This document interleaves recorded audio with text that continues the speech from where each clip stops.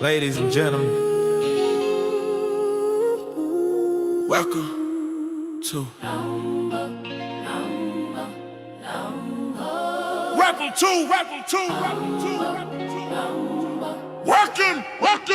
Car before the horse, we run it. Car before the horse, we run it.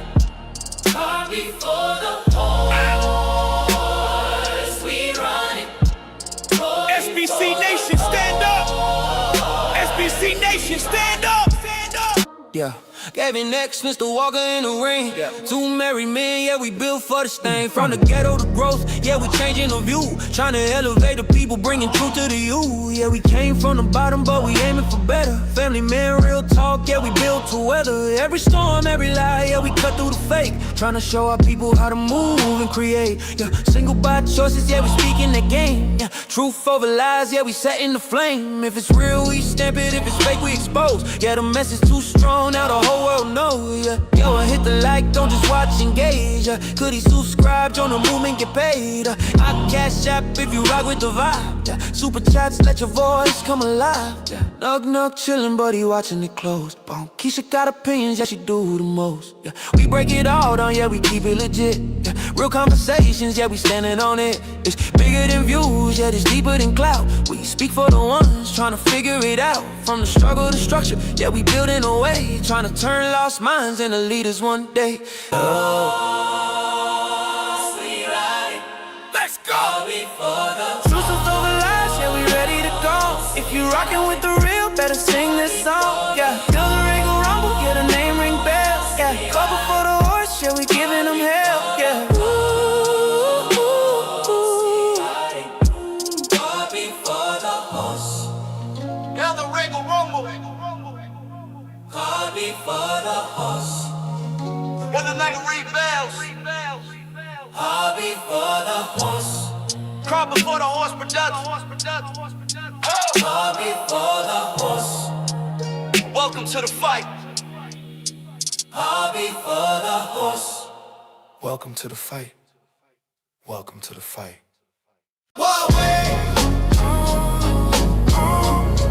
To the Regal Rumble.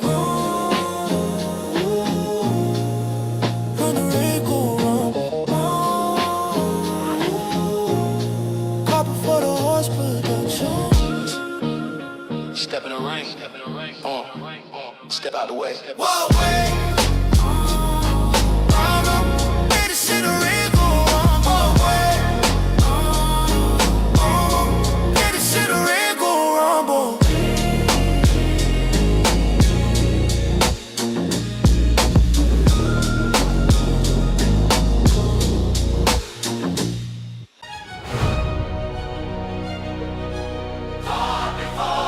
Hell in the car before the horse, we the voice of the streets. Gavin X Mr. Walker, bringing truth every week. From the bottom we rose, now we preach what we know. Married men, real life, trying to help people grow. Hell in the car before the horse, yeah, the movement is real. If you feel what we say, better like, share, and build. Hit subscribe, don't hide, let the message expand. SBC Nation worldwide, yeah, we taking a stand. We done seen it all, from the struggle to the pain. Trying to break them cycles, elevate the whole game. From the ghetto, but we thinkers, we ain't stuck in the past. Trying to show the next generation how to build something that lasts. Single by choices, yeah, we speaking on the truth. Truth over lies, yeah, we reaching for the youth. No gimmicks, no cap, just facts in the booth. Trying to wake them all up, yeah, we bringing the proof. I hit the cash out, Support the show. I super chat tab, Let it flow. carry that light go. Don't be slow. React, subscribe now. Let's go. Nug in the cut, yeah, he peeping the scene. Bonquisha talking loud, know exactly what I mean. We break it all down, yeah, we keep it a stack. Real conversations, yeah, we never hold back, yeah. Two married men still standing on cold, trying to guide our people off that self-destructing. The road is bigger than content, yeah, it's deeper than views. It's a mission for the culture, we got something Y'all to in the car prove. before the horse, we the voice of the streets. Gavin X Mr. Walker, bringing truth every week. SBC Nation strong, yeah, we locked in tight. Truth over lies, yeah, we ready to fight. Y'all in the car before the horse, yeah, the real ones relate. From the struggle to success, yeah, we changing the fate. Hit that like, subscribe, don't just sit and observe. If you rockin' with the and support what you heard. Car before the horse. Car before the horse. Oh, car, thought I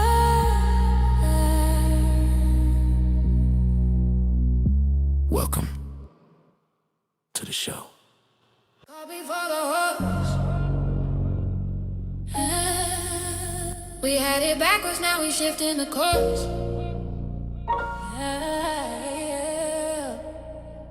Yeah, Car before the horse production. we live. Welcome to Car before the horse production. We live. Rock hammer, where truth get tested and pressure make diamonds. Two married men, straight out the mud, trying to build something better for our people. This that Regal Rumble where the real ones speak. From the block to the boardroom, we rise every week. Truth over lies, yeah, we cutting through the noise. Single by choices, now we guiding the boys. SBC Nation, we see you. Day ones, new subs, we appreciate you. From single by choices to truth over lies. We've been giving y'all game, no disguise. Nug, nug in the building. Bone Keisha watching close. We breaking down culture while the world do the most. This ain't just content. This a movement. We talking accountability, structure, improvement. Yeah, this ain't just content, this a movement. We talking accountability, structure, improvement. Yeah, we shaking the scene. Married men with a vision. Yeah, we building a team. From the struggle to success, yeah, we changing the view. If it's truth over lies, then it's rocking with you.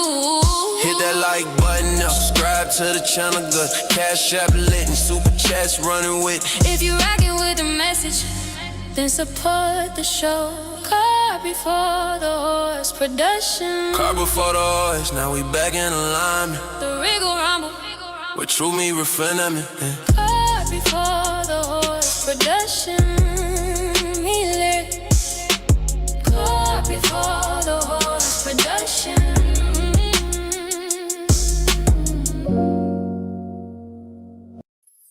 Yeah.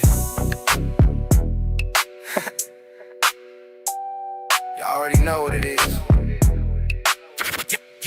Yeah, we back in the building, let's go. Yeah. Where the Regal Rumble is. Yeah, we back in the building, let's go. Yeah. Where the Regal Rumble is. Yeah, we back in the building, let's go. Where the Regal Rumble is. Real ones talking. If you know the young car before the horse had to flip the whole vision. Now we lined up right. Yeah, we moving with precision from the gutter to growth. Yeah, we speak with intention, married man, real life. Not no internet fiction. Gavin X on the mic. Yeah, I stand on business, trying to build up kings, not promote these gimmicks. If it don't make sense, then we gotta correct it. SBC Nation, yeah, we highly respect it. Mr. Walker stepping in, yeah, the truth gets spoken. Lot of homes fell apart, yeah, the structure was broken. We ain't here for the games, we applying the pressure, trying to guide our people to a whole nother level. From single by choices to truth over lies. We've been dropping real game, cutting through the disguise. If it's real, we salute it. If it's fake, we expose it. Yeah, the message hit different when you actually live it. Nug in the cut. Bomb Keisha got opinions at the end. Nug in the cut. Yeah. Bomb Keisha got opinions at the end. Nug in the cut. Bomb Keisha got opinions. Ay, be breaking down culture while the world steady tripping. Ay, with a Regal Rumble. Yeah, the crown stay heavy, we don't fall. Ay, with a Regal truth over lies. Yeah, the story been told. Listen, two married men from the trenches, still standing, still building, trying to show you it's another way. This ain't hate, this is game. Hit that like button goes, don't play with it. Subscribe, go, yeah, stay with it. Cash app lit if you rockin' with the flow. Super chats on, yeah, support the show. If you SBC Nation, then you already know. Where the Regal Rumble is. Yeah, we shaking up the game, let's go. Where the Regal Rumble is. Car before the horse. Now we running the show. Yeah, we back in the building, let's go.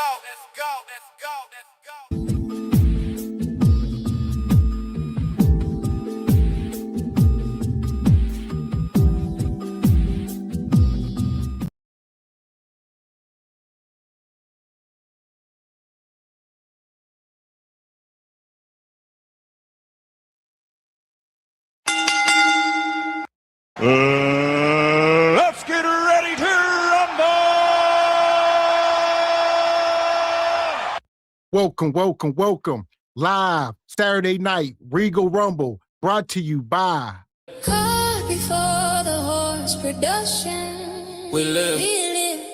Welcome to Caught before the horse production. It's Saturday night. How you feeling, Mr. Walker? Yes, sir. I am feeling freaking-tastic per usual. Good evening, ladies and gentlemen, El Nug Nugs and Le Bonquishas. Welcome to Cart Before the Horse, Regal Rumble, in affiliation with the Bougie Negro Podcast, and also, as all you Negroes know, in association with Ain't No Fun Once the Rabbits Got the Gun Entertainment. What's going on with you this fine Regal Rumble Saturday? I got beans and bologna. Yeah. Welcome in. SBC Cart Before the Horse Nation. We are live. It is Saturday night, and we back in the house. We are simulcasting, and no matter which channel you jive chickens are watching on, come all this fine May 2nd, 2026. As you can see, Gavin X and I are very much still in this mix, reporting live to you jive chickens from this wonky, ever-changing, dating, mating, and rage-baiting market, my baby. Bitch, I'm from Memphis. What you know about me? That part. So it's Saturday night. It's one of them kind of nights up here. So hit the like button, hit the subscribe button. We got a lot to talk about. It's a lot going down in this dating, mating, and rage baiting market. Shout out to Cart Before the Horse Single by Choice Nation. See you, Miss Ebony Dean, Sister Oluwa, Miss Charming to you, all the lovely sisters. Miss Johnson said so. Welcome on in. And shout out to Frederick Howard, come through gifting a membership. Always coming through. We appreciate you, Brother Frederick.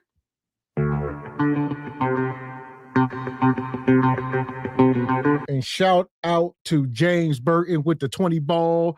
Says, salute, fellas. Peace to the chat. Salute, Brother James. Always coming through like you do. Yeah! Appreciate you, brother.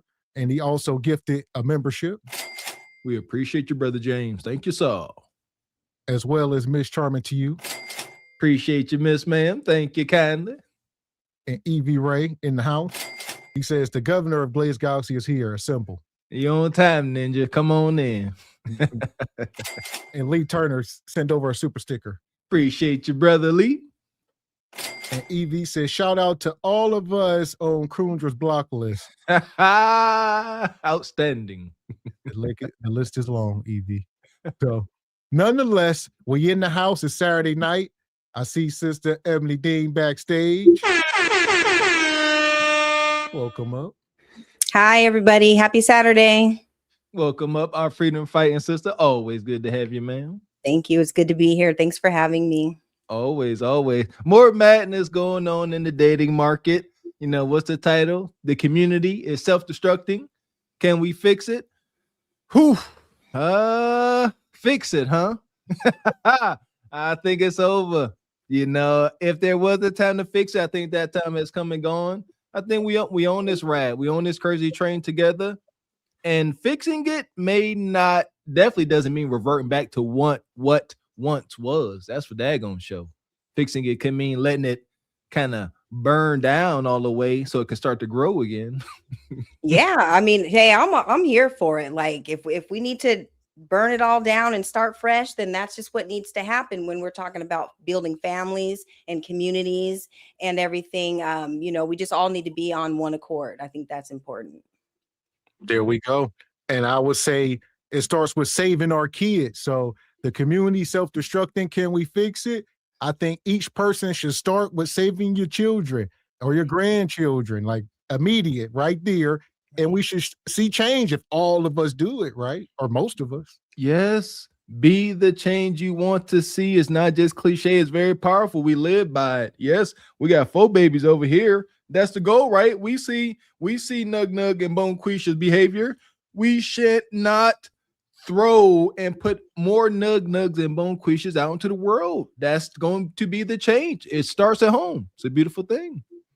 Yeah, and especially with our generation and stuff, you know, we all came from different backgrounds and different family dynamics and everything, but it's important for us to show our kids something new and, you know, to admit, you know, maybe we got some things wrong along the way and just to kind of show them the way. We're not perfect. Our kids aren't perfect, but they are better versions of us. And then it'll just continue from generation to generation. So, and I think that's the toughest part. The last thing you said, humbling yourself and telling your child, this is what I did wrong. These are the consequences I suffered. You don't do that. You go this route. Show them why. That humbling yourself from what we observe seem like that's not happening too much. And that's a big key. Yeah. So there we go. And shout out to Major Drama. Come through gifting 5 memberships. Appreciate you, brother. Ain't seen you in a while. Loving that hoodie. Yeah. Make sure y'all thank the man for those memberships. Straight like that, straight like that, straight like that, straight. And Miss Charming to you says, here for the madness. Let's go. Madness you shall have, man. And Stephen James says, Walker, nice shirt. Babushka. Shout out to Stephen James. we actually pretty cool. I don't know why folks that's cool be got to insult me. You see that? I don't know. I can take it though. I won't complain. I take it as love, Stephen James. Your insults can't hurt me, Ninja. Here we go. So nonetheless, we're about to get into it. We got a jam-packed show tonight. We're going to be talking about a lot going on in the community. We got a little bit more big action. I see Joy Taylor done weighed in. We got some what else we got here? Umar. We got some Umar later tonight. That should be fun. I think we got some Dr. Brian on the slate. All right, we got the boxing brother Adrien Broner crashing all the way out. But we're gonna start here. It's over for Spirit, folks. Yeah. Breaking news. It says the ultra low cost airline that once operated hundreds of flights a day on its bright yellow planes and employed over 17,000 people said it had to start ordering wind downs operations effective immediately. So people woke up this morning, no job. People walked into the airport this morning, no flight. It's over. Yeah. It wasn't no wind down. It's on record. Spirit was taking folks' money all the way up into the moment they stopped providing their services. It was just over. It's like, hey, we done. See you never. Yeah, and so are they partnering with another airlines or it's just a wrap, you know? Is that what it is? Over. So they couldn't get bought out. All right. They was asking T Money for like 500 million. They was asking for it over the last few months. I guess he didn't give it to him. So I'm gonna let some of this play though. We're gonna figure it out. T Money a hater for that one. Come on, man. So if you have a flight scheduled with Spirit Airlines, don't show up at the airport. There will be no one here to assist you. What Spirit Airlines is now going to do is go through an orderly liquidation process. We'll see how that develops over the course of the next several days. But for customers of Spirit, I want to give information on how you can navigate this situation that you now find yourself in. And President Trump, Administrator Bedford, and I have been working with the other airlines across the industry in anticipation that this morning may happen. And so if you're a customer, many of the airlines that are not Spirit are stepping up to provide you assistance.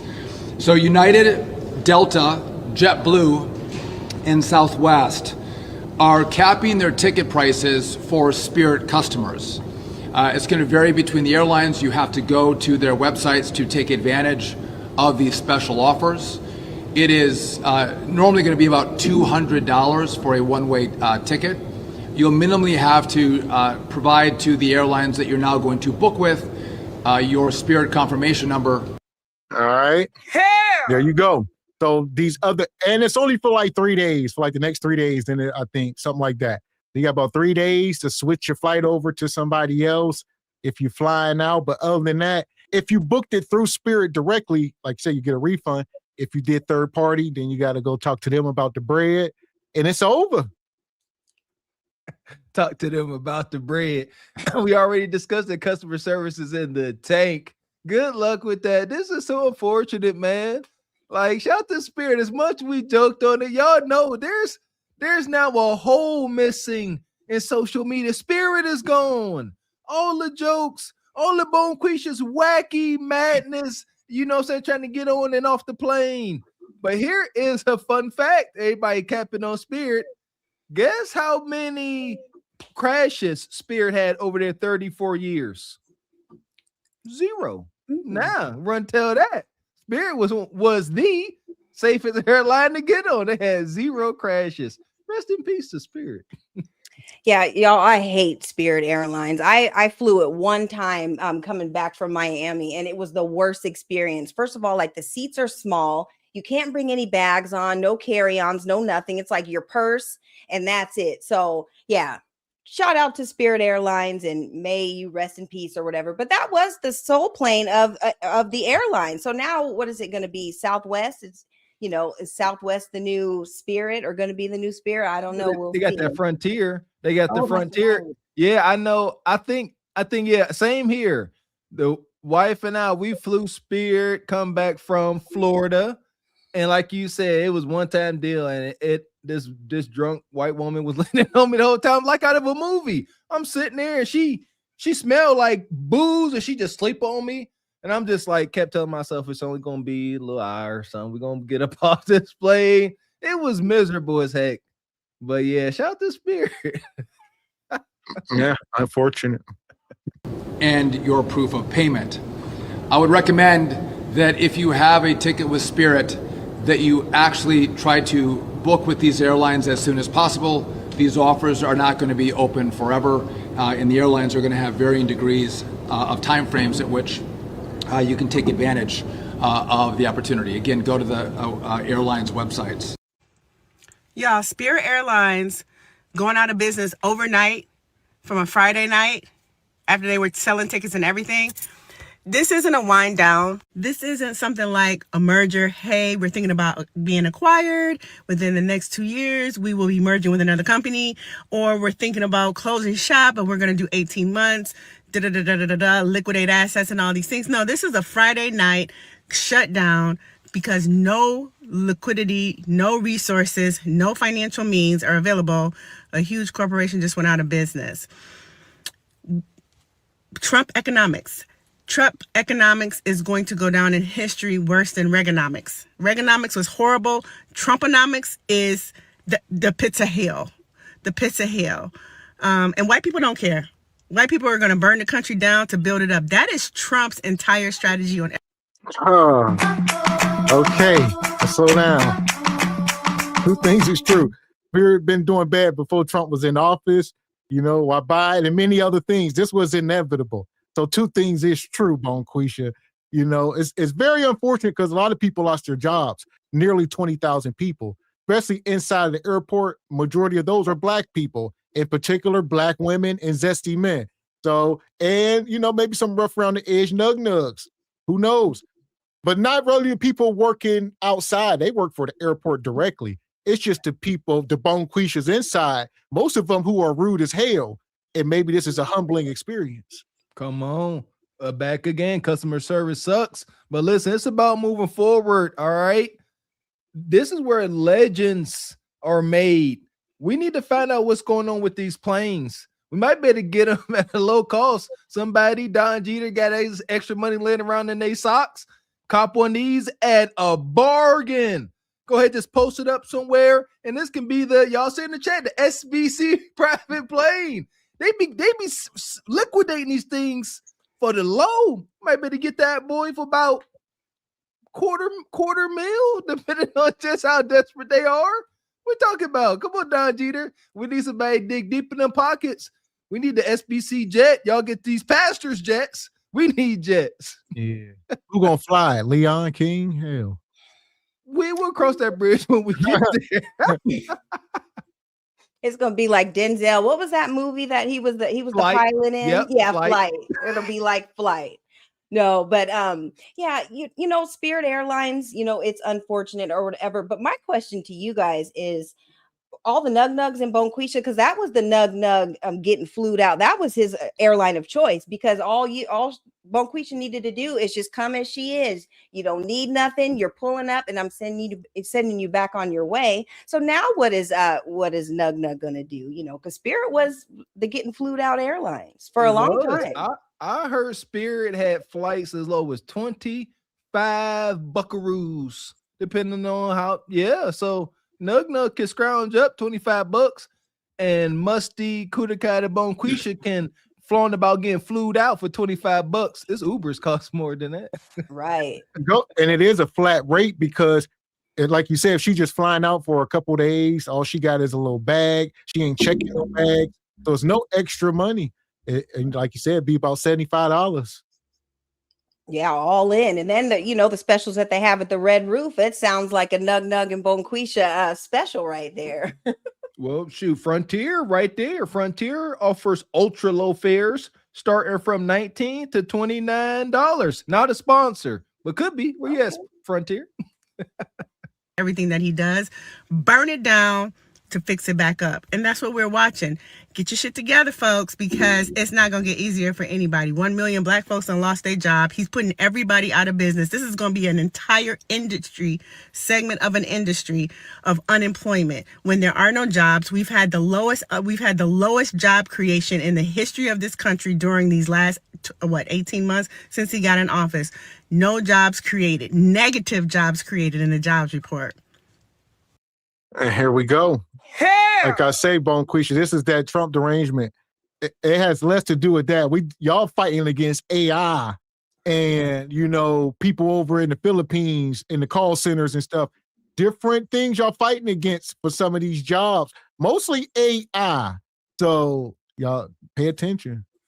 Back to our original message. I love it. It always reverts back to the original message. Get somebody to make it through life with. Find somebody to struggle with. Dare I freaking say? I'm sorry. Oh, there's no struggle, love. When you got two incomes, you have time to pivot. Y'all want to talk about that, but you single, whatever you got going on, you lose your income, your only income coming into your household. That is a terrifying thought, man. Folks ain't getting by with the income. But when you got two people, a man and a woman, the wife come home from Spirit. Oh, babe, I lost my job. Y'all can sit there and talk and come up with a plan. So, okay, this is what we can't do. This is what we can do. We're going to adjust until you find something else. You see that? Getting under some instruction, like Sister Ebony Dean say, and it's easier to pivot from the socioeconomic downfalls like this. Right. And, not everything needs to be blamed on Trump. I think for a long time, this airlines and stuff, I think it's been in the red for a while, and the market is saturated. There's a lot of other airlines and everything, and it's inevitable. This isn't the first airline to go. Virgin, I remember they had the Virgin Airlines or whatever, they sold their business or whatever. So not everything has to do with Trump, but like Mr. Walker said, you need to pivot. You have to be able to figure something else out, get a job with another airlines or whatever, but be willing to work with somebody so that when things like this happen, it doesn't hit you as hard. So 2 incomes are definitely better than 1. Yeah. And shout out to EV. He said they tried to merge with JetBlue. Biden said no. They hating on Spirit. Spirit got a heck of a reputation. It is what it is. And EV says Spirit Airlines, Bonquisha Royal Rumble Airlines. We need the Regal Rumble, not Royal Rumble. Money. And shout out to Black Bang with the 10 ball. There's 16 years in the airline industry and counting. Sad to see that operation shut down for that crew, that ramp crew and the gate crews. But he says I'm gonna miss seeing the Bonquishas fight and D-course here in Atlanta. Shout out to Brother Black Bane. I can imagine they put on a spectacle. My spidey sense is starting to go off. I really think they got a plan on liquidating in these planes because, like I said, they never had one accident, so they could have bad management, but look like they got good hardware, good equipment. We're gonna see. There's always a reason for these things. Ain't no losses being had except for the people. Right. And we'll have to take a look at the next couple days to see some of these airline cams or whatever. Bonquisha pulling up with her fuzzy slippers and her bonnet and pajamas on, thinking she's about to get in on a flight, and found out that the whole airlines is shut down. I'm sure they're causing all sorts of hell at that counter. So it'll be interesting to see. Need that footage. And Stephen James says, Mr. Gavin, I challenge you to a game of horse. Stephen. What? Not in real life. You don't. I'm getting back out there. I was just telling my wife I'm getting back on the court this summer. So meet me out here, Stephen. There you go, Stephen James. There you go. Talking, walk out you talking, Ninja. That's how you gotta do over here. You can't just be talking. Mess around and get dunked on. Stephen James, I'll cross you up. Buffalino boots. It's about to get bad. So the only warning that you got was when? Today. We tried to see the tickets and we saw the message on the big screen that it said that we cannot, that they were canceling our flights. All flights have been canceled effective immediately, and they're not offering rebooking services right now, telling passengers to book with other airlines. Several carriers have stepped up, which is certainly good news, offering support for impacted travelers, some even offering reduced fares on select routes. Now, the airline did release a statement this morning telling guests all flights have been canceled and customer service is no longer available. Travelers will automatically receive refunds for flights purchased with a credit or debit card, but those who booked using a voucher, credit, or points will be informed about compensation at a later date. Now, Spirit passengers are being told not to go to the airport. Instead, refer to the website spiritrestructuring.com. Compensation at a later date. Y'all screwed. They're going to give y'all some gift cards to McDonald's or something. Here, Happy Meal on us. 3 of them. It needs to be real. It's over. How they transitioning or winding down? They're like, look, your tickets don't work and there ain't no customer service. And I was gonna say that. So Ebony said they and they're raising the fuss. No, they ain't. This over. Nobody at the counters. It's like it never existed. So now they have been told, I guess other airlines are trying to help out. Hey, we'll lower our rates to help with these bare rates here. Bonquisha over there, they're like, look, we understand you was paying 25 buckaroos. They like Delta and them like, the lowest we could do is 150, Bonquisha. That's as low as we could go. She's like, I got 35. They like, man, they over there cursing Spirit's name tonight. Yeah, because you guys know it's about to be, it's hot girl summer. Meg is back in the streets or whatever. So all these women are trying to fly out. We got Memorial Day weekend coming up. All these little events are coming up and stuff. And so, yeah, they have plans to be out of town, OT, and doing big things, but not on Spirit. You're going to have to figure it out. And Gavin, you're right. There is no customer service. So there is nobody to talk to or to complain to. So it's most unfortunate. They should at least have customer service of some sort still available just to kind of work out some of these little kinks, but it's a wrap. They got their bread and scram. Shout out to Lions for Lambs. Says marketing is trying to make its way to just train travel. That fits into my dark theory of going into this dystopian reality. Little trains going everywhere. Yeah, plane travel is out in a dystopian reality. Too many drones in the air. Here we go. We about to see. For further guidance. I never had no problems with them. I love the Soul Train. Well, plane. Yeah, See, I always had the money for the motherfucking Delta motherfucking flight. I just went with the cheaper option, Spirit. But guess what? Y'all broke as hell. Y'all fucking up this shit. Everybody in this line talking about some their flight got canceled. I'm a little scared, Delta, but I'm gonna put my foot down with y'all. Definitely just watched the Michael Jackson movie. You know what? It was one of those things where I feel like they always had a bad reputation, but every time I flew on them, I kind of got lucky where it would be like, the last time I flew on them, they kind of screwed up and gave away my seat. They're like, oh, we got you a better one. I like that. Spirit. People always complain about Spirit, but I never had an issue with them, honestly. Well, now I think everybody's got an issue. Yeah, we mad at Spirit. Send us our refund right now. This ain't right. Everybody in the airport, He said, well, we got one. Bonquisha with the bonnet and the big back. Let's ask her. Let's get a good take over here at Fox. Fox, y'all got to stop. Look at this dude. He beat red. He like, I don't know what she about to say, but we going to document it. But we know she going to say something. They there to go viral, just like everybody else. He know who to look for. He wasn't about to go find no husband and wife over there acting like they got some sense. He said, let me find a character. How can I spot a character? What are some of the signs I should look for? This is like Bonquisha's clues. Bright colors. Uh-oh, I see a bright purple something. Oh, it's a bonnet. Say less. Her. Purple bonnet wearing hyena. Talk to us. Tell us your stories.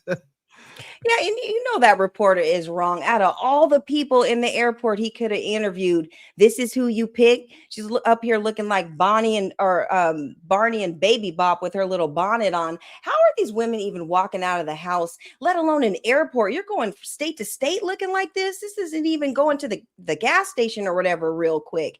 This is just straight up coming in the airport with pajamas and all that. Hopefully we put a pause to all this, but they are wrong for interviewing her out of all the people. But this is the kind of imagery. This is what's being put out there, but this is how they want to portray us. I'm sure there were plenty other Black people who had some sense that they could have interviewed for this. So indeed, but they weren't characters.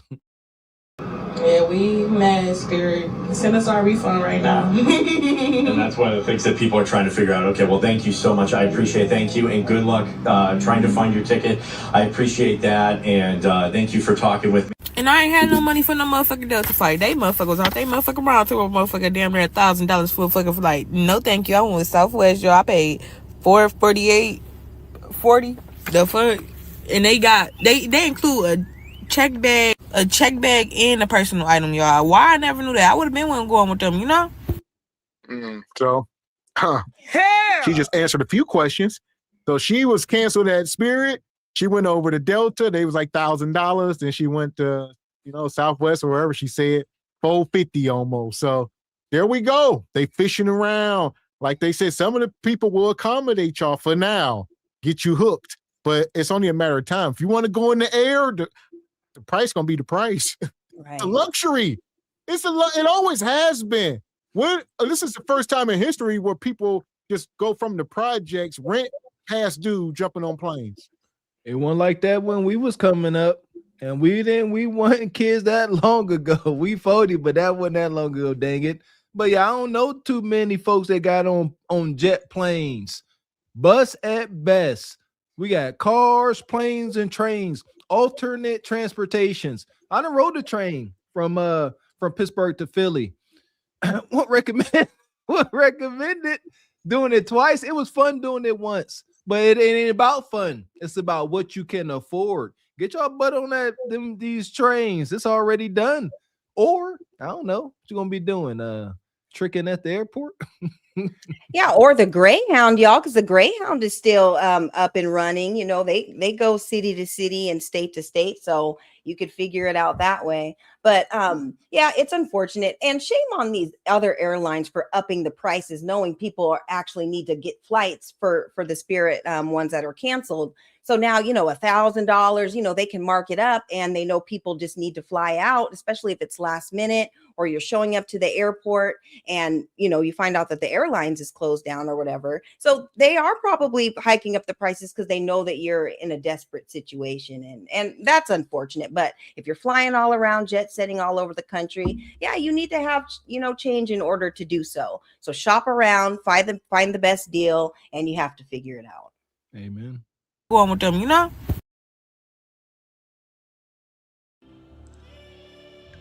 So this is showing people in the airport. It says, after being stranded in Atlanta airport for 24 hours, just to find out Spirit canceled all flights and abandoned us. And so these people been in the airport. So this happened overnight. So between last night, Friday, and this morning, Saturday, so people were in the airport Friday, waiting, or went in this morning. They went bankrupt overnight, literally. And they did abandon y'all. That was raw. Like they literally, it's like, it's over. Record saying they came over the intercom. You landed. Nobody said nothing. Let's say you got a layover in where ATL, wherever. And you get off, you like, all right, we about to be here for a little bit. Let me go get me some Starbucks or whatever. And they're like, attention, Spirit Airlines is no longer an operating order, and there's no one to talk to you about it. If you flew Spirit, you won't be flying it again. Goodbye. The thing is, you could imagine the call line. So not only is it nobody there, the customer service lines are bringing off the hook. So good luck. I mean, you probably talk about a 3-day wait. Yes, at best. They're going to say, hit 1 if you would like someone to call you back once we have a representative available. Don't hold your breath for that call back. It's over. They just go wait for y'all to forget. You muted. Could you guys imagine just being at the airport and all of a sudden there's nobody there for customer service? I wonder if they knew for that last flight that they did that night before. Did they just tell everybody just don't come back, or how did it all go down or whatever? But being stuck in an airport and you're waiting for a flight only to find out that the airlines is gone, like, and you're in a whole nother city or whatever, that's actually kind of traumatizing. So they did kind of abandon them, and it's unfortunate, but it just goes to show at any time anything can change, and you always have to have a plan B. So it was pure abandonment. And what makes it worse is, no, listen, we grew up poor. We know the kind of folks, the majority of folks that took these flights, they don't have any extra money for no other airline. That $25, $50, whatever, $100, that was it. They don't have no credit card to charge. They simply don't have it. That's why they stranded. And shout out to Richard. He says T-Money said Friday his administration is still weighing a taxpayer-funded takeover of Spirit Airlines with a potential bailout. And that's what I said earlier, is they were asking for $500 million, and T-Money and them said, nope, y'all go out of business and we'll just take it over like we do Venezuela or anything else, and we are running ourselves. It'd be T-Money Airlines. See, they got good planes. Tell them they never had an accident. Got something that's fishy here, man. So there we go.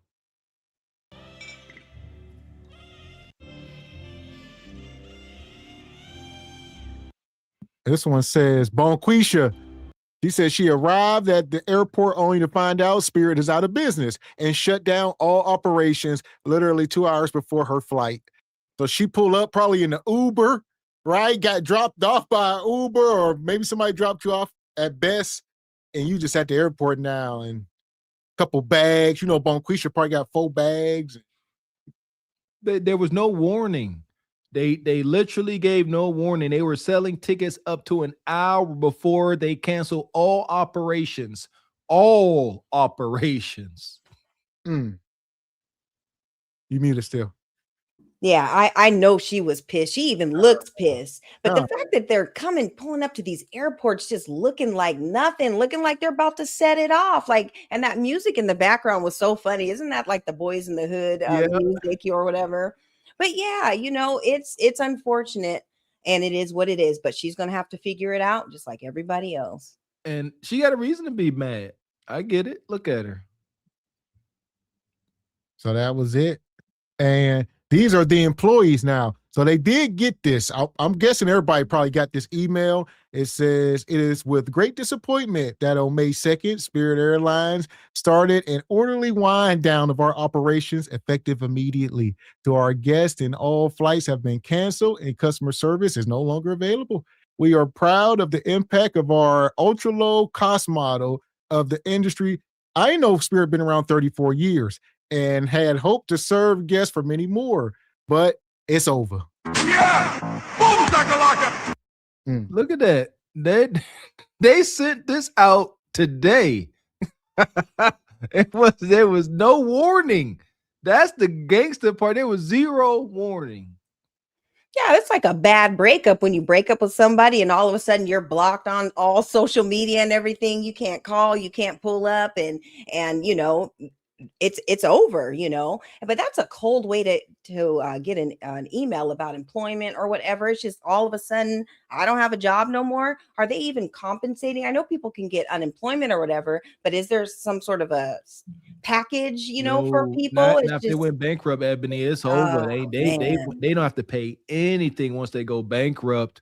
Yeah, that's way bad. And this ain't no different from how the big steel mills used to shut down. Shout out to Pittsburgh and other steel mill towns.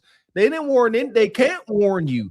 They need operations to go to the last day that they need it. Then they shut it down. Right. Folks, you don't get a warning. Hey, the airline, the steel mill, we're going to be done in 2 weeks. Folks going to start quitting immediately. And then the big dogs start to lose out on little profits they can. So they got to give a surprise message. They can't tell you in advance. Yeah, I bet you that throws off a lot of different industries too, because as far as how like airlines, they bring back military loved ones who have transitioned or whatever. So a lot of times at the bottom of the planes, there are bodies, for people who passed on. And they're, flying them all over the world or whatever. But I'm sure that's going to be affected by it. If you're expecting a loved one to come home, they'll probably have to work with other airlines. But there's more to it than just that, because they provide a lot of different services. But that email address, you guys, it just looks janky. The Spirit Airlines info at whatever. It doesn't even really look legit, but I'm sure it does work or whatever. But everything about this is all bad. I'm glad I never fly Spirit. That was never usually my thing or whatever. But yeah, you got to call and make arrangements to get it figured out. Yes. So here's the one elephant in the room nobody's talking about. This is Bonquisha, the flight attendants. The Bonquishas, the proudest moment as a flight attendant instructor. A lot of these women, and like I said, if y'all been on Spirit, a lot of sisters, zesty man. Obviously, there's different races of people, but a lot of melanated sisters were flight attendants, and they were getting free flights everywhere. That was a part of their vacation. Even look at her, that sister. She posted, as many of you know, have heard, as of today, Spirits have ceased operations for approximately 19,000 people. That's crazy. That means losing roof over head, food, yada, yada, yada. And this woman, like you said, she was showing all her vacation pictures. This woman here, and that they was getting free flights. For y'all who don't know, if you are a flight attendant, you get free flight, pending that the plane ain't packed or whatever on the writing is, but they fly for free. That's why you see a lot of these women going to different countries. Look at them. They be traveling everywhere. A lot of times getting buddy passes and all that. Like that's the perk of, they be out there. But she says all coming to an end. So a lot of times people think these women be balling, but no, they just flying for free. Sisters, and listen, that's cool. Y'all was living the lifestyles of the not so rich, but internet famous. That's what's up. But here we go. There's other work out there. We ain't talking about this in a while, but there's work out there. I love saying it. Go ahead and join some local municipality. You all but guaranteed to get hired in there. Long as you can lift a little, 25 pounds, 50 pounds, stuff like that. But it's okay, sisters. You got to get away from these more cushy, girly occupations. Flight stewardess, working in these offices. You got to do what you got to do, big, strong, independent woman. Get out there and work in them streets. It's work. It just ain't pretty. Ain't no buddy passes. You're going to get dirty and you might smell like diesel fuel. But go and do it. Yeah, and to be out of 19,000 people just automatically lost their jobs. This is why it's also important too when you are in these fields and in these positions and everything, being the best version of yourself, because now all 19,000 of those people are going to have to compete for the pilot jobs, for the flight attendant jobs, and all that. And so it definitely pays to be the best at what you do in the line of field that you're in, because you never know. At any time, you could be having to compete against other people. And so it will behoove you to have a really good track record in order to find new employment. So, amen. Yeah. Daggone right. So, yeah. So, unfortunately, it's very unfortunate. And shout out to Mr. Wilson. Says, hi, everybody. Love you, SBC Nation. T-Money Takeover Spirit. He says, I would not get on that plane. Guys, are you going to talk about Why would these would be the best planes ever? They'd be the best planes ever if there's T-Money Airlines, paint them all orange. You know what I mean? Yeah, we ain't talking about ET tonight, Mr. Wilson. No. And shout out to Big D. Says there was a warning. They have been telling y'all all week the bankruptcy was looming. Don't buy a ticket, but people still buy tickets. Yeah, it happened now. Because most folks is uninformed. They was too busy worried about Meg Thee Stallion and Clay, and they were still booking tickets. Dumb dummies. Take the bonnet off and use your brains. So for that, we're going to put y'all in the sub. R.I.P. Spirit.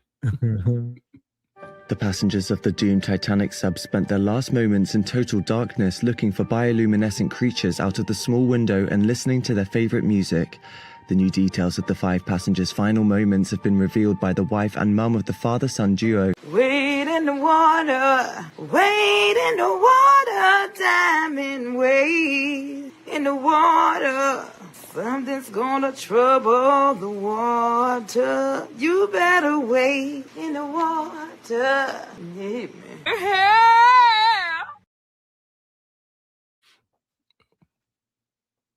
Where I go, my ghost.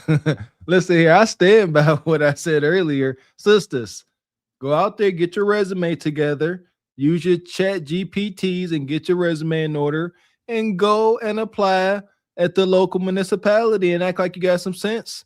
Act like you willing to work. And I'm telling you, I've seen it before working in many jobs. Guys will hire you just because you're something to look at. They will actually baby you on the job. It's a double standard.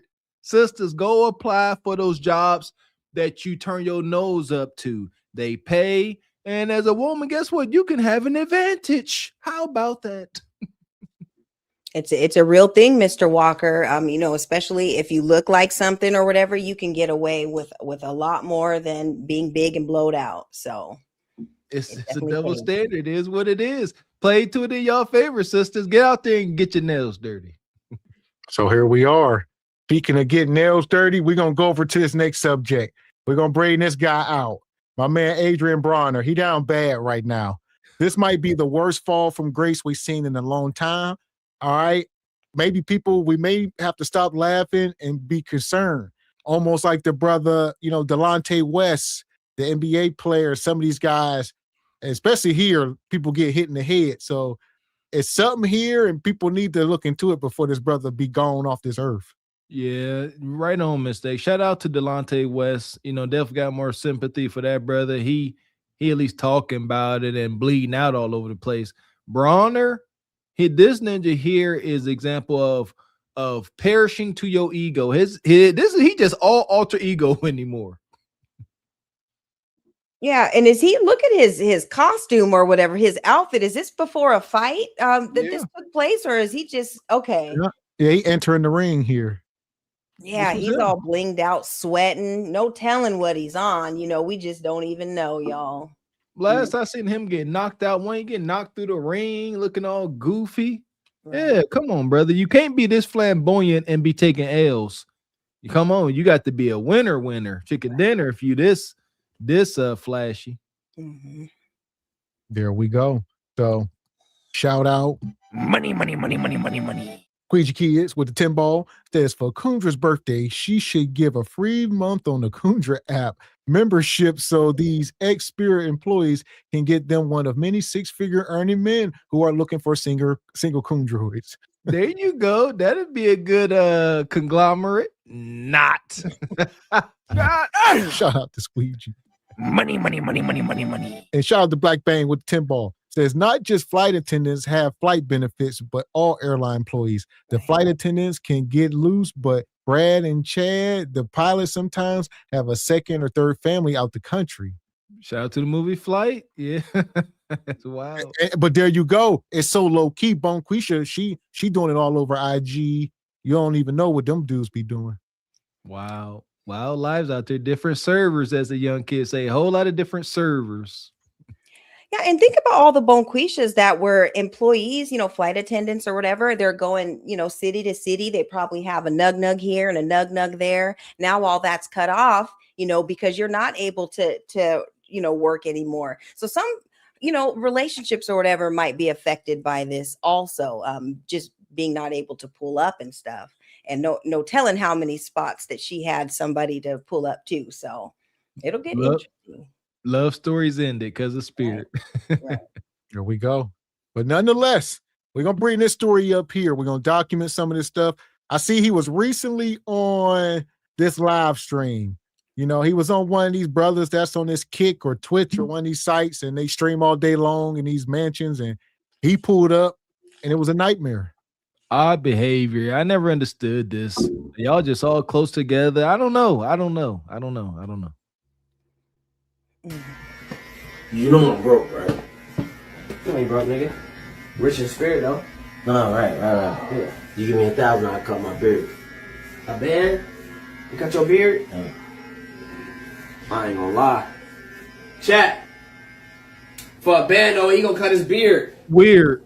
What we talking about? Give me a band, I'll cut my beard. Hey, y'all better get the motherfucking subs, nigga. Hold on. Give me a band, I'll cut my beard, God. Hold on. What's gonna be fresh start? When the last time you cut your shit? Oh, man. Damn, God. But cut my shit though. Damn. Nah, for you though, I gotta cut my shit though. Fuck it, God, run it. For that band though, fuck it, nigga. I ain't gonna lie though, God. I ain't gonna lie, cut that shit off. Cash app it. You want right now? Yeah. You gotta show me you get the proof first. You gotta cut that bit first. Nah, dead ass. He can swipe now. What language do they be speaking? I ain't gonna lie, this shit gone, my boy. This shit gone, yo, bitch, bro. God you damn, a bitch, boy. Guys. This shit gone. You a bitch. Oh boy. Strange brothers. So he and his brother House Dean, the great K Dean, or whatever his name, don't know who he is, one of these streamers. And, you know, he said, you know, I'm broke, right? I'll let you cut my beard for $1,000, right? And the dude said, all right, let's do it. And he's sending the cash out. He said, oh, you want it right now? He said, yes, I told you I'm broke. So he going through some wild financial struggles right now, and he doing anything for bread. It's almost like crackhead behavior. Just like crackhead behavior. My good, get a job. You can't be too good to go clock in, especially if you got a family. Y'all too worried about your reputation. I thank God that I don't have that hindrance. Go do something. Shout out to that one actor from the Cosbys. They was making fun of him because they found him bagging groceries at Trader Joe's. That was some of the most wickedest ish I ever seen. That dude wasn't no internet troll or nothing. And that's why ninjas like this, yeah, he probably got a little CTE and all that. Go get a job, brother. This ain't it. This is cringe. This is bad for the culture. This is bad on black men. Yeah, and the fact that, you know, when you're at the barbershop and stuff, you're supposed to be talking about productive things like making moves or starting businesses or you know, talking about productive things. Not like this is like crackhead, you know, like I don't know if he's off perks or if he's drinking or whatever, but this ain't it. He's mumbling, you know, every other word he's mumbling and stuttering and all that. This is a real fall from grace. Absolutely. And then I don't know. I'm trying to figure out this character. There's just a lot of things going on in this video that I don't like, and doing all this, you know, just to make a little money. Like Mr. Walker said, you have to figure out, okay, maybe the boxing is over with, but what's the next move? You know, you should be starting a business or doing something productive, but doing this Twitch stuff and all this ain't it at all. That shit gone, my boy. Oh, y'all, fuck it, bro. That shit gone. I'm gonna say you clean it in a. That's crazy, bro. Coochie, nigga, clean it in some shaved pussy, boy. That's crazy, bro. Damn, boy. Damn, bro. That shit might be it right there. I ain't gonna lie. Chat, that might be it right there. Let's just tip $3. God. Kick her out. They set her there down to ask you that weird question. That shit might be it right there. I'll fuck with you though. I almost on my back. Hey, I ain't gonna lie. That shit lucky look a little better, bro. Cause he what? I ain't gonna lie, I'm sorry, baby. If you can watch, you can hear, but I ain't gonna lie, I'm cute again. He down so bad. Oh, say he cute again. Here's the thing. Y'all talking about go get a job, it ain't gonna never happen. All right, this is Adrien Broner. All right, I got his little Wikipedia up. You know, he's nicknamed The Problem, aka AB, about billions. That was his brand. If y'all remember, it was about billions. He was signed up under Floyd Mayweather with the money Mayweather, and they was both about bread. You know, he only 36 years old, so he should still be fighting. I mean, you know, he ain't that old. 36, he's a small guy. He only 5'6". You know, he been fighting a long time. He said he's been fighting since he was 6 years old. So his amateur career, they say his amateur career, he fought over 300 fights as an amateur. He's like 319, 300 wins, 19 losses before he even turned pro. We got to understand, a lot of this be punch drunk. I've seen this, you know, I know a few boxers that they can be fairly young and experience this. You know, it's unfortunate, you know, CTE or whatever it is. And it be some more stuff. Do they be drinking and probably medicated? Sure, that ain't helping, but yeah, they be a little bit gone. Yeah, there you go. We definitely gonna factor that in. Look, we don't do the victim card, but we got to give some understanding, especially like Mr. X said, we done seen it with close friends and shoot some of my relatives. Yeah, punch drunk is a real thing. And I hate it. Me and my father-in-law and I were talking about it. And it sucks and it's wishful thinking, but there should be an established program for these athletes, NFL, NBA, pro boxing, where once you get up to a certain level, you have a rep that's going to hound you about financial responsibility. Because ain't none one of these brothers, the Adrien Broners, any NFL, NBA player, they ain't never got to be broke, but it's trying to keep up with their old lifestyles and they can't sustain it. They just need help. They got a lot of money, but that don't mean that they that intelligent. And a lot of them just not. Right. And even look at Floyd, you know, he's a billionaire or whatever, or close to it or whatever, but he struggles with reading. That's not one of his strong suits. So I'm wondering, you know, how much mentorship or whatever he did for Adrien. At the end of the day, Adrien is a grown man and he can make his own decisions.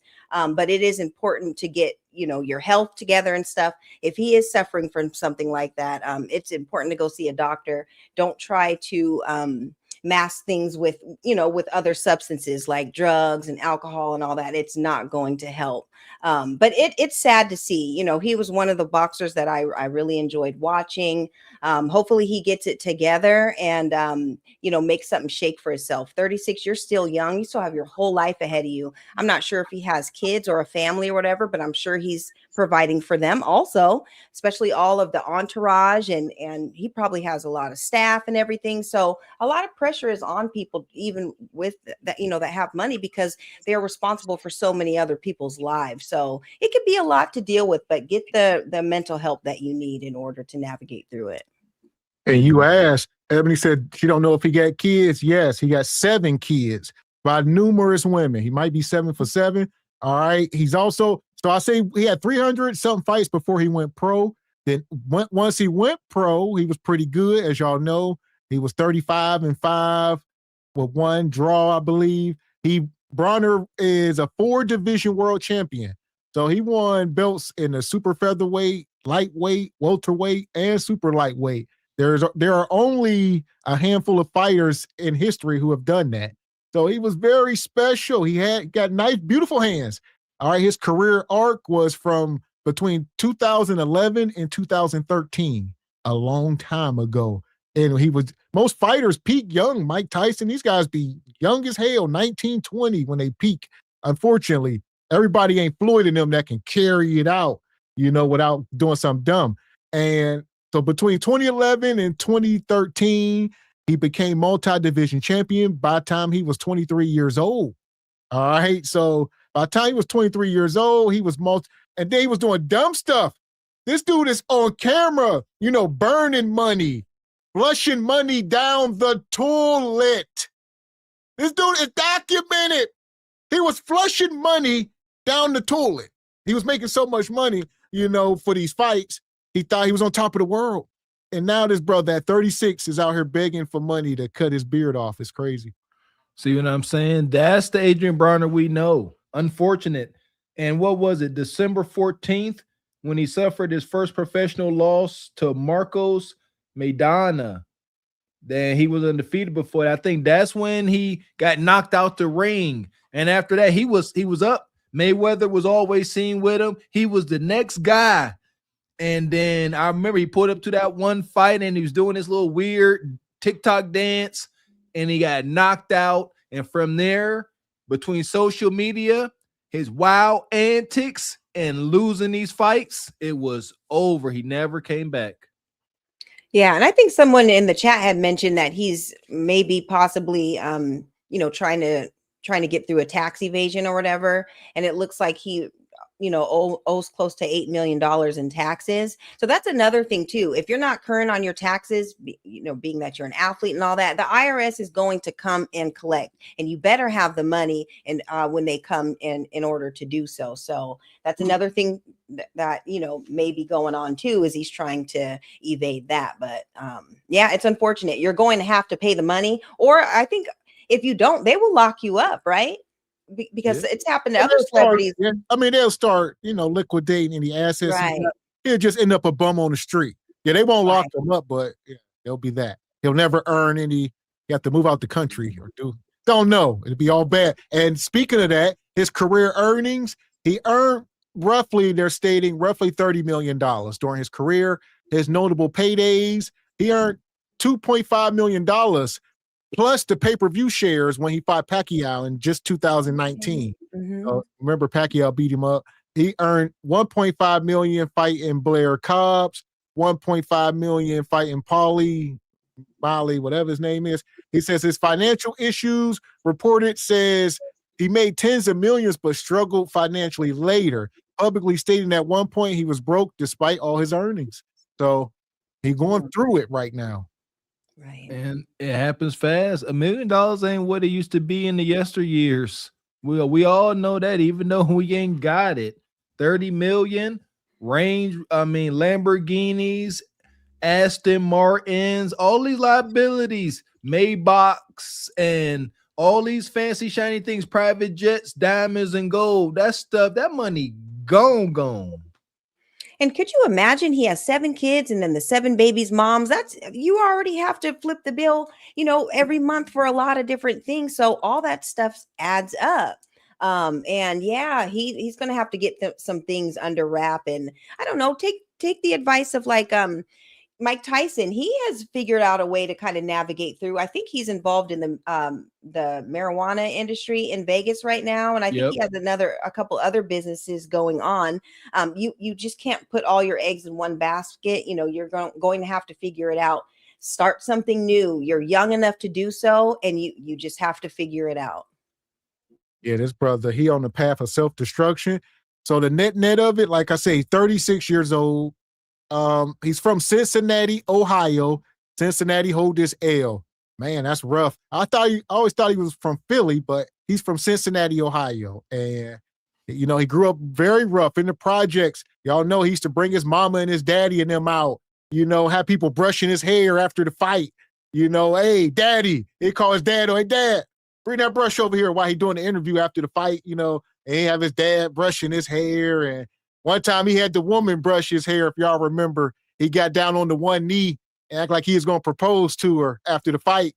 He's too white. Hey, he got on the knee. Everybody think he about to propose. And he say, baby, brush my hair. And she started brushing. So that was his thing. He made people brush his hair. He was a wild dude. Super wild. Got too wild for him. God. I ain't gonna lie, hey. They can't deny me now. They ain't gonna tell me no. Look at him now, all chubby with that beard. Hey, bro, looking clean. What's your mind, guy? You done changed the nigga life, gang. In a sense of inspiration. Oh, they giving them chains and probably fake. Look at that. Yeah, gut. Come on, man. How do you go?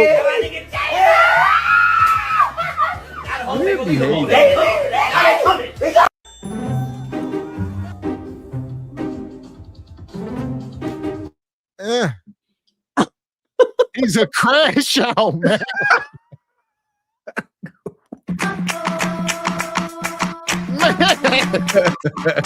I remember Listen, when I lost my mind. 2 things is true. Is he a crash out? Is he probably on some? Is he punch drunk? All of the above. There's about 20 grown-ass men in this room laughing at him. That's what I see more detrimental. So it's the culture. Everybody's laughing. It's women and look, they laughing. They look, and he out here broke, begging people for money. You know, he acting like a damn primate. And is it funny? Sure, but if that was my friend, I wouldn't be laughing at you. I wouldn't be watching Mr. Walker crash out like this. Ain't no way in hell. No. So, yeah, man, his levels. I don't know. Make sure. Absolutely not. No, we got to stop because folks got the absolute. They not his friends. They not laughing with him. We laughing at you, Ninja. See what I'm saying? And these young kids already ain't got no respect. Talking about chimping out. You up here chimping out, and I will never use that term, but man, you acting like a chimp. Yeah, and y'all, he has his shoes kicked off and walking around, yeah, like a damn monkey or whatever. And then he's kind of tooting his little butt, his behind up and all that. This is absolutely not cool. And he needs some folks. I don't know where his friends are or whatever, but you don't let your people walk around like this. Like, look at him, and it looks like his tank top is all ripped up. This is all bad, and someone's even filming this. There's women there, and everyone's just watching him. Where are your people at? Because you should not be out here looking like this. Somebody needs to take him up to the room 202 or wherever he is, and get him out the paint, because look how he's acting. This is embarrassing. My gripe is this. I used to be a big dude. I was never a smaller dude. Somebody like Adrien Broner at one point was in peak physical shape and condition. You're a boxer, and you went from this wild ninja on the right to a ninja acting like you're a primate, dragging your knuckles with a big old beer gut. Like, we logical. He know how down bad he is. That's why he acting like this. Yeah, and how did he drink the whole fifth or a whole liter of alcohol? Like, what? How much alcohol do you need to drink in order to act like a clown? Like, this is like a total clown show at this point. This is so bad. I would say it's a mixture. Like I said, that punch drunk is a real thing. The brain, man. Y'all seen Muhammad Ali, rest in peace. It's a real thing. So he was talking about that fight when he got punched out the ring. He said when that dude punched him in his face, he said his whole body went numb.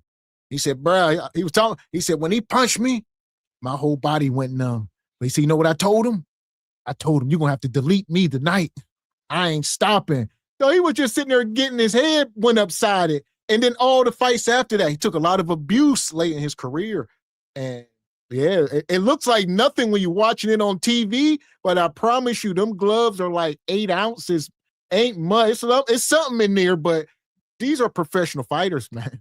Ain't much give. That glove ain't much give to it at all. And these boxers, man, today's athlete is not yesteryear's athlete. They are faster, stronger. You know what I mean? And that equates to more violent.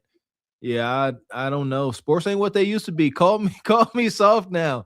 But I can't understand why the NFL, to be particular, why they got some of the rules they got. You know, I know folks say sports is getting soft, but I'm over this man dingo fighting at our cost. I don't like it. Yeah, soften it up so that these warriors can appreciate the later years of their life.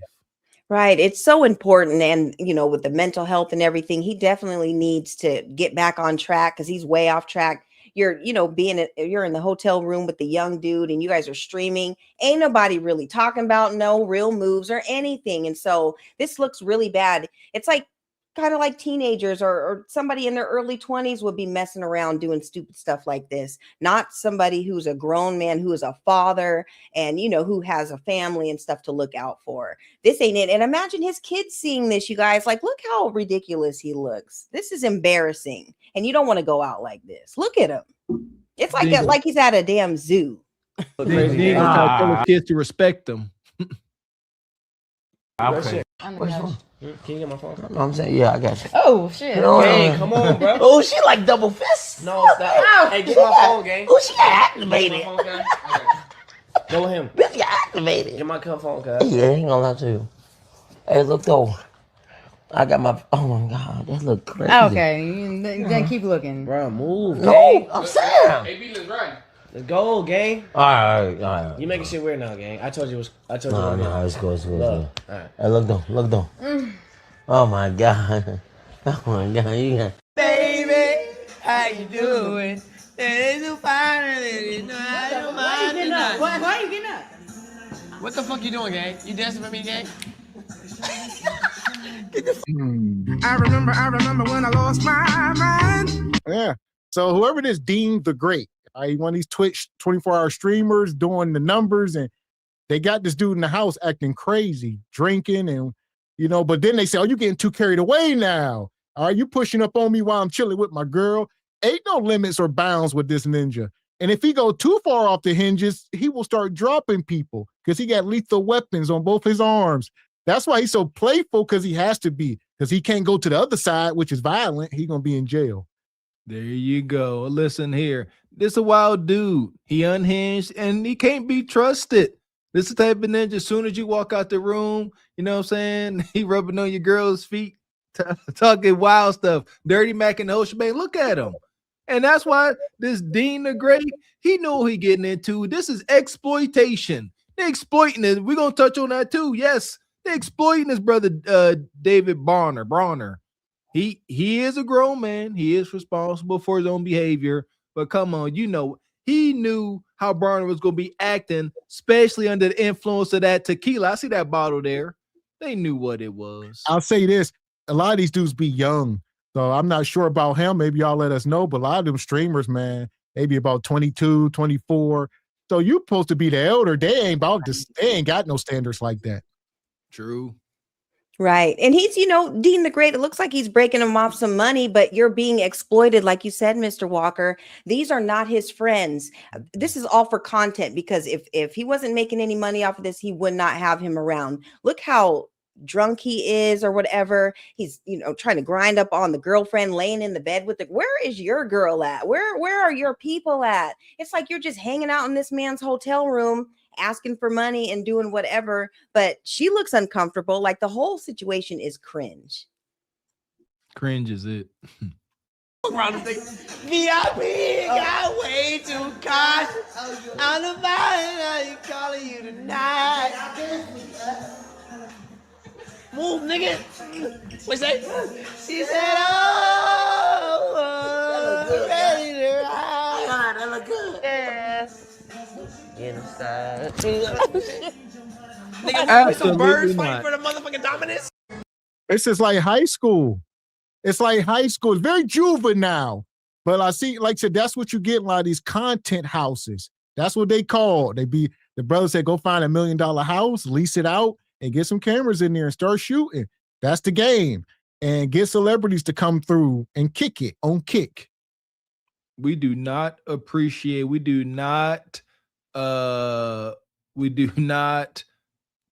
with this kind of behavior. As grown men, they 36, in their 30s. I don't know where to cut it off. You know what I mean? But I understand young men, we can be immature, but you in your 30s, come on, man. You this type of passive aggression, play fighting. Ain't no damn play fighting.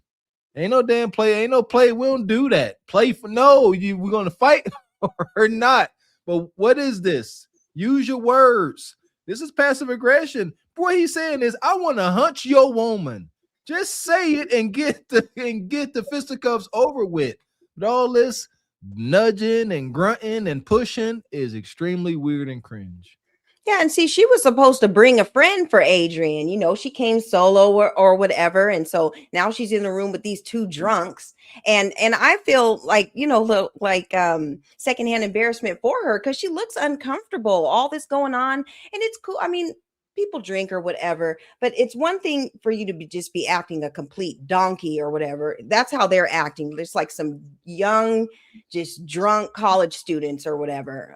They're not doing anything productive. She looks uncomfortable. I would feel uncomfortable. I would actually leave. I'm not about to be in here with you drunk fools, because don't tell him what you would do. I mean, that is his girl or whatever, but the two of them together acting the way they're acting, pushing each other around and all that, that's just not a safe environment. I don't think that I would want to be in. So, well, I will say this, like you just said, in the age of Me Too's and the Diddy culture, yeah, some of these dudes obviously didn't get the memo and will end up in jail playing around a year from now. If this girl, she already got the footage right here. She can make up whatever she wants and say whatever happened in that house, and they have a hard time disproving them Becky tears. There you go. Thank you, Mr. X. She don't need no more footage than what's already up here. And then she can lie about the rest. And and now Adrien Broner be in position where he got to just pay for it to go away, true or not. But guess what, Ninja? You bought on yourself with this most cringe behavior. This is nasty. Yeah, and not only him, I would say all of them. Adrien broke. He ain't got nothing to worry about. It's these young brothers in here that got all the motion. Y'all need to be more careful. I mean, y'all be getting some lawsuits in the future. Look at Uncle Shannon and some of these people. If we got too many cautionary tales for y'all to be moving like this. Yes, fellas, just the lesson to take from this. If a woman is uncomfortable with interactions, stop it. Just stop. Don't try to force it. Don't try to make it better. It can't make it better. She don't like you. Just move on, get out her face, because you see what it looks like here. Yeah. And yeah, this is definitely a recipe for disaster. Because like you guys said, she can say whatever. And the cold part is that they're so drunk, they wouldn't know otherwise. She could say whatever, but they wouldn't even be able to remember because they're that drunk and acting a complete fool. So you definitely don't want to put yourself in this situation. I understand Dean is a big content creator or whatever he has going on in his own right, but he needs to be careful, with all the substances and then having women and stuff like this, because at any time she can flip the script. And you have nothing to cover yourself because you don't even remember anything. And neither does the friend who was there too. So. Motherfucking dominance. Let's kiss for the chat. We're not kissing. That's crazy. I'm not doing that. I'll kiss the chat. I'll kiss the chat. Kiss the Julian, chat. where's the seasoning? They don't. Just like She gonna be a bitch. I leave though. No, don't say that. Just seasoning. I don't play with women. All that playing, I don't play with women, gang. I'm that nigga. I'm really him, bro. I don't care how beautiful a woman is, none of that, bro. I make my own millions. Don't nobody do a round for me. Don't nobody run a mile for me. None of that. I don't care about a beautiful woman. So if she wanna go, let her go. Nigga, I'm rich already, gang. I'm me, bro. I built. Do you see how fast he switched up to anger just because she said no? That right there, that's not confidence. That's ego mixed with entitlement. A woman says no calmly, respectfully, and instead of respecting her, he felt rejected and turned it into aggression. And then what comes next? I got money. I got millions. So fucking what? Since when did money mean access to a woman's body? That mindset right there is why so many women choose peace over dating. Because it's not about how much you have.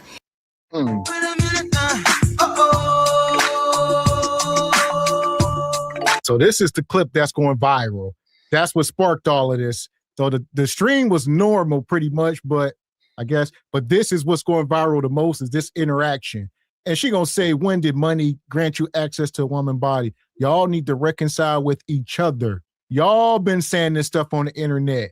666, fly me out, man with money. Y'all set the standards for y'all kudacatas. Y'all ain't looking for, a respectful, protecting man that's God-fearing, as y'all say. No, y'all like Adrien Broner just with money. He too broke for the kudacata. It's unfortunate. There you go.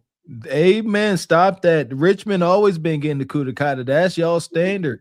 The first thing ever sold was kudacata. All right, first thing never hit a market. So stop. But Adrien Broner makes it easy to disrespect and turn him down like this. You see what I'm saying? Rose, Rick Ross, the biggest boss, got a little image of him up here trying to get a kiss and getting denied. You see what I'm saying? But it wasn't like this. Adrien Broner makes it fun and profitable to turn him down and make him look bad. She like, no, you ain't hot. I ain't about to kill you. You are a crash out. We here. Everybody know this Simon but him. They here to watch you crash out, brother. And you did just that. When you are him, when you are that dude, you shan't ever have to say it. As soon as you have to say it, you're no longer that dude. Yeah, you're right about that, Mr. Walker. And she's bringing up all these things. Adrien Broner, obviously he has other issues going on or whatever. This is definitely not the majority of, men or whatever, but they are in a house full of Beckys. So they're probably about to whip up the finest of Rice Krispie treats in the back. It looks like they're trying to put a little meal together, a tuna noodle casserole and some Rice Krispie treats. That will help him kind of sober up a bit. He needs to eat something. But yeah, it's unfortunate. And, that liquor is definitely talking to him. He's trying to pump himself up, trying to make himself bigger than he actually is.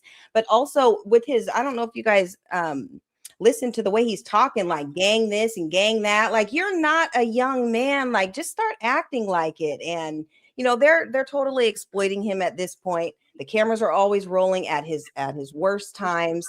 He needs to be around his real people and not up in this house making content when he's in this state of mind. Well, the thing is, his real people are in the hood. So he ain't faking. Adrien Broner is from the hood. If y'all remember his boxing career, his entourage, he always brought the people from the hood. It's where his money went. It's over. They took all his bread. So it's unfortunate he's all alone. He made some bad choices, as far as when he was fighting with the management and burning bridges, which led him here. And Air Force Reek says, salute, fellas. Ebony Dean in the chat. Floyd has a tax debt. He owes the IRS $7.3 million tax debt. Yeah, Floyd going through it as well. That's why he getting back into the ring with Pacquiao. Yeah, Floyd broke. It's unfortunate. A lot of these brothers, he ain't obviously like this guy, but yeah, Floyd has squandered a lot of his riches, so now he got to get back into the ring and fight. But now he's trying to renege on it because he wanted it to be an exhibition fight, and it's not an exhibition. And I guess he didn't read the fine print. It's going to be on Netflix. Him and Pacquiao supposed to be fighting again. But Floyd signed up for an actual fight. And, he thought it was exhibition. It ain't going to count on his record. But they said, no, if you read the contract, this is a fight. And Floyd like, no, well, I ain't doing it. They said, well, you signed the contract. So if you back out, you're going to owe us hundreds of millions. So choose one.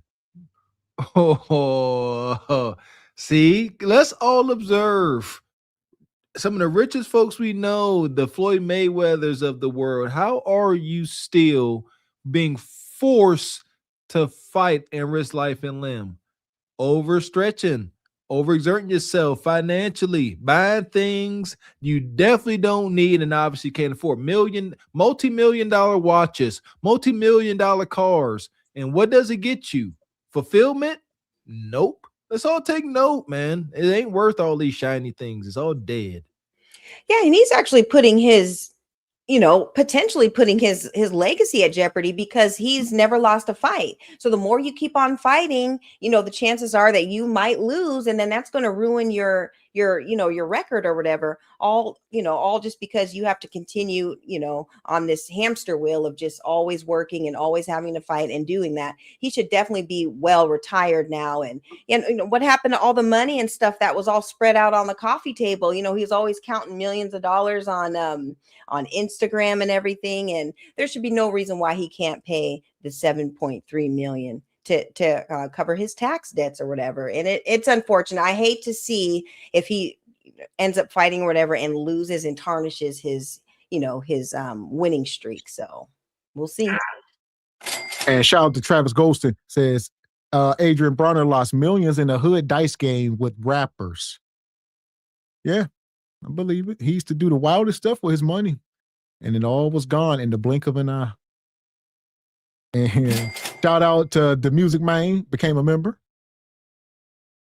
And brother Jezel Ron with the 5 balls says, Dean the Great is the one who got slapped by the bodybuilding guy for messing with his girl. You guys covered it a while back. He used to have dread. Okay. It's coming back now. So okay. Yeah. So that's just another one of these young streamers. Like you say, shout out to the Twitches and the Kickstars, but it's kind of mindless streaming. Right. Yeah, they definitely need to be talking about doing more productive things than just being up in the content creator house getting lit with Becky and them. So they need to figure it out. This stuff sells, though. Extremely awkward, weird, and cringe. All extremes float up here on social media. Is about how you handle a no. A real man doesn't need to remind you who he is. A real man doesn't get loud when his ego gets touched. A real man respects boundaries without making a woman feel unsafe for having them. This is the part a lot of people miss, and this one showed it quickly. Some don't, some hide it until you're already involved. So ladies, please don't ignore these signs. Energy doesn't lie, because any man who gets angry over a no wasn't safe to say yes to in the first place. Adrien Broner went in that woman's face and said, let's kiss for the chat, and then got really upset, almost dangerously upset, because she didn't want to kiss his ugly fat behind. I don't know why he was so bold to ask for a kiss and then not understand that one of the answers could possibly be no. You can tell he was really hurt. He went on a really long monologue about how he still has money. He made it from the bottom to the top. He has all the women in the world. It don't matter if a beautiful woman tells you no, you know, this and this and that. Mind you, he's standing there looking short with the bare belly, looking unkempt and just nasty. I don't know why a lot of men, they lead with their money and forget that sometimes you have to be a little bit presentable. You have to put some effort into yourself. Not to say that even if he had a little bit more effort into himself, that she would have said yes. Maybe that girl really don't like to kiss strangers. Like, is that not a thing? Are people not afraid of catching diseases? Like, why are you wanting to kiss a random woman? Yes. Hell! All right, Bonquisha. All right, she taking this moment to get her licks in. All right, this is low-hanging fruit. Get out of here. Nonetheless, some of it she is right about. You know, brother, you down bad. Normally, you showing up, you got diamonds on your neck and on your ears and on your wrist, and they can smell it. They can smell that money when you walk in the room. They see the disrespect in the pecking orders in the room. So you in there with this Dean the Great and all them, and they see ain't nobody looking up to you. In fact, you are being disrespected and laughed at and mocked. So the women will recognize pecking order faster than men because they know who they want to hunch on. Amen. One of my favorite talking points. A big power move, men. Take the girl you are dating, take them around your peers, and let her see how your peers respect you. If they don't respect you, you might not want to do it, because this is what the heck it looks like. In today's modern woman, it's undeniable. You can't fight it, right or wrong. They want something to look at. They do. That's what she said. She said he's sitting there short, blowed out by the gut, look like he stank and musty. And then you're not about to yell at no woman to get her to like you. You're not about to shame a woman into liking you. She either do or she don't. And all that loud talking, oh, I'm rich, you dumb, you this. Well, what you think she gonna say? You know what? I'm sorry. You're right. You're right. Okay, I'll do what you say now. Right. And yeah, with this chick, I mean, you know, she's got on her Barbie dream doll hair or whatever. Looks like she got that wig from Sally's and just slapped a little headband on it and kept it moving. But the thing with Adrien is that he's really acting like he's still that guy, like he's still him, and he's just not. And it's showing in your real life because the women aren't checking for you. They don't even want you to kiss them. So that just goes to show that you really are down bad. He needs to get back in the gym. He needs to sweat out all that alcohol, get in the sauna or whatever, go take a shower. I don't know how many bathrooms are in that mansion, but he needs to go use one because he just looks like he stinks. And the women, they don't even want to be around him. So he's just being exploited. Go home, sober up, take a shower, and press the reset button because this ain't it. Amen. She's beautiful, but you don't know what she got, and she don't know what you got. And I would like to think you probably got, you know, I'm not gonna say that, but yeah, like that. I was a little bit afraid watching it because I'm like, why is he getting so angry? You're getting really, really, really angry, and I was a little afraid that he was gonna, you know, the girl. But I think there was so many cameras that he had to contain himself just a little bit. But yeah. Don't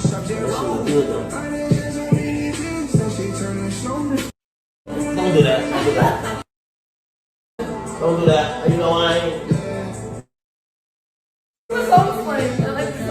Oh gosh, it's just cringe. It's cringe. Listen. I'm 4-time world champion Adrien Broner, man. Huh? 4-time world champion Adrien Broner. I don't like doing this though. 4-time world champion Adrien Broner, professional boxer. Okay. Yeah. Like Mike Tyson. Yeah. No, he ain't lying though. Can you follow me? On what? Instagram. They don't even on me. They don't give a fuck. No.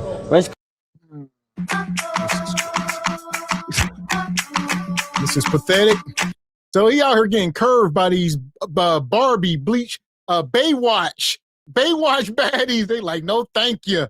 Where your money? You better pull out that money phone or something. Shout out to the Dean, the Greats. They are here to see him at his house where he recording. I don't know you. Last time you was champ, 2013. Most of these girls was in elementary school. So you must understand they don't know you. And what have you done lately besides gain a beard gut and a musty beard? And look, utterly stank. Like, you just ruined it. Whatever vibe there could be, you ruining it. Man, couldn't have been one of my brothers. I wish you would come out lame like that. This is that big old 6'7" awkward all-star quarterback type game. Yeah, you know I'm about to win. I'm up for the Heisman. Man, okay, that's dope. But that ain't gonna help you when it comes to dating. You ain't smooth, you ain't suave, you ain't got nothing going. You ain't got no conversation. They like Mike Tyson. They don't give a scrap. They don't care. And you look stank. Number one, brother, you could be there broke as a joke. All right, wearing clean Walmart drip. But if you look good, smell good, got conversation, you can have your way. But you look funky. Funky ain't never gonna cut it. Yeah, and all of the women's attitudes are the same. They're just like, who is this dude? You know, they're looking at Dean and like, you know, come get your mans or whatever. That's all they're all looking. How are you going to be in a house full of all these women? Ain't not one checking for you at all. Like, that's a problem. And he needs to kind of clean up his behavior because they're just looking like, you know, what's up? Like, where's the other friends at? Where's the other homie? Because this one ain't it. And he's lit. So yeah, you know, he's just acting like he's really that guy when you have the potential to still be, but you need to kind of tighten up, especially when it comes to women and in your everyday life. You don't want to be out here like this. This is getting really, really, really bad for him. Money. And shout out to brother Marcel in the Cash App with the 10 ball. He says, salute SPC Nation, Ebony Dean. What's up, Gavin X Mr. Walker? Salute, brother Marcel. We appreciate you. Appreciate you, brother. Yeah! So here we go. Yeah, so these clips, even this one here, he was in the kitchen with this girl. And he tried to put his arm around her, and she rolled up out of there like she was doing a... Look at her. Yeah! He in there looking like Leatherface. Man, you look bad. 36, you younger than us. You should have kept that beard. Some of y'all need beards. Rick Ross, James Harden. Some folks don't ever need to cut their beard off. All right? For real, brother. Grow it back ASAP. Look unhealthy. You eating too much bull jab. You all blowed out. Adrien blowed out. And now you want to sit there with the poop face. She just rolled out. She just looking at you. They are using you. They getting points for disrespecting you and showing that you are utterly undesirable. That's what they're doing. It's a game. She's like, oh, look, got him. Look. Gotcha.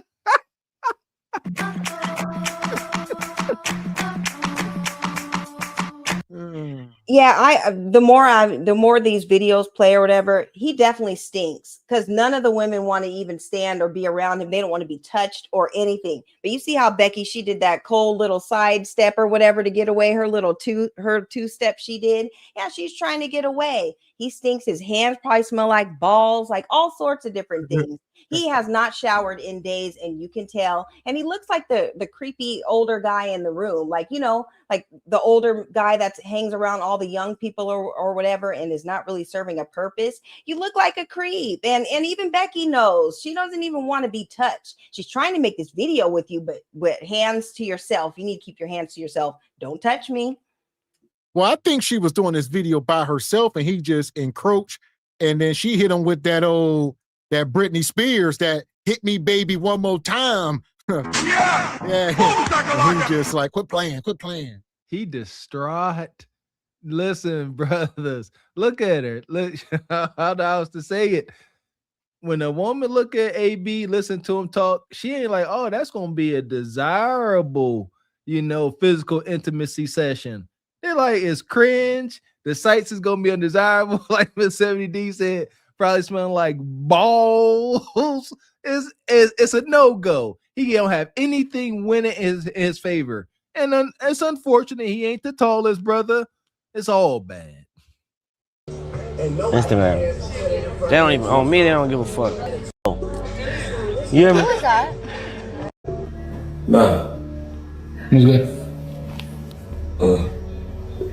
What?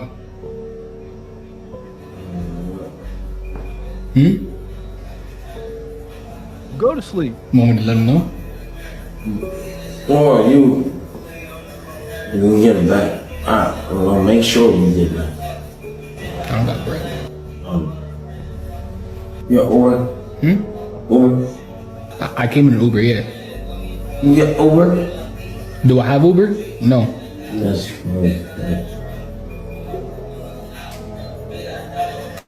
So yeah, he's sitting here broken, miserable. He told the dude, stop recording me, quit playing with me. He in here begging for money for an Uber. This was even after the dude just gave him $1,000 to shave his beard. All right, he in here, hey, he drunk, Uber. I need some money for Uber. He keep asking everybody for money. It is very pathetic. Wait, now that's broke. You don't have access to any liquid. You asking for money for Uber. Man, you need to just go to sleep. I don't know what else to say. Financial punishment. You can't afford to be outside talking to nobody until you get your life together.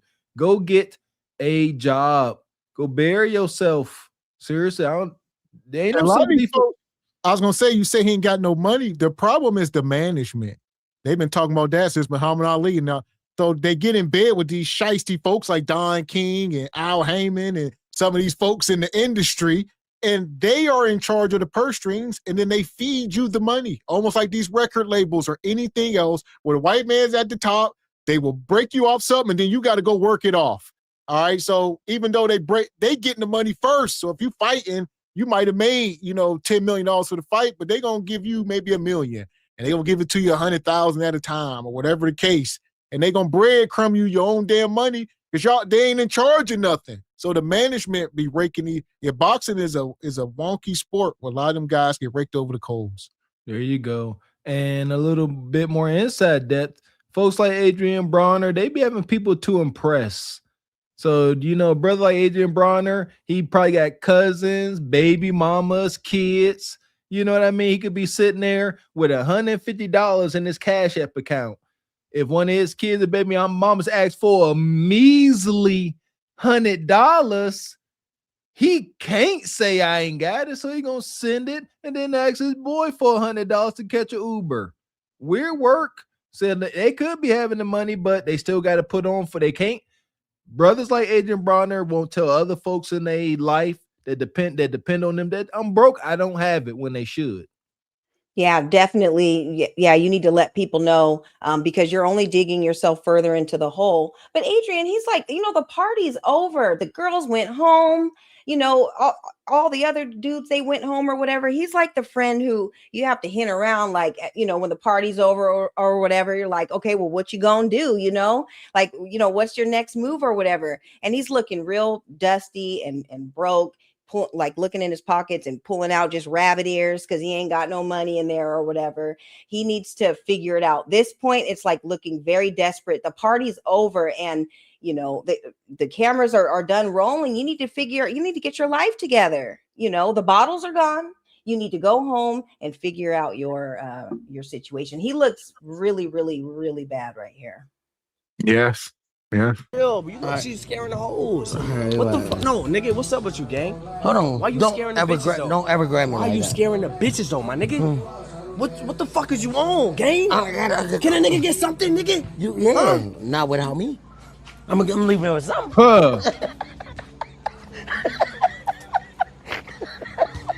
A wonky character. He said, calm down. He said, you ain't getting no coup de cata unless I can get some. There are ninjas like this. It's unfortunate. I done talked about one of my old college compadres. He would say it. And he done got slid a couple times for transgressions around real ninjas. Yeah, here come hating. Shout out Evie Ray would be over in the corner talking to some woman.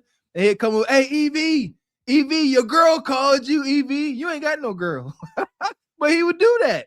And I would say this, y'all must understand that Adrien Broner is only 5'6".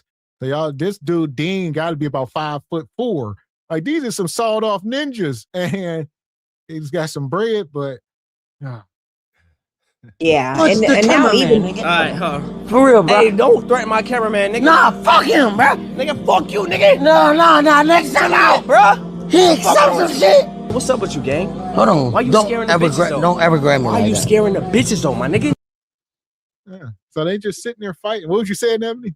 Oh, I was gonna say he might want to kind of watch his mouth, because all it's gonna take is for AB to hit him with one of them 1-2 combos or whatever, and it's gonna be lights out for him. But yeah, you need to be careful with hanging out with men like this who are just gonna hate, or is gonna ruin the whole party if they can't get what they want. You don't have people around you that are like that. And I think now, that the young dude, Dean, I think he's getting irritated, like, after a long time, you're around somebody or whatever, people start to get annoyed, they're annoyed by you. Now you're just you're running the women off.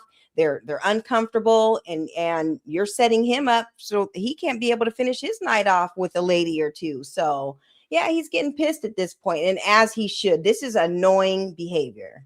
Yeah, that's rule number one. Single men out here, you entertaining women. Yeah, the number one rule, don't scare the women off. You leave. Don't scare the women out.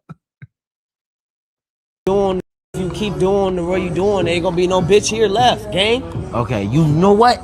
You might be damn right. Real shit, just chill, my nigga, vibe, gang. Right. You know I'm I'm on all this shit, gang, but you turning me down doing all this fuck shit, though.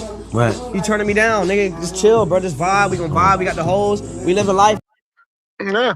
He said, you're going to run all the kudakata off.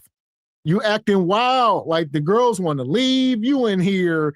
And Dean says, Dean checks him after, he drank and scaring all the kudakata. So it's been unfortunate. And he's been with this guy for days and days. There's so much here that we ain't going to get to. They went to the boxing gym. They was in there, he was in there sweating like a damn pig. They was trying to train him. It was horrible. He's sweating out everything that he done drank for the last 3 years. And then at some point, somebody did send him some money. They sent them like $15,000 to his cash app or something.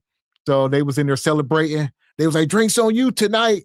I say, he broke and he just got $15K.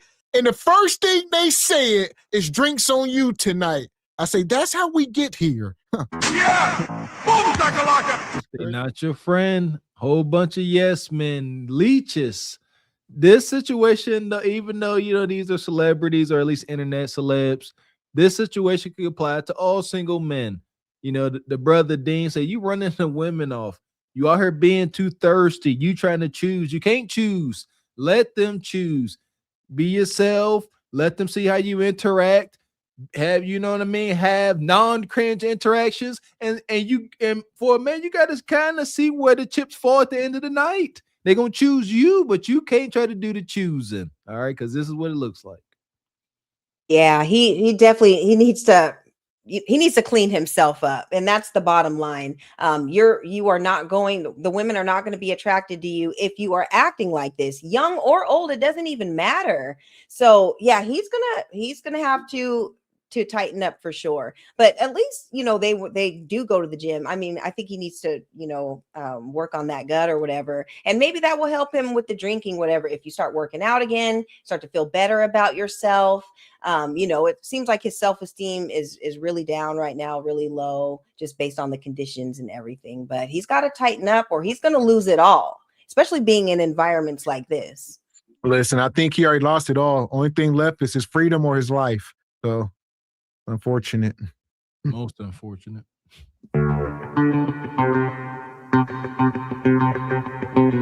And shout out to Petty Sama. Come through gifting 10 channel memberships. Per usual. Shout out to Petty Sama, always coming through with them 10 memberships. Thank you, sir.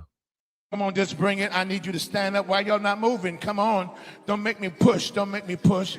Thank you, sir. There go money. She's touching you. Where they get that money? Where they get that money? I can see money from a long way. Elder Gregory Kelly, That's right. Come on. $100. Everybody get something in your hand. Come on and put it right here. Elder Petty Sama, 10 memberships. Yeah! Boom shakalaka! And EV comes through, says, wait, wasn't Broner piling around with Mr. Delivered? Oh, wild allegations. And shout out to Sir Chard. Y'all should pull up the clip on Broner on the Cameron show. Yeah. I remember that.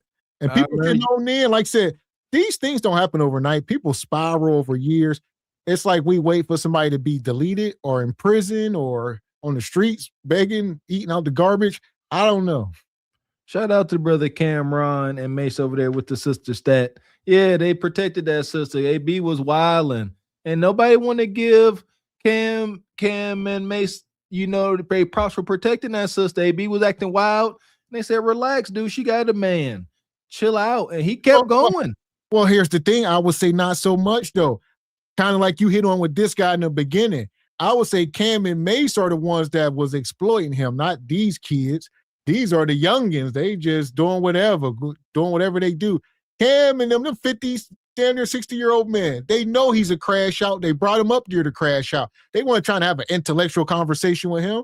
It just went too far. And they was like, nah, you going too, we didn't want to go this far. And it's like, y'all brought him up here. I stand corrected. Right. And then, the way he was treating the woman on the show or whatever, it just goes to show he doesn't have a good track record as of lately with dealing with women. The behavior is very cringy and the women, they don't like it. It's uncomfortable. So he's going to have to switch that up and switch it up fast. Or like I said, he's going to be in trouble. So there we go. So until then, we're going to put AD in the pit. Get better, brother. It's helping the pit. Madness. Fuck is you talking about? This is Sparta! You got to know when to hold 'em, know when to fold 'em, know when to walk away, know when to hide. You gotta count your blessings. You're sitting at the table. You hear me? Ooh, child, things will get brighter. I like to say, how do we see the story of the Adrien Broners? How do we see them ending? Do we see some kind of happily ever after where they get well and settle down? Or do it end tragically? My spidey senses is landing on the latter. It would be nice, but it ain't probable. Yeah, and whatever he's going to do, he needs to do it quickly because it can go either way. He can come out of this, but he's going to have to make some serious life adjustments and make them quick. We saw it with was it Delonte or whatever? A lot of the teammates and stuff tried to help him out, and he's struggling with drugs and all that. And another very popular rapper from the Bay Area, Messy Marv. He was like one of my favorite. He's underground rapper, but one of my favorites. He's really struggling right now. Such a dope artist, so talented, but he's definitely strung out. And there's pictures surfacing of him, and he's really strung out and out of control. So just prayers to anyone who's going through addictions and struggling and substance abuse and everything, and just do what you can to get yourself the help that you need. There you go. But somebody who we ain't praying for, hit the like button. We're going to bring the good doctor out. So she back in the headlines, says Dr. Bryant admits she's no longer practicing under a license because she makes more money and not bound by strict board ethics. I've been waiting on this. Come on, good doctor. No longer practice under a license. Right now I'm in private practice, I'm saying. And that's what people don't understand, right? So just to educate some folks a little bit. Hello, my name is Dr. Rekha Martin. I'm a licensed clinical psychologist, professor of sciences, and podcast host who specializes in Black health and well-being. And I want to break down a clip from the Joe Budden podcast featuring someone who presents herself as Dr. Cheyenne Bryant. But before we dive in, I want to make something incredibly clear. Having a doctorate does not mean someone is a licensed mental health professional. You can have a doctorate in literature and be unlicensed, and you are still a doctor. You can have a doctorate in education and hold an LPC, being a licensed professional counselor, and you are a licensed mental health professional, and you are still a doctor, but your doctorate is not in psychology. When evaluating anyone's credentials, it's really critical to look at two things: what their doctorate is actually in, and whether they hold a relevant clinical license. In this case, the person you're about to hear from is unlicensed. I'm going to break down why that matters and why this particular message is harmful, especially to the Black community that she claims to be serving and that I actually serve. A license is really only needed so you can bill insurance. That is incredibly misleading. Yes, you do need a license to bill insurance, but that is not why licensure exists. Licensure protects you. It means I have completed specific education and supervised clinical hours, passed rigorous exams, and I'm accountable to a regulatory board. So she said you only need a license to bill insurance. Like she trying to downplay these women that got a damn license. So pretty much, the same thing in the automotive industry. You got your backyard mechanics, and then you got your technicians like myself. I'm licensed with the state. All right, all the emissions, all that. So I can do different things. So she just a damn backyard mechanic. She can change brakes, this and that, but she ain't licensed to do a damn thing. She can't walk up in a dealership, inspect cars or anything. She can just sit in the backyard and tell people how she's a hell of a mechanic. Shout out to the backyard mechanic. I might like you after all, good doctor. There you go. See, you go to uppity Mr. X and you don't like your service, you can get resolved there, warranties, guarantees, things like that. But you come to us backyard mechanics like me and Cheyenne Bryant, and it is what it is. You get what you get. Fixed or not, pay me my money, guys. Dang it. I see you, doctor. I likes that. I'm her public pretender this evening. Let's see how well this goes. Yeah, well, shout out to the sister for calling her out, and that it's important for us to do the research on these people that are especially up here, and with these podcasts and spitting the rhetoric that they do. That's why it's important to look at people's background and find out their real information. And it's the same thing can be said about Dr. Umar. I'm not sure what his doctorate is in or whatever, but it's kind of like the same thing. So just look into people's background. And yeah, she'd rather just go online and spit the rhetoric that she does, especially talking about Black men this and Black men that. It's not okay. Just always do your research when you're listening to people to figure out their background. If I breach confidentiality, if I cross ethical boundaries or harm you, you have somewhere to file a complaint and be sure that I'm held accountable.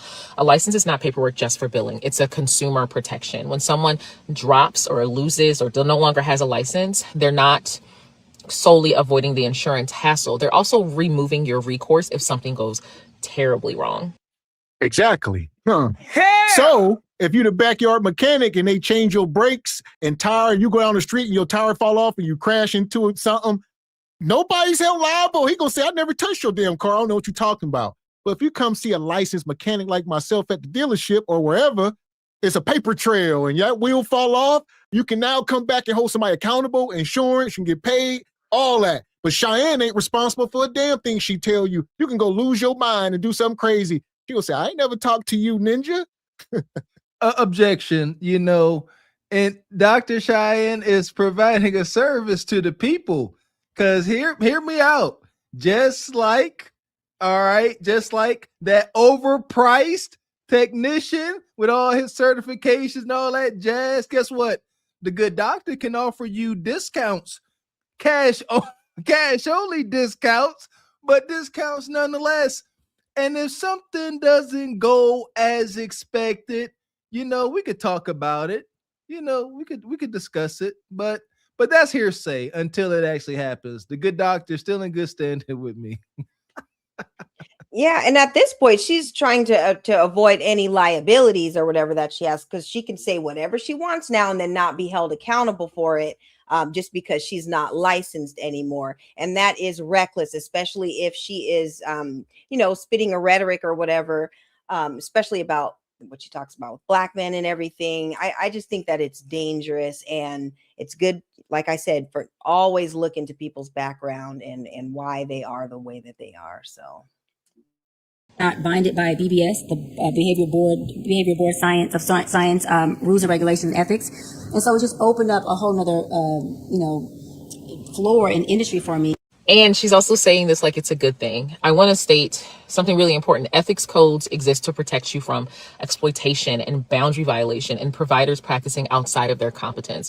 When someone celebrates being free from ethical oversight, I want you to think of that as a red flag. I want y'all to really take this automotive analogy with me now. So she ain't held to any standards by, any environmental, the what is it? The EPA, what is it called? The environmental people that come around. So if she decides to change brakes in her backyard and go throw the damn brakes over in the woods and dispose of the tires in the wood and pour oil out in the damn sewer drains, you ain't held to any ethics by like a dealership where we can be fined and held accountable. Do whatever she want. Objection. But now you don't have to pay for that tire disposal. Now you don't have to pay for that brake disposal. Who cares about asbestos in the environment, man? That's hearsay. That's hoopla. That's hogwash. All right. She said that she can provide more in-depth services because she's not restricted. Got to get the hand motions. Restricted by the EPA, where all those certifications got you restricted. She's free like a bird to tell all the lies. To tell all the truths that she can.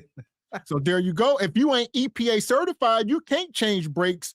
All right. If you got a license, right, you got to get your place inspected. You got to pass all kind of different inspections. The floor got to be at a 1% grade or less. Everything being checked. And no, she like, I ain't got to do none of that. I can do this on a damn dirt road. I ain't got to meet no standards. This is crazy. Two things can be true. What you got, Ebony? EPA. There we go. Yeah, I think that, like I said, shout out to this lady for calling her out on her BS and, holding her accountable or whatever. But now this is all the more reason why people just need to be careful with the content that they're listening into and soaking up, because this is, like she said, this is a huge red flag and it's not a good idea. Now she's really going to be spitting all the wild and crazy stuff. We thought it was egregious before. Just look at what it's going to be now that she's not bound to, follow any sort of code. Yeah, it's very reckless on her part for sure. Flashing one. It's a warning sign because those rules exist because real harm happens when they're not in place. So celebrating that you don't have to be accountable to that should be concerning to you. As a therapist, two things: you can obviously make what you deserve, because therapy is real. We're giving everything we have in there, and we're unpacking shit, and we're helping you process through things. So it's not us sitting there, well, if you're an effective therapist, saying, tell me more. You should be unpacking, and you should be able to take somebody and drive with them to their goal. And here's another thing. She keeps calling herself a therapist, and in most states, that's actually illegal without a license. You cannot legally use the title therapist or provide psychotherapy without licensure. What she's describing now is coaching, and coaching and therapy are fundamentally different. Coaches help with goals and accountability. Therapists are trained to diagnose and treat mental health conditions, trauma and depression and suicidality and psychosis. If someone with untreated bipolar disorder or PTSD thinks they're getting therapy from a coach, they're going to be seriously harmed. These are actual conditions that go undiagnosed and untreated, especially within the Black community. My clients, the truth is that in order to bill insurance, I have to diagnose you. And you only get about 6 weeks. In order for me to get 6 more weeks approval, guess what? This frames diagnosis as something imposed on you solely for insurance purposes, and that's backwards. A diagnosis isn't a billing trick. It's clinically meaningful information that guides treatment. Listen, this woman here is Cheyenne's worst nightmare. She reading her for filth. Everything she's saying, she's stomping it out, correcting it like most folks can't, because we don't know the terminology, but she like, nah, y'all, she playing in y'all faces. At best, she is a coach. Like she said, ain't nothing wrong with it. Shout out to all the coaches out there. I was a coach. But like she said, you ain't the damn, therapist or the trainer. So if somebody go out there and break their leg on the field, the coach ain't about to bring you and start working on you. He gonna make it worse, right? No, he ain't the therapist or the person that's there to correct the injury. No, that ain't his job. But Cheyenne thinks she can do it all. And I can't keep pretending like this. I was one of the first people to say she was up here wilding, trying to beat around the system. She is trying to condemn and bad talk all the things that protect the consumer, the patient, the customer. So all that stuff is bad. Paper trails, proper diagnosis, being able to bill, insurances, and have all of these folks be accountable. Now ain't nobody accountable. but you for your own actions, not a therapist, not licensed. We could be daggone doctors. I'm gonna go get me a doctor or something. I done had it. Ninja's always up here capping. Is DeVry still a thing? I'm about to apply to somebody's community college, get me a doctorate in underwater basket weaving, but I still be a doctor. Yeah, and they're using the term doctor very loosely these days. Dr. Dre, Dr. Pepper, whatever it is. It's all these. Everyone's getting the doctor title or whatever. And like the young lady said on the video, it's dangerous because what if somebody really has a real condition and you're going to see a coach, like she said, to get help, and you're not going to be able to get the help that you need, especially within the Black community, with some of the mental health and different things that we struggle with. So it's important for you to be licensed. It's important for you to properly diagnose people and not just give your opinion or your ideas, especially when it comes to mental health, people who are really struggling with that type of stuff. It's not something that needs to be played with. And I'm glad that she's calling out and shedding a light on it because it's important. And the 6 weeks claim is also not accurate across the board. Now, I'm not saying that we should not be addressing insurance because we need to rise up when it comes to insurance authorizations. Like we very much do. That is a different video. But insurance authorizations vary widely by plan, diagnosis, and medical necessity. Many people receive months of years of covered therapy. And she's also making it sound like licensure forces short-term diagnosis-driven care. And that's just simply not how it works as someone who is actually a licensed mental health professional. Majority of people who know that in order to bill insurance as a therapist or a physician or a psychologist, psychiatrist, you have to diagnose. So what do they rather do? Pay out of pocket. And so when I realized that, I thought, well, okay, it may create a gap within our community, our Black community, who can't afford health care or afford mental health services. I hear the concern and the access problem is real. Her solution, unregulated, unlicensed coaching, isn't the answer. And there are a wealth of she's selling y'all snake, and it's a Ponzi scheme or whatever you want to call it.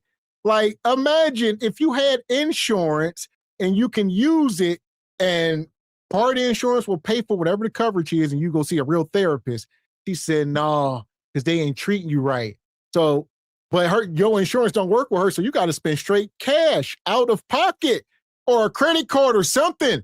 So she said, but it make more sense because you come to see a real doctor that really got your best interest. Those people ain't looking out for you. All right, screw that insurance. Come spend cash, and you're getting better service. It would be nice if this sister was who she claimed to be. We got love for your sister. Shout out to the boss chicks, man. But she ain't. She's a liar.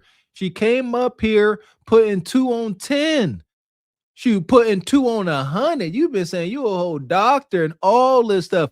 Up here using $100 words, inflamed, and all my nervous system control, emotional, all types of bull jive. She was eating Cam Newton alive, emotionally unintelligent, low vibrational. All of these terms she done beat us upside the head with. Now we all know this was just a woman talking. No doctor, no certification, no type of insurance, no type of reassurance. Just kind coddling words. Yeah, and as a woman, like in the video that she was playing or whatever, she has her little straight back braids, her bamboo earrings, at least 2 pair, whatever, just looking just like, like a hood chick or whatever. And it's kind of misleading or whatever. I would want to go to see somebody that's professional, that's going to give me the best advice or to be able to help whatever condition that I may have. But she's just not looking the part. Now it's just like she don't even care. She's just pulling up however she wants to pull up and saying whatever she wants to say. And it is what it is, but it is all a money grab, like just straight cash, no insurance, no nothing. It's just all about money at this point. So you have to be careful with listening to people who it's all about money with them and not really about helping the people who need the help. Yes. So like you said, she's not even playing the part anymore. The other night she was seen out with Maya. She wanted to fit in with the culture. She's trying to, this is her audience. Her target audience are Black women, in particular single Black women, in particular single Black women with kids or whatever the case. So she want to relate to the culture as much as possible. That's her target audience. And look how she dressing. Come see me about your mental problems. Some single woman, no results, no kids. I don't know what she got to offer y'all out that she ain't, maybe something she read out of a book that she can regurgitate. I don't know. She wants some 50 Shades of Grey type ish. I done read this woman already. She want some 6'7" millionaire pull up in his Bentley and his Tom Ford suit. Like, hey, can we talk about my unresolved trauma? She gonna say, yeah, let me go ahead and slip on something comfortable, pull some cognac, and we can talk about it. It's trauma bond hunching at absolute best. Her and this one here, Maya, they part of the Hot Aunties Club. It is what it is. Come on now. These is hot aunties. They outside and all of the Silver Fox want a little piece. And they know that and they loves it. Yeah, and this is like the blind leading the blind, y'all, because Maya didn't a couple years ago, she married herself or whatever.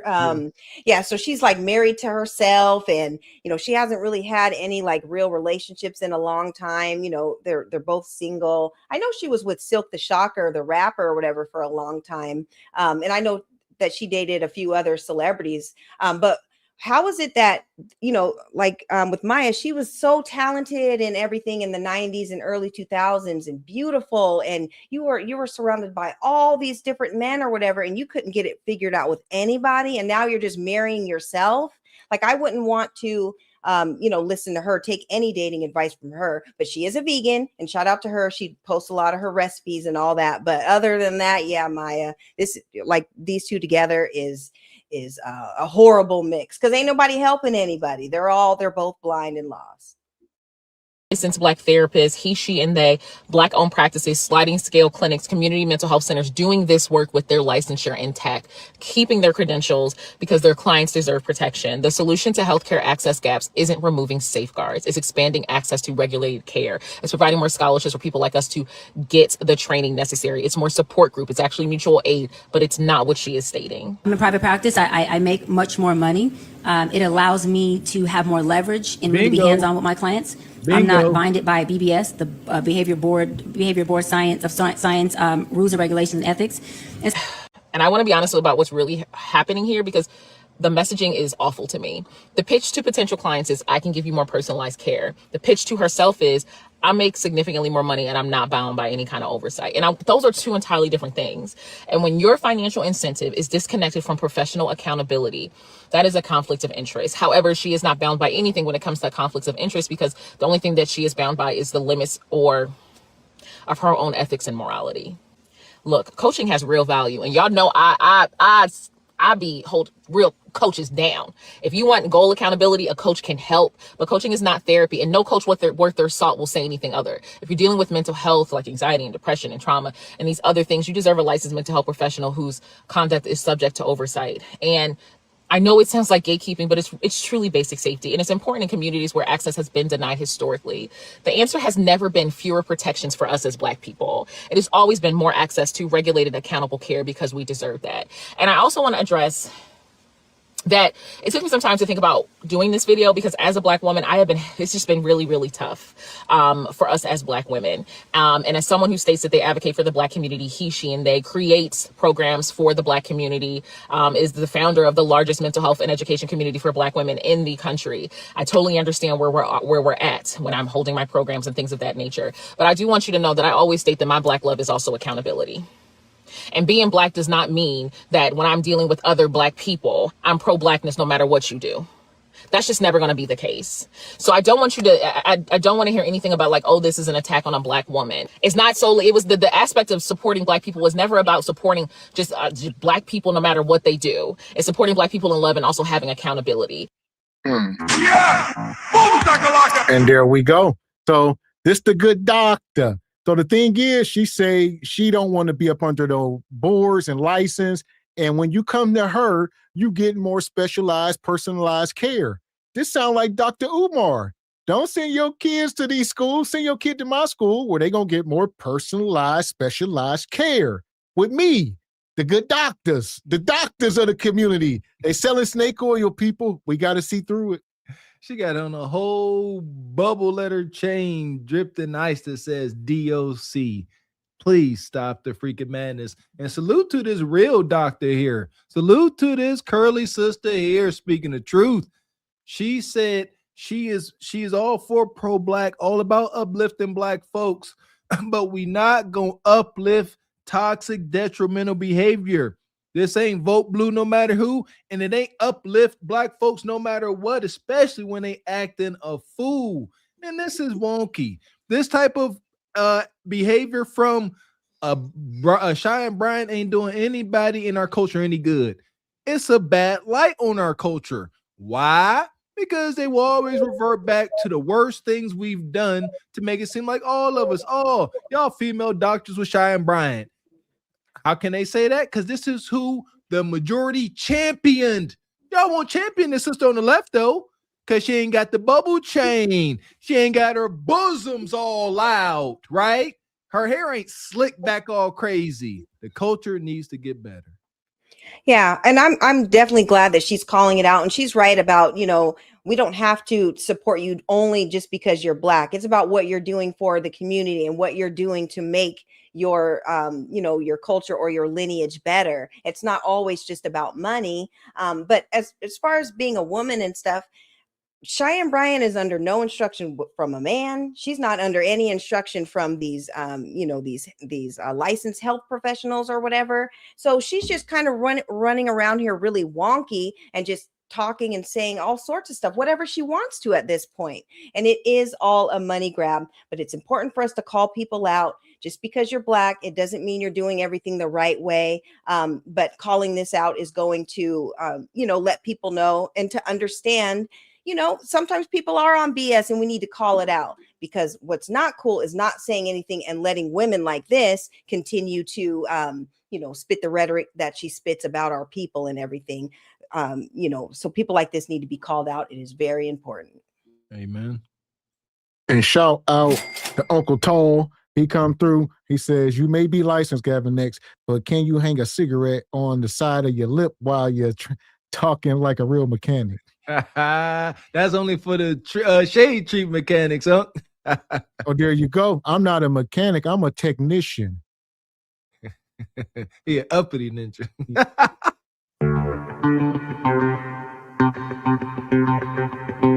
And Uncle Tall come back through with the 25 ball and the Cash App sponsoring the show. Says Regal Rumble. Shout out to Gavin X, Mr. Walker, and the panel and the chat. Appreciate you, Unc. Always coming through. Yeah!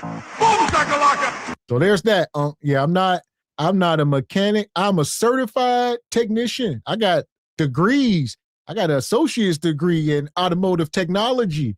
Put some spec on it. I done changed, differentials and motor mounts and hurricanes and snowstorms. Listen here on my bike. Yeah, shout out to the groundhog and mechanics. Y'all know nothing about it. Mr. X had lifts, climate control, flashlights, help, and stuff like that. Nonetheless, here we are. And shout out to Air Force Reed. He says, it's safe to say Cheyenne is an influencer, maybe borderline scammer. Look like she trying to get around doing therapy work the legal way. She working. And right now, we're going to put her in the pit. Again, good doctor. Madness. Fuck is you talking about? This is Sparta! You got to know when to hold 'em, know when to fold 'em, know when to walk away, know when to hide. You gotta count your blessings. You're sitting at the table. You hear me? Ooh, child, things will get brighter. Yeah, we know too much, sisters. That night with the good doctor and Maya, it's a high probability they scissored their way to ecstasy that night. Man. But here we are. We back. We talking about the community of self-destruction. Self-destructing, can we fix it? We're going to go back over to one of the hottest topics on the internet right now. Unfortunately, it won't die out. So the whole Meg Clay fiasco still got legs. And We got Joy Taylor up here talking about it, so y'all know how this about to go. Much worse. Hit the like button. She accused him of cheating on her stories. So they started dating in July of 2025, at least according to their hard launch. Probably started a little bit before that. But anyway, they hard launched in 2025, and she posted on her stories that he was not faithful. She eventually gave a formal statement as well. She accused him of cheating, saying that she was questioning if he could be monogamous after they were playing house with his family, that she stood by him and supported him through his horrible mood swings and poor treatment during the NBA season, only to be met with betrayal.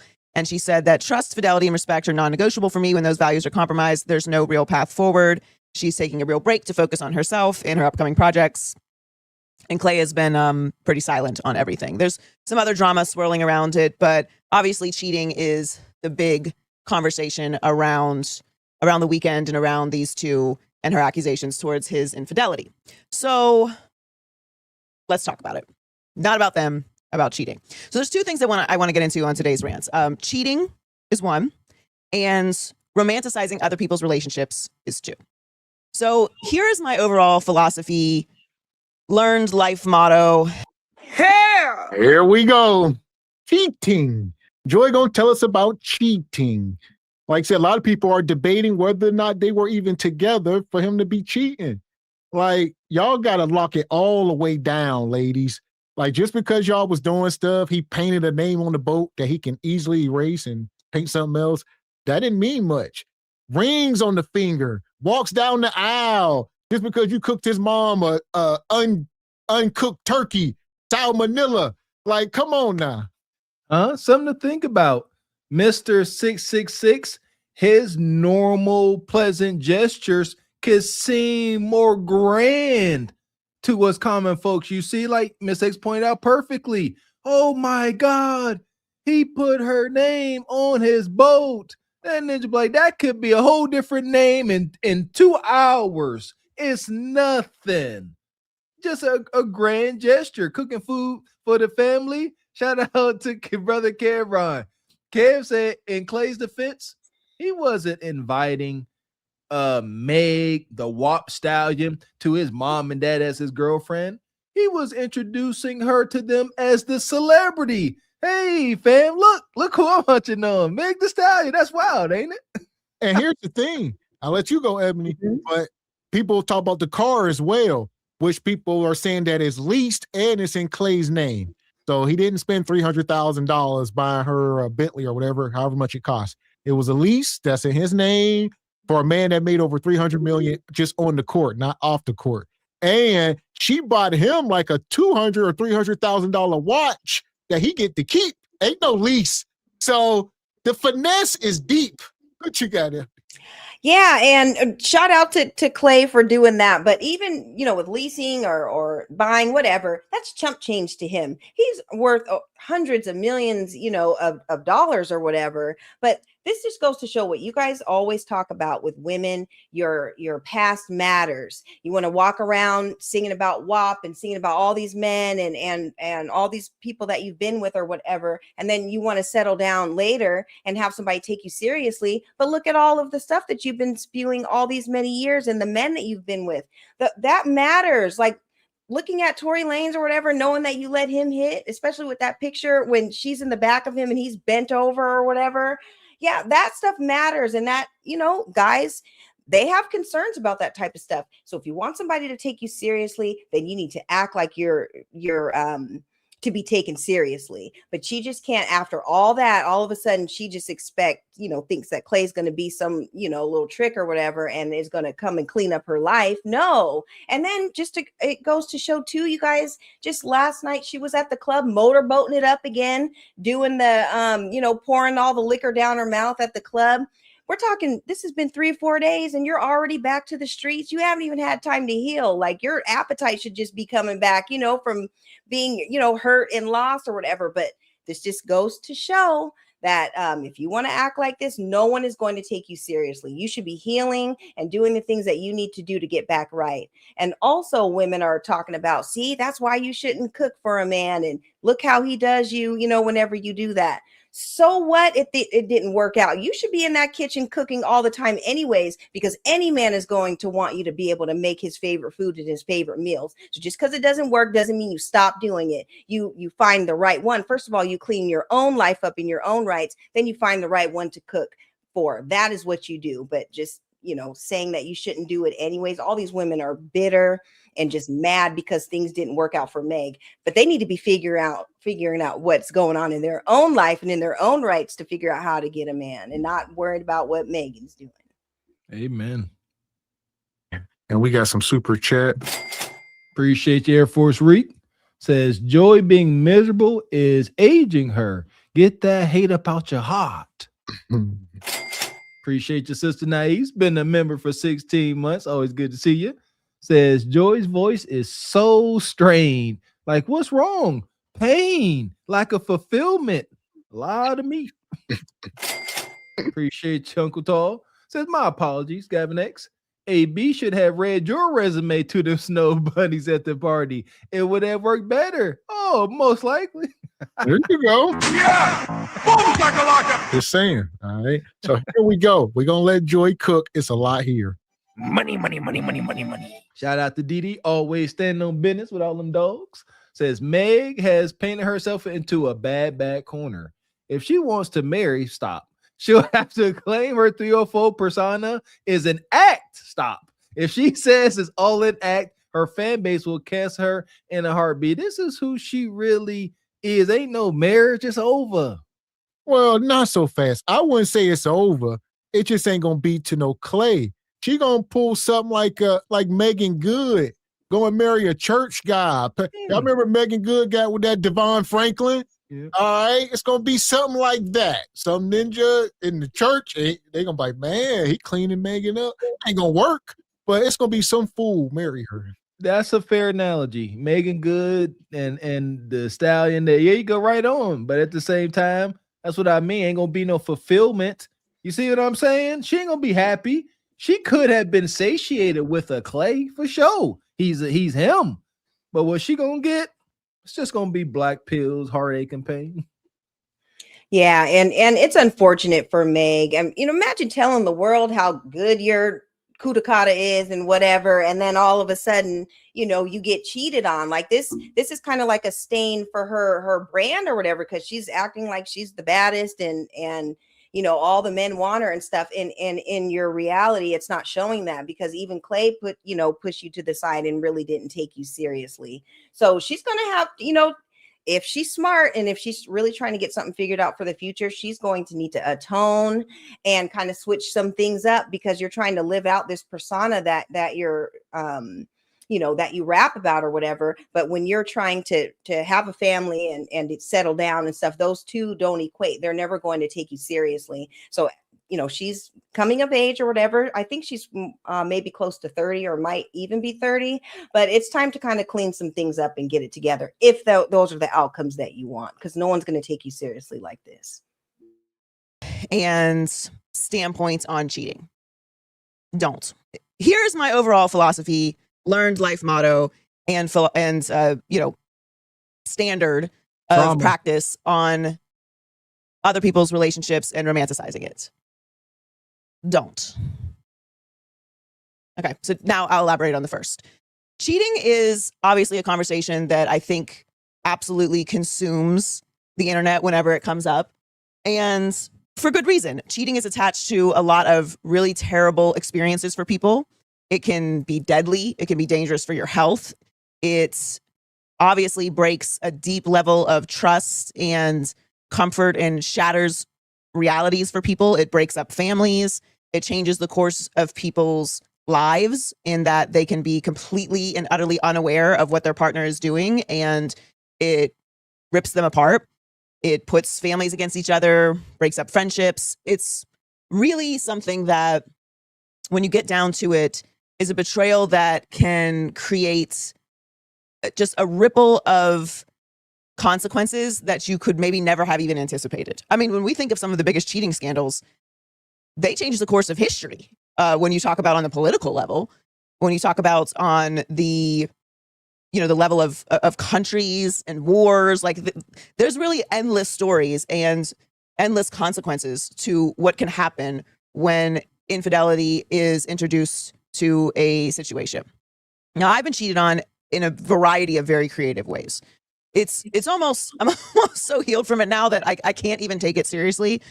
You a lie, and the truth ain't in you. You a liar. That's a lie. You ain't healed at all. That's what y'all hear in her voice. She done been served so many black pills. That's unfortunate. That's what makes the villains. There's always an origin story. No excuse. All right, we ain't about to break out no violins for you, Joy. It is what it is. And listen here, she said she has been cheated on in many creative ways. That's shameful, brothers. Like there's levels to these things. There is cheating where both parties know things are going awry, don't want to address it, and then the devil slips in on one party or the other. They end up hunching somebody else. But then what's the parameters? What's the parameters of cheating? We really got to put some parameters on this stuff. Well, it all depends on what they talked about, when they initially got together. Was this a committed exclusive relationship? Was she talking to Clay, about marriage, and was she being specific about the things that she wanted, or were they just kind of just winging it? But I'm sure there were signs or something that she noticed. It's unfortunate people do cheat or whatever. It doesn't stop you from dating. You still have to get back out there and you still have to figure it out. Yes, cheating sucks. We've all been cheated on or possibly even did the cheating, and it's not fun to go through that, but you still have to keep it pushing and you still have to learn lessons. Even if you were the one cheating or not, there was something that you maybe weren't doing, or you still have to take a self-assessment too at the same time, because we know she's not an angel, and we know kind of how she moves around, and she's been with a lot of different guys in the industry and stuff, and men don't want to walk around and people, they know that guys have already had you. Guys don't like that. They'll have a big problem with that. So it is what it is. I would say at the very least, you got to be living together for substantial, at least a couple years, something got to be there. You can't just be in the dating phase less than a year. Y'all live separately. Y'all don't see each other, but maybe on the weekends and stuff. Like, no, like we ain't about to keep saying everything is cheating. Even if y'all had some kind of understanding, there obviously wasn't that strong of a bond. So we gotta, like, say, if y'all living together and stuff, y'all really cohabitating, even if y'all ain't married, like you said, that's enough to be like, okay. But man, outside of that, I would say that's the parameter.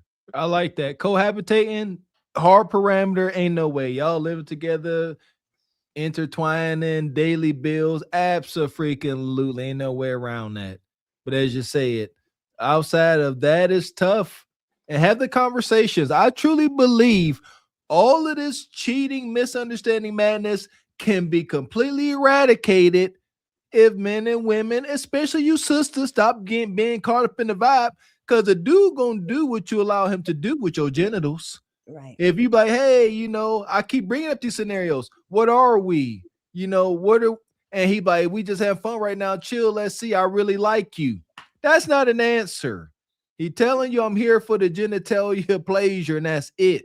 Have the conversations and cheating not to happen. You can break things apart before folks start to venture into other folks' crotch regions.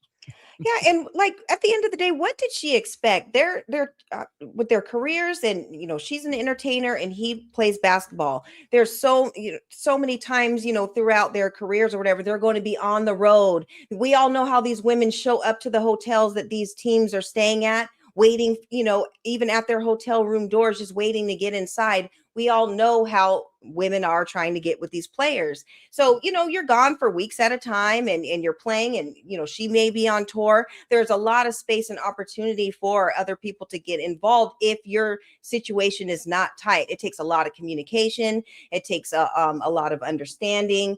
And if you don't have that, if it's based on wonkiness or just giving gifts and doing all that, and it's all for the gram or whatever, you don't have a solid foundation, so it's not going to stay the test of time. So it will be interesting to know how, what they actually talked about as far as being exclusive and all that. But it's probably, I just think they were just kicking it, and he was just having fun. I mean, look, it's Meg the Stallion. She's got her Megan knees. She was probably putting it on him every night or whatever, and it is what it is. But at the end of the day, it doesn't last if you don't build it on a solid foundation. Amen. Shout out to brother James Horton. Says she doesn't want to be called a stallion no more. Why? Because a stallion is a male horse. Right. Shout out to Hustler's Philosopher. Says the peanut butter cannons are here to deliver the hyena narrative, fully laced with top-notch gaslighting. Joy Taylor was cheating with the network executive before she got fired. Their Russell and Sierra 2.0 fantasy is crashed. Shout out to the Hustler's Philosopher. We appreciate you, brother. Sure. Yeah, that is true.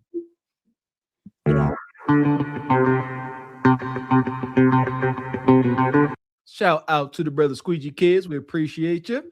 He says, I have yet to see one clip from the Hyena Clan asking why would a woman get with Clay knowing he was seeing Megan.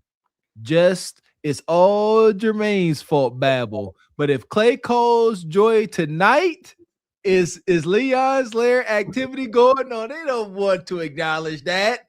Big fact, especially keep it on the hush. She's like, I'm coming. There you go. Yeah! Boom, shakalaka! And yeah, we played a video the other night where a woman was saying that. She said, if y'all start sleeping with these women's boyfriends, they won't be able to cheat. But that's too much accountability. Shame on y'all. Shame on the sisterhood. Yeah, and even a lot of things are going on online. They're trying to act like Clay is not him, like all of a sudden they're acting like Megan. If it wasn't for him dating Megan, nobody knew who he was. First of all, he's a 4-time NBA champion. Clay is really that guy. So I just think that all these women are just butthurt because things didn't work out, and it is what it is. But Clay is him. And I think Megan knows it now, like she knows what she had or whatever, and she was trying to make it work. And unfortunately it just didn't. So I think I told this story once, but I had an ex-boyfriend who I was financially supporting, and I gave him money to go out and clear his mind and have a good time. And he ended up giving that money to a stripper and having sex with her in the strip club with the money that I gave him. So I thought that was pretty creative. Oh, also I was paying all his bills. So he was living in my house and I was paying his bills when that happened. I think that's pretty high level audacity. I could tell you stories for the next 6 hours straight of the different ways that I have been cheated on. And some were really, really, really devastating. Some were, almost kind of comical, like that situation. But my reaction to cheating has varied over the years. Sometimes it's been a relief in a way, like it revealed who that person was to me. Sometimes it absolutely destroyed me and destroyed my comfort and my peace. Sometimes it made me incredibly insecure, which I absolutely hate. It caused me to do things that were completely out of my character, going through people's phones, going through people's computers, asking their friends questions. Once you are in that spiral of not trusting someone, it can absolutely transform how you behave, which is why so often women are called crazy and they're really actually not. They were driven to behave that way. You can't make this shit up. You can't make this shit up. Y'all heard it. Joy, what happened to women's intuition? Goodness gracious. All Jermaine's fault. Shout out to the chat. She got no accountability. So this dusty man, you didn't see all the signs. Joy, your brother is Jason Taylor, NFL. You know what success look like. You know he's a husband. He got children. You know what it looks like. So you was out here chasing meats and show us this ninja who you was paying everything for.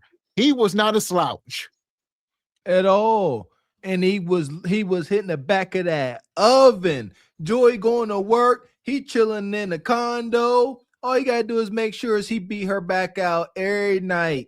All right, no nights off. Easy work. And he was down because he wasn't getting no motion. So Joy sent him a couple whacks to go have a good time. And he went to listen here, ladies, hear me and hear me well.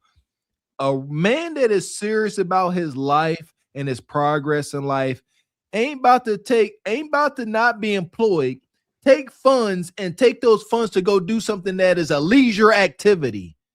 It don't go. No, everything must go towards progress. Yeah, you went to the strip club because you allowed it. You signed up for that. Like we talked about, what was y'all agreement? What was y'all arrangement? He give you meat and you let him do whatever he want. Just don't let you find out. But you found out. You muted it, Stephanie. And she said that it happened multiple times with her getting cheated on or whatever. And chances are she probably made him, kind of like sunned him because she was paying all the bills. And so what did he do? He took that money that you gave him and he went and found somebody who appreciated him, whether it was at a strip club or not. But the way that she's talking, there's no accountability. Like, she's trying to justify toxic behavior, like crashing out and all that. Just because somebody cheated on you doesn't mean that that gives you the green light to go off and behave and act all crazy and erratic. Nobody drove you to do that. You're still responsible for your own actions as an adult. Just because somebody disrespects you or cheats on you or whatever, you still have to maintain and get through life. It's not like a green light for you to just act out and act all crazy and blame everybody. So yeah, like she's talking about no accountability whatsoever. This is not okay. You need to be held accountable for your actions, regardless of how people treat you. You are responsible, and that's your job and your job only. Amen. We appreciate you, Dee Dee. Says Clay looked at Meg's past and put her in the recreational use only category. So sleeping with other women wasn't a problem for him. She made herself recreational use only. Sir, it's her dad. It's her whole model. Man. Appreciate you, Squeegee Kids. Says, I see Joy Taylor on that Serena skin lightening regimen. At this rate, by the late 2026, it'll be hard to tell. Is that Joy Taylor or just musty things? Appreciate you, Team Peterson. Been a member for 30 months, since day one. Says Megan, Joy only qualify for hard D and bubble gum, and we all out of bubble gum.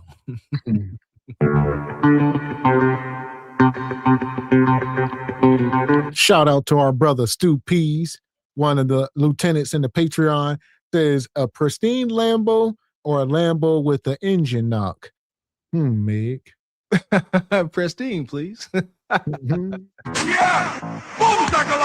No brainer. So here we go. We're gonna let Joy. She ain't done.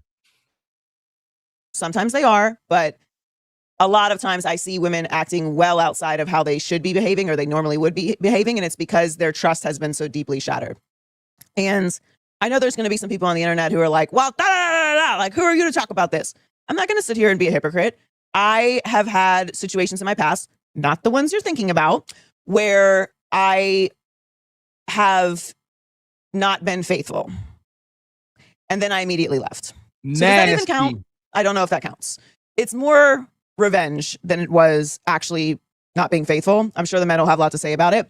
But outside of my baseline philosophy of don't cheat, I find cheating to be a real challenge for people. Like, you have to do a lot to cheat on someone. You have to lie extensively. You have to hide things in your phone. You have to hope constantly that the person that you're cheating with doesn't run and go tell your partner. You have to make sure that you're turning your location off. Like, is it not exhausting? She belongs to the streets. My God. She belongs to the streets. Y'all must understand, Joy Taylor is the new face of feminism. This is Margaret Sanger reincarnated. She talks about liberation, decentering men, equality, all these things. She thinks she's directly equal to man. She can move how y'all move. She can sit up here and talk about revenge hunting, and this ain't gonna tarnish her image because she's liberated. Fine. I don't see anything wrong with that.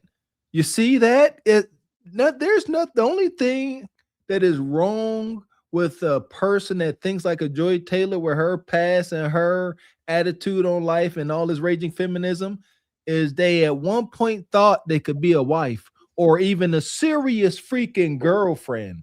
If you are this level of feminist and broken, you are good to do what you want to do, which is hunch kind of with no strings attached.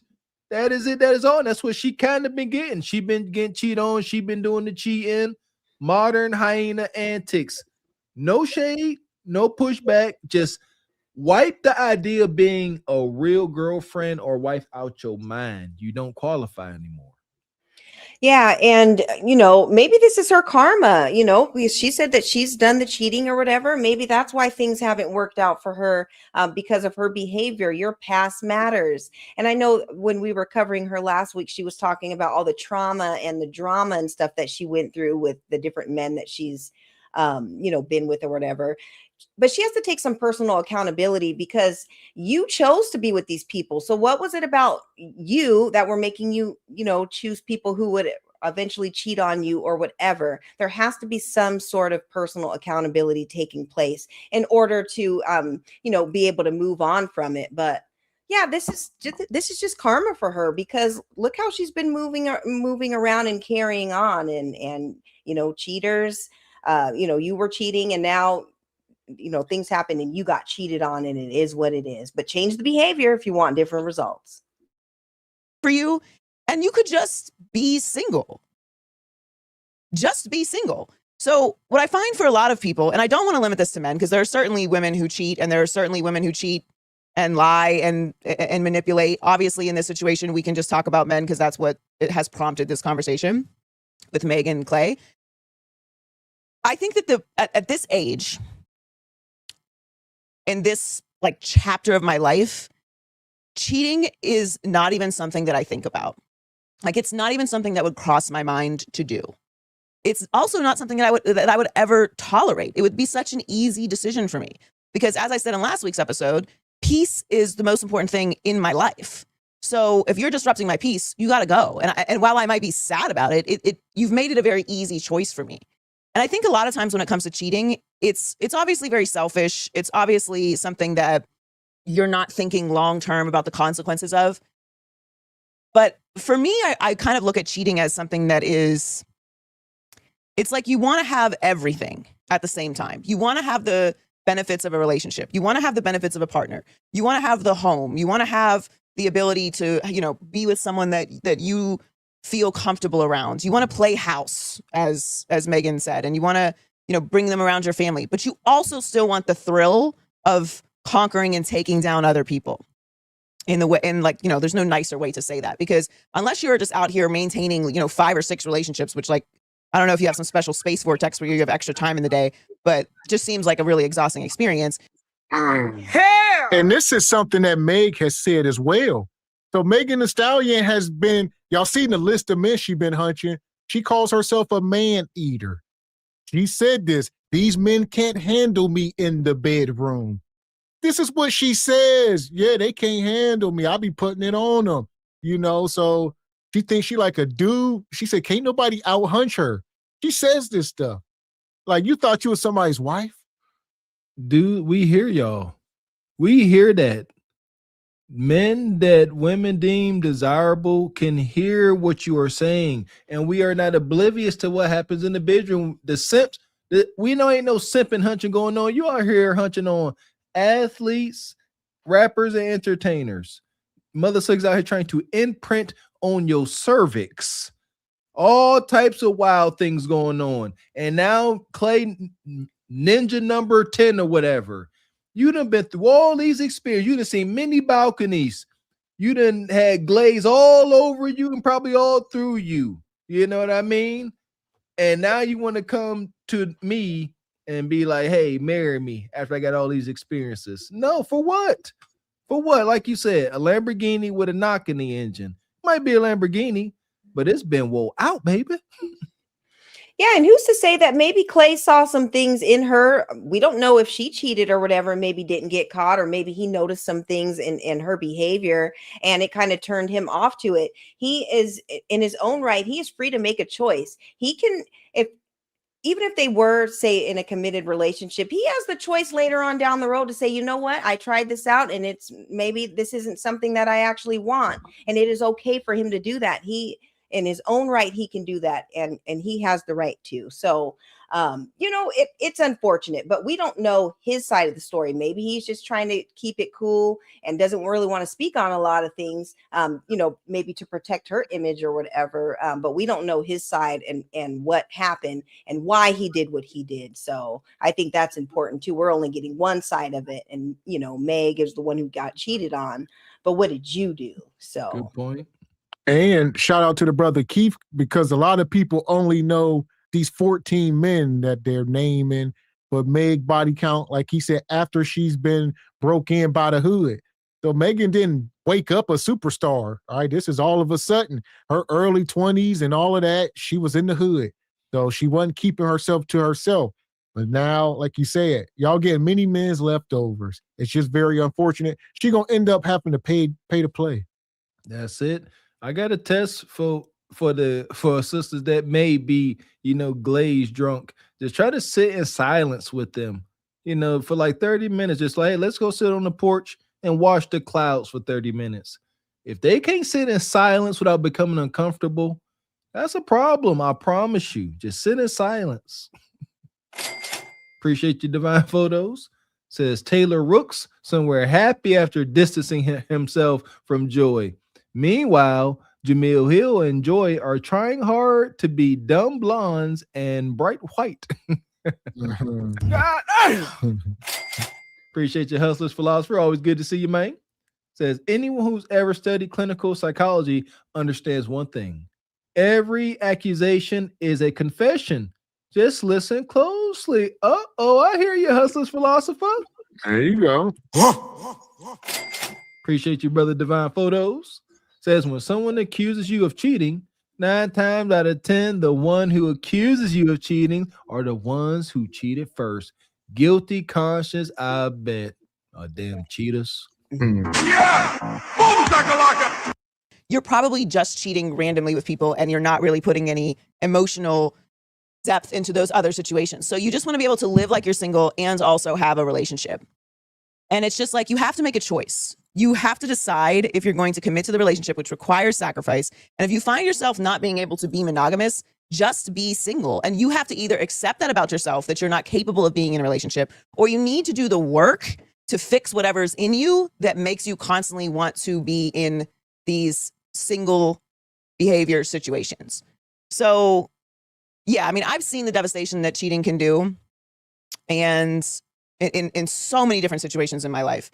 And when I say that, not even just related to me, I've seen it in friendships. I've seen it in every close relationship that you can have. I have seen it happen, and what can come of it, and the lasting effects and the amount of trauma that it causes for so many people. It's not just your partner. And when it comes to being in a family, you're really, really taking it to another level, because you're betraying not just your partner, but other people that have invested or supported or are a part of or are directly affected by that relationship. So, yeah, I mean, just don't. Like, it's the best thing I can say. Just don't. If you're thinking about cheating, don't. And then if you can't help yourself, be a real stand-up adult and leave the relationship. Spare everyone the trauma and the lies and the manipulation and the extra heartbreak, and fix yourself or do that. Like, there are no loopholes to any of this. And then the final thing I'll say on this is, I think that cheating has different chapters, right? Like, if you are a young person, if you're like in your early 20s and you're still learning how to be in relationships, it doesn't make it any less traumatic for the other person. But there are a lot of different things that you're going to experience in your life, and people have to learn things the hard way, I think, sometimes. And being able to reflect on what it is that you want at a certain time and what is something that you want to participate in is a big part of maturing. Yeah. Listen, I mean, they going down these whole cheating rabbit holes. I don't believe like women and cheating. I think that's absolutely disgusting. Like, you should, I mean, ain't no coming back from it. If you're really in a relationship with a guy, it don't even make sense. But like you said, for a man, there may not be no coming back from it either. Depends on the woman.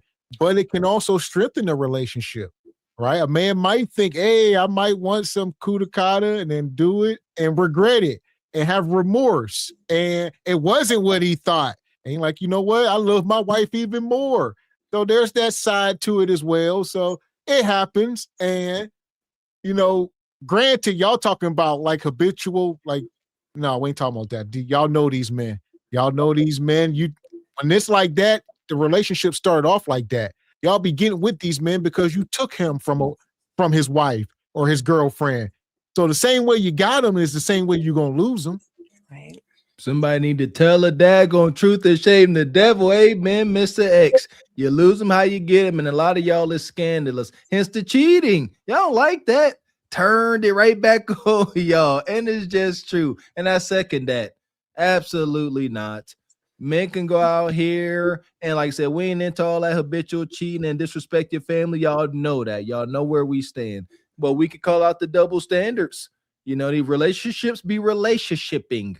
Guy can go out there, dang near fall into some kudakata. And like Mr. X said, well, that ain't what I wanted. Learn something new. But for a woman to go out there and engage with a man, you got to like him. Your genitals got to claim. It's a whole connection that has to happen. A man can, we don't agree with it, but a man can hunch on a woman and not know her first or last name. But a woman and not the same. And if you can as a female, if you can move like a man as a female, no debate, you're broken. Go and get help. Yeah, and Meg, she also had the option of, you know, maybe talking to him and maybe getting past it. I understand that, you know, cheating, you know, with some people that could be a deal breaker or whatever. But if this was really the love of your life and somebody that you wanted to build and connect with, why didn't you guys talk about it? Why you guys could have got counseling? There were other things that could have been done. Just, you know, just not just walking away or whatever, if this is really going to be your person. But when Joy was touching on, you know, Megan was like, I met your family and I did all this. Well, men will take you to meet their family, meet Big Ma and Auntie and them and all that. And then they will also bring the side chick to the next event. And it is what it is. So just because you met the family doesn't mean anything. They love him and you are just, you know, what it is right now. And it is what it is. And a lot of women need to understand that doesn't mean anything to him. Like men, you know, they can cheat and it can be purely physical. A lot of times women, we're more emotional. So when the cheating happens with women, it's more on an emotional level. It might be physical too, but you know, we're more emotional beings or whatever. And that's where it gets really wonky. And you have to just be careful because cheating is different for men and women. There's a lot of things that go on with us physically and emotionally when it comes to having, you know, sex, you know, with different people and everything, and having multiple people, you know, in your system at one time period or whatever. It can really start to affect your brain and your thinking and all that. So you have to be careful about that. Cheating is different for men and women. So if you're a grown ass cheater, I don't even know what to do with you. Like if you're in your 50s and you're still cheating, like you're a completely unserious person. Like I said, there's so much more I can say on this, and we will, I'm sure, talk about this throughout the season in different conversations. But that is my core philosophy on cheating, which is just don't do it. The other part of it that I mentioned at the beginning of this was romanticizing other people's relationships. So often when it comes to celebrity relationships, we create these ideas in our minds for what it is that they're experiencing. We get into this loop of like, they're cute together. And we sort of become invested in their journey, you know, their hard launch, seeing them, you know, do their things together. What gifts does he get her? What does their engagement look like? What does their wedding look like? What does their kid look like? What does their house look like? You know, where are they going on vacation as a family? And we become sort of an extension of their relationship. Public relationships to me are an absolute nightmare. And it's why I've said since I've started this podcast that I have no plans on being in a public relationship again until I am married, if I choose to do that. And it's because of situations like this. And I don't blame anybody at any level, like a public figure or not, for sharing their happiness and sharing their life. But you do invite a certain energy into the situation when you do that. And it does sort of prompt this responsibility to explain yourself all the time. And romanticizing other people's relationships has become a huge problem in dating. It's become a huge problem in how people relate to each other, how people end up committing to each other, cheating, because we're seeing only the surface. We're seeing only what people share, right? Meg was never sharing when her and Clay were allegedly fighting or going through things because he was moody. You don't get that part of the relationship. So when we see these huge high profile relationships, Travis Kelce and Taylor Swift, Beyonce and Jay-Z, like we get so hooked into their experiences, and you just don't know these people. Like, you don't know these people. You don't know what they're going through. You don't know what their relationship is really like. You're not getting the behind the scenes. You're not getting the ups and downs. You're not getting the alleged, infidelity. You're not getting that experience. So she belongs to the street. Joyce, spare us, please. So she's sitting here. A lot of these women now, even her and the Coonjers, we ain't going public no more. Y'all ain't seeing no more of our men. Listen, that's not going to stop anything. Y'all are not girlfriends or wives or any of that. Y'all are side chicks, and y'all will be treated accordingly. Like you just said, Beyonce ain't got no problem being public, and a lot of folks are public with their relationships, and they've been together forever. So if either you cut for it or you ain't, you can't put some man in the closet. Y'all out in the limelight, paparazzi gonna get you. Somebody gonna get a picture. Come on, why can't the Joys and Coonjers of the world land guys that are there just for them, trying to build something genuine and not be up here social media clout chasing? That's their concerns. Joy said that you got to do a lot of explaining of yourself whenever you are public or on social media. No, you don't. Explaining yourself. And there's two things. Yes, if you put your relationship on social media out there, folks will start to pry and try to dig. Yes, the world is miserable, but you ain't got to do no explaining as long as you are moving in a kosher way. Denzel Washington got to do a lot of explaining, and he was a whole heartthrob out here. All the sisters wanted to give Denzel raw coup de cata. It's a couple of them. LeBron, they got a little weird, but Denzel. With Denzel, you ain't got to do a lot of explaining whenever you are moving correctly. But yes, especially for a woman, if you are a woman and you always hugged up on other dudes, shout out to that Mika and moving. Yeah, you got to do a lot of explaining because you ain't moving like a person that's in a relationship.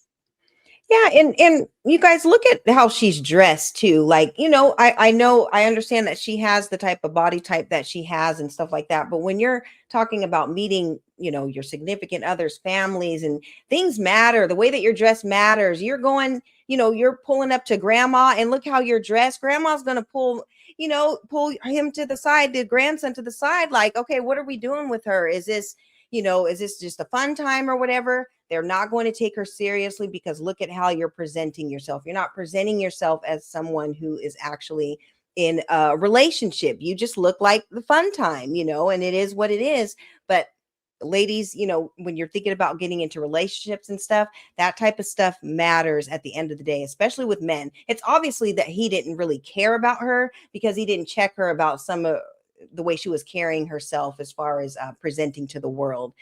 Because a man who doesn't play about you is going to speak on the way that you're dressed or the way that you're presenting yourself. And it is what it is. Or the flip side, maybe he couldn't. And a man can't protect or respect what he can't control. So if he's saying you need to stop twerking online, you need to stop wearing this, she like, it's part of my brand. This is how I eat it. And he like, you know what? I can't do this. I can't control you, woman. Done and done. And listen here, whenever you sisters get comfortable around the guy, she seemed like she got comfortable, your quirky little weird side starts to come out. And maybe Clay didn't want to deal with that. She got a wild laugh. She very animated. After the coup de cata allure wore off, he was like, man, this is it. Yeah, it's true. You're right about what you said, Gavin X, about maybe he did try and maybe he was trying to put her up under some instruction and she wasn't going for it, or she wasn't listening, or she wasn't, listening to how he felt about certain things. And that kind of stuff matters. Just imagine being a man and you're trying to get through to your woman. She's just not listening. Yeah, you are going to go off and find someone who is going to want to be up under some instruction and who is going to listen to you and make you feel like the man that you are. So that could be a part of it too. Like I said, we don't know his side, but I don't think that Megan is 100% innocent in all this. I think that both parties played a role, whether he cheated or not. There should be accountability on both sides. Shout out to Project Leroy. Appreciate you. Says Joy spent her life cosplaying us, and now she's converting herself to a Karen with this Megan Kelly look. Mayo, avocado toast, and Rice Krispie treat on deck. Right? Y'all wildin'. Money. Shout out to the notorious Ashy Foot Productions. Always good to see you. He says, I will say this. Do you remember when Cunha and Joy were hanging out together? Now you don't see that anymore. I will neither confirm nor deny I had anything to do with that. Who hurt them? King Ashy Foot Nug Nug, get him. Yo, wow. Shout out to Dee. Says Beyonce and Taylor Swift are sexy, but they don't make their sexuality their entire persona.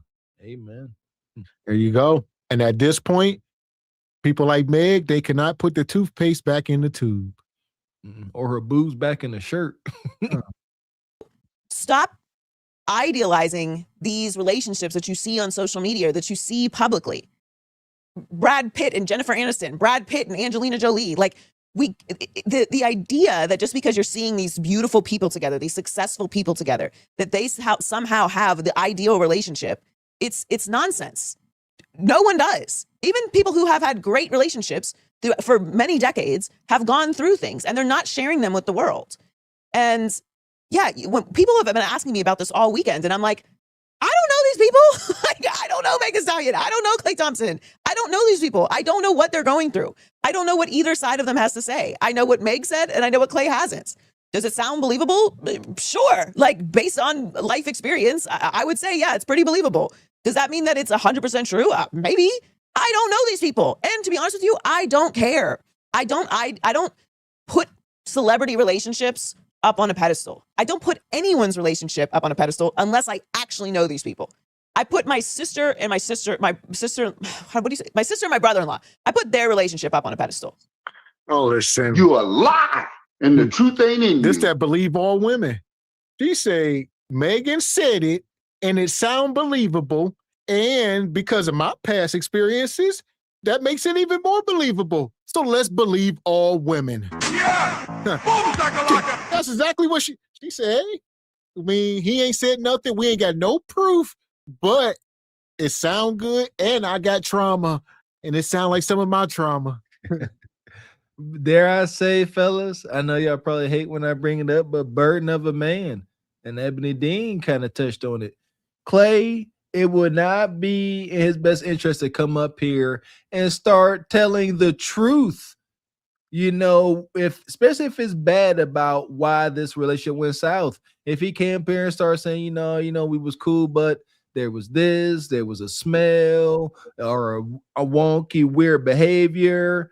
Men deem that as kind of, look, that it's feminine. Coming up here exposing your woman's or your ex-girlfriend's, soft spots like that. That's just not cool. There's no need to do it. But it's a burden, right? Because they will come up here. Oh, I was with you doing your mood swings. You like, be mood swings?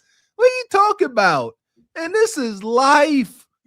You should be honored to be in the presence of a four-time champion? What you mean mood swings? These ain't mood swings. He handling championship type activities. What do you mean mood swings? Y'all weird. Again, emasculation. Because saying a man has mood swings. Hush up. Well, I would say y'all don't know how to nurture a man. Because two things can be true. These women don't have a nurturing spirit. Like, granted, this brother Klay, he had a rough season. We all know it was probably his worst season as he's winding down and the team sucked. This dude come from a winning organization and he's been traded to another team, and it sucks losing. He's been doing nothing but winning, and he's been excellent. And like you said, so he may come home after losing the game, and he don't want you doing TikTok dances and playing around. He might want his feet rubbed and some gok and just go to sleep. And y'all don't know how to read the room. Like, Yeah, he's wealthy and successful, but understand after a bad game or whatever, he's not trying to be playing around. He's trying to relax or whatever the case. There you go. That is not the burden of a man. You having a bad day, you are allowed to not be chipper. You are allowed to not be all upbeat. Yes, yeah, don't, absolutely not. I can see it now. Clay come home down, head down, sad like a damn big 6'7" puppy. Dad going right. And here she come, making light of the situation when obviously it ain't light for this man. There's so many ways that we could point out where this went wrong, but a person like Meg won't ever acknowledge it because, like Mr. X said, she don't know. No, she don't know. She ain't nurturing. She don't know what she did wrong.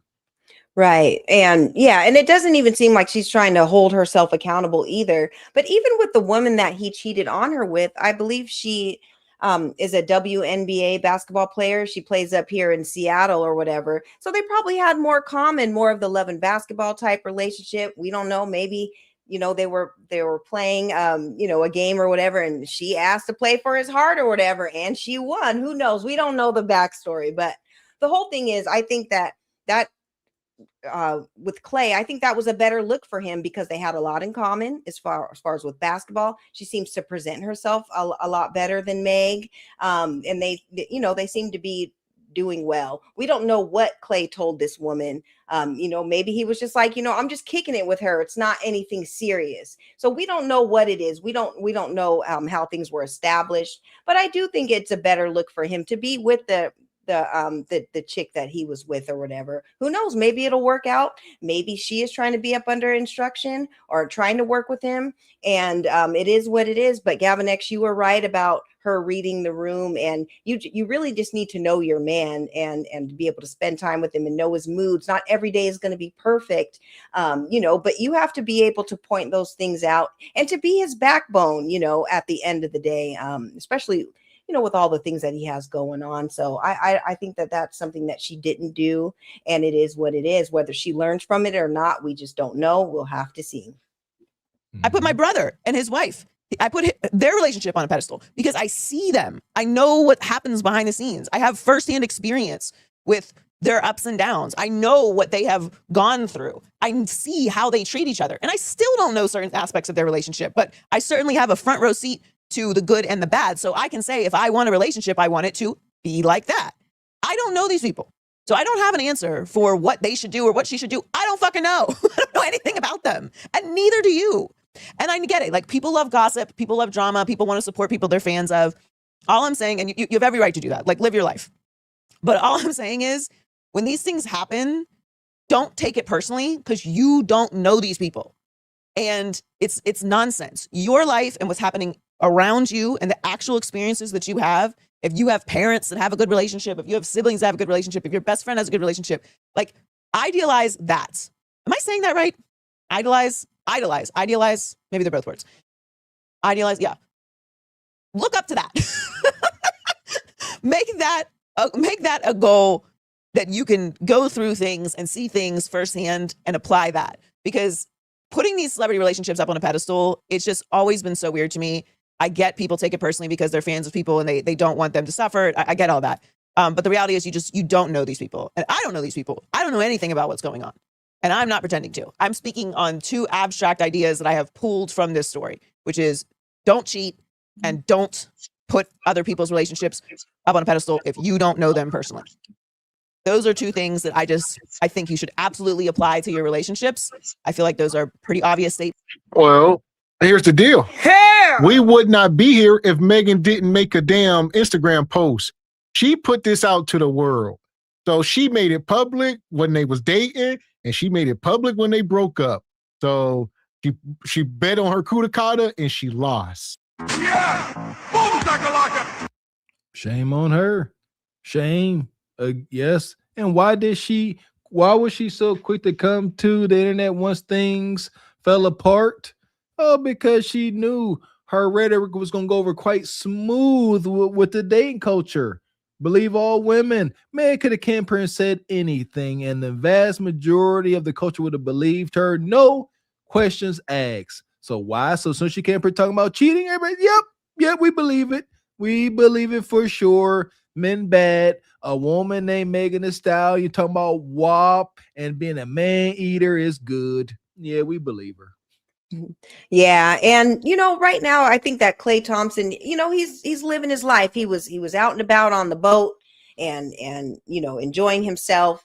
Megan, she was out at the club or whatever. She didn't learn her lessons. I think he's actually using the time to heal and to get right, but she's just back to the streets like within days. So, what is that saying, especially when you're telling that man's business of all the emotional and maybe mental things that he was going through? What man is going to want to follow up again and try to wife you up or whatever, knowing that this is all you do is go online and talk about all your business? And sometimes people just want to keep things private, and it doesn't necessarily always have to be a post about. So she's going to have to think about that. She's going to have to make some changes if she wants real results in life. And I would say a relationship is just like a job or anything else, people. So you don't want to leave a damn job throwing poop on the walls and, threatening people or whatever the case in the worst type of way. And then the next job, they're going to call them or they going to know about, you see what I'm saying? So same deal, Megan. You don't want to be leaving a relationship, smearing poop everywhere. And people say, I ain't dealing with that woman outside of GTD. Too late. The poop has been smeared. She back out at the club this fast. Why? Real hot girl-ish. She said it. Man. Appreciate you, Travis Golston. Says Clay seen Meg without the wig. Retroactive PNC. Yeah. Yeah, like you said, Meg is obviously an attractive woman, but I tell you what, she take that wig, them lashes, and that makeup off, she become a regular Bonquisha faster than you can blink. Very, very regular. Very, at best, regular now. Yeah. Looks wise. Money, money, money, money, money, money. Cheeks can't save her. Shout out to Kilo Mike. Says women like Meg and Joy are dangerous. Men should use Socratic or come on, man. Elicitative questioning to understand the woman they're courting. I looked that word up. If I had to share an elevator with a dog or Joy, I'd choose the doggy. Shout out to these $100 words. Elicitative? Come on, man. Appreciate you. Shout out to James Horton. Says, let's not kid ourselves. They are community CUDA. Huh? High-end community CUDA. Listen here, we ain't going to keep playing with it. We're going to send Joy and Meg up the Glaze Galaxy. Uh-oh. Say, get away, Evie. This Glaze hate for you. We got us the gun line. Tell them about the gun line, boss. 304. Let me tell you something. One thing about it, hoe, and two things for sure. I ain't never seen a UFO and a ass hoe that won't motherfucking go. You hear me? Y'all some backwards ass motherfuckers. Bitch, bye. Get your life, hoe. You thought I was gonna be embarrassed. No, ma'am. Don't play no games. Whoop, whoop, whoop, whoop. Baby, I'm making in my name. And y'all get on this motherfucker and just talk. They keep giving me this red back. You hear me? L blocker. Block universe. You know what I'm talking about? Wait for me! Hurry up, Evie. Hurry up, Ninja. Oh, that was great, you guys. I love that. Shout out to the brother Jay Tillman on a fresh new drop. Appreciate you, brother Jay. Yeah! Boom, shakalaka! Appreciate your squeegee kids coming through like you do. Says Mr. Walker saw that super chat and went, hi, my name is Floyd. And don't do me like that, man. Y'all be coming with these $100 words. Y'all don't even use these words in y'all daily life, but y'all want to come up here, super chat up here with your dictionary put up on your phone. It's cool. It's cool. We take it. There we go. Better him than me tonight. So one of us got to catch a stray. I take it. I take your bullets. But nonetheless, speaking of that, we got a trigger warning here. We at that point in the show. Have things gone too far? The community is self-destruction. Can we fix it? Like I say, this next segment, trigger alert for everybody in the back. Oh boy, what we got? Who about to pop up on the screen? Huh? I don't know. Yeah, I want to make sure I get this right. So I'm pull this up. Shout out to this brother. Shout out to this brother. The people over at DPMO Morning Show. All right, they had this woman Jazz up here, and as y'all could imagine, this is about to get wild. Shout out to Jazz. From what I know of her, there you go. She be super wild. She know how to get under brother's skin. Let's see what we got. The whole women going to work trying to make more money, that was a selfish that was a selfish stake that women did. All right, let me tell you why. Because when women decided to go to work for no other reason than to be fake independent, they took away resources from the children. Now you don't got nobody there who's there teaching ideologies of the family. Now you got the kids dumb as fuck. You as the mother, you are the one who's responsible for the feeding the kids, the nutrition. The father is not responsible for any of that? The father role was defined, and it ain't changed since. Okay. Oh, the father role was only to go to work and go home and go to sleep, not to rear the kids. Not to no. I'm not saying. Hold on, Jazz. Hold on. I'm not saying that it don't happen.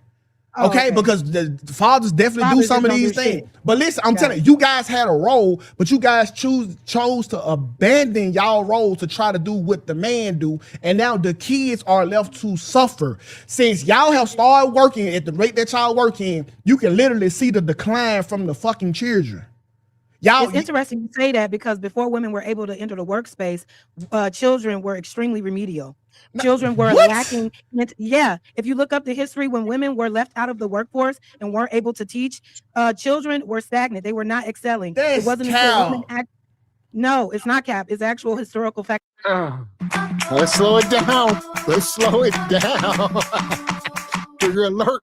Listen, she got a lot of goal line moving. The thing is, how far back in history are you going when you talk about women not working? Because we know women have always worked. So even if you want to go back, we have bigger issues at stake, just with education alone in this country, getting the proper schooling, getting the proper books, and all of that. Like, we fresh up out of slavery. So what you talking about? So just stop, sister. See, here we go. See, I like these conversations, and I'm a bit critical because I feel like some of these brothers don't know how to drive the point home. You know, yes, your job as a man, let's get real traditional. You go to work and you come home, and Jazz's rebuttal was, oh, did you just come home and go to sleep? Absolutely not. You see, no, and come home and go to sleep. We come home, we make sure everything is running well. I brought this up during our last show. Make sure everything is functioning mechanical wise. The dishwasher good, the hot water tank good, the wash machine, the dryer. Make sure everything is good. That's not your concern as the wife. Even if it goes wrong, all you gotta do is say, hey. What if he did, Mr. Walker? Let's play devil's advocate. What if the man worked 12, 14 hours and he came home and needed a nap or whatever the case? Here we go. Thank you. And that's why we must acknowledge it is best for your woman to like you. There's two kinds of relationships, men. There's a relationship when your woman see you trying to catch a midday nap, and she gonna come and put a blanket over you and make sure you comfortable. Shout out to my wife. And then there's situation B, where she see you trying to catch a midday nap and she come kick your recliner. Yeah, two different things. When she like you, she gonna want you to rest. She's going to acknowledge, number one, going to acknowledge her productivity as her man and not see you as you could be doing better. That's Jazz. Jazz, you know, we talk about this all the time about the feminist movement and how when white women were approaching Black women about making the women's movement including them into it. When we didn't have those problems, we were actually working fine as a family, within our relationships with other Black men or whatever. We were sold a bad bill, and it is what it is. When you think about things, we are living in a society where there might need to be two different incomes or whatever. But a lot of women are, they live by themselves. They're not married or whatever. And so they're using these jobs, to kind of compensate that, when that wasn't even an issue that we had at first. Our primary role is, to be with to raise your family or whatever, something that I definitely pride myself on, and love that I'm able to have the opportunity to do so. It's very important. And you can see it in the difference with kids, the ones who are reared correctly, the ones, where there's always a parent home or whatever. And to to your guys' defense about the men coming home and sleepy, you know what, men have to take care. They're the head of the household. They have to go out and conquer the world or whatever. If he wants to come home and go to sleep or whatever, let that man sleep, because he's taking on a lot more than you are as being the man of the house. And sometimes that's okay to do, as long as you guys communicate and talk about the things that need to be discussed, to where you guys are having a healthy balance. I think that he's right about what he's talking about. And I think she just doesn't want to accept it, because maybe it was, a choice that is kind of detrimental for the family, because your primary role should be taking care of your family. That's just my personal opinion. Impacts and data that back this up. But I don't understand. So what would you rather see? Are you saying that you would rather see all women just leave the workforce, go back into the home, and then all the responsibility is on these men to make all the money to raise their families and to raise their kids, and then women need to be? Yeah. No, that's ridiculous. Yeah. Because the only reason are more men going to step up and become elderly care workers? Because y'all are not doing that. It'll be more jobs. And if y'all are so smart, why don't more? If y'all are the better teachers, then why don't more men become actual teachers for preschoolers? For it ain't no money. And you don't want grown. You don't want these. No. So you only care about the community if you can financially benefit. No, nobody said that. You said that. No, that's what Black just said. No, Black said because it ain't no money. He just said ain't no money in teaching. Yes, that's not him caring about. Ain't no money in teaching, so men don't want to do it, but you expect a woman to do so for free. No. First of all, goddamn it, if all the women were at home, y'all could teach our own motherfucking kids. You wouldn't need somebody to teach them for you. All right. Second of all, if there was a school, you don't want a bunch of men at the school with your kids, would you? Why not? Because you wouldn't. You wouldn't. Why not? Would you take your children? Would you want your daughter? Would you want your daughter in the school where there's just a bunch of men? No, I wouldn't. No. I just wouldn't. Why is that? Because that's odd. It just don't happen. The same reason why you won't want your children at a daycare full of men. It's just odd. Men are so great. Lord have mercy. Her with this damn straw man. Like you trying to prove a point, like, oh, you don't want her around evil men. No, I wouldn't want my daughter in the school around all you toxic ass women. I'm sorry, vice for my son. I'm sorry, my son in the school around you toxic women. Then he turned out to be Mr. Delivered. All right, zesty. Who knows? So there can be an overbalance in all of it. Like that's a real thing. And go ahead. I done forgot my other point. Rage Bay. I told y'all. Trigger alert. And I'm trying. I'm slightly triggered because she don't listen. I get annoyed whenever folks talk a lot and don't listen to understand. And I get it now. Jazz ain't trying to listen. She trying to get gotcha moments. Told you, see, told you. Shut up. God dang it. Like the brother said, you know, you don't want a whole bunch of guys men are not going to gravitate towards education because it doesn't pay that well.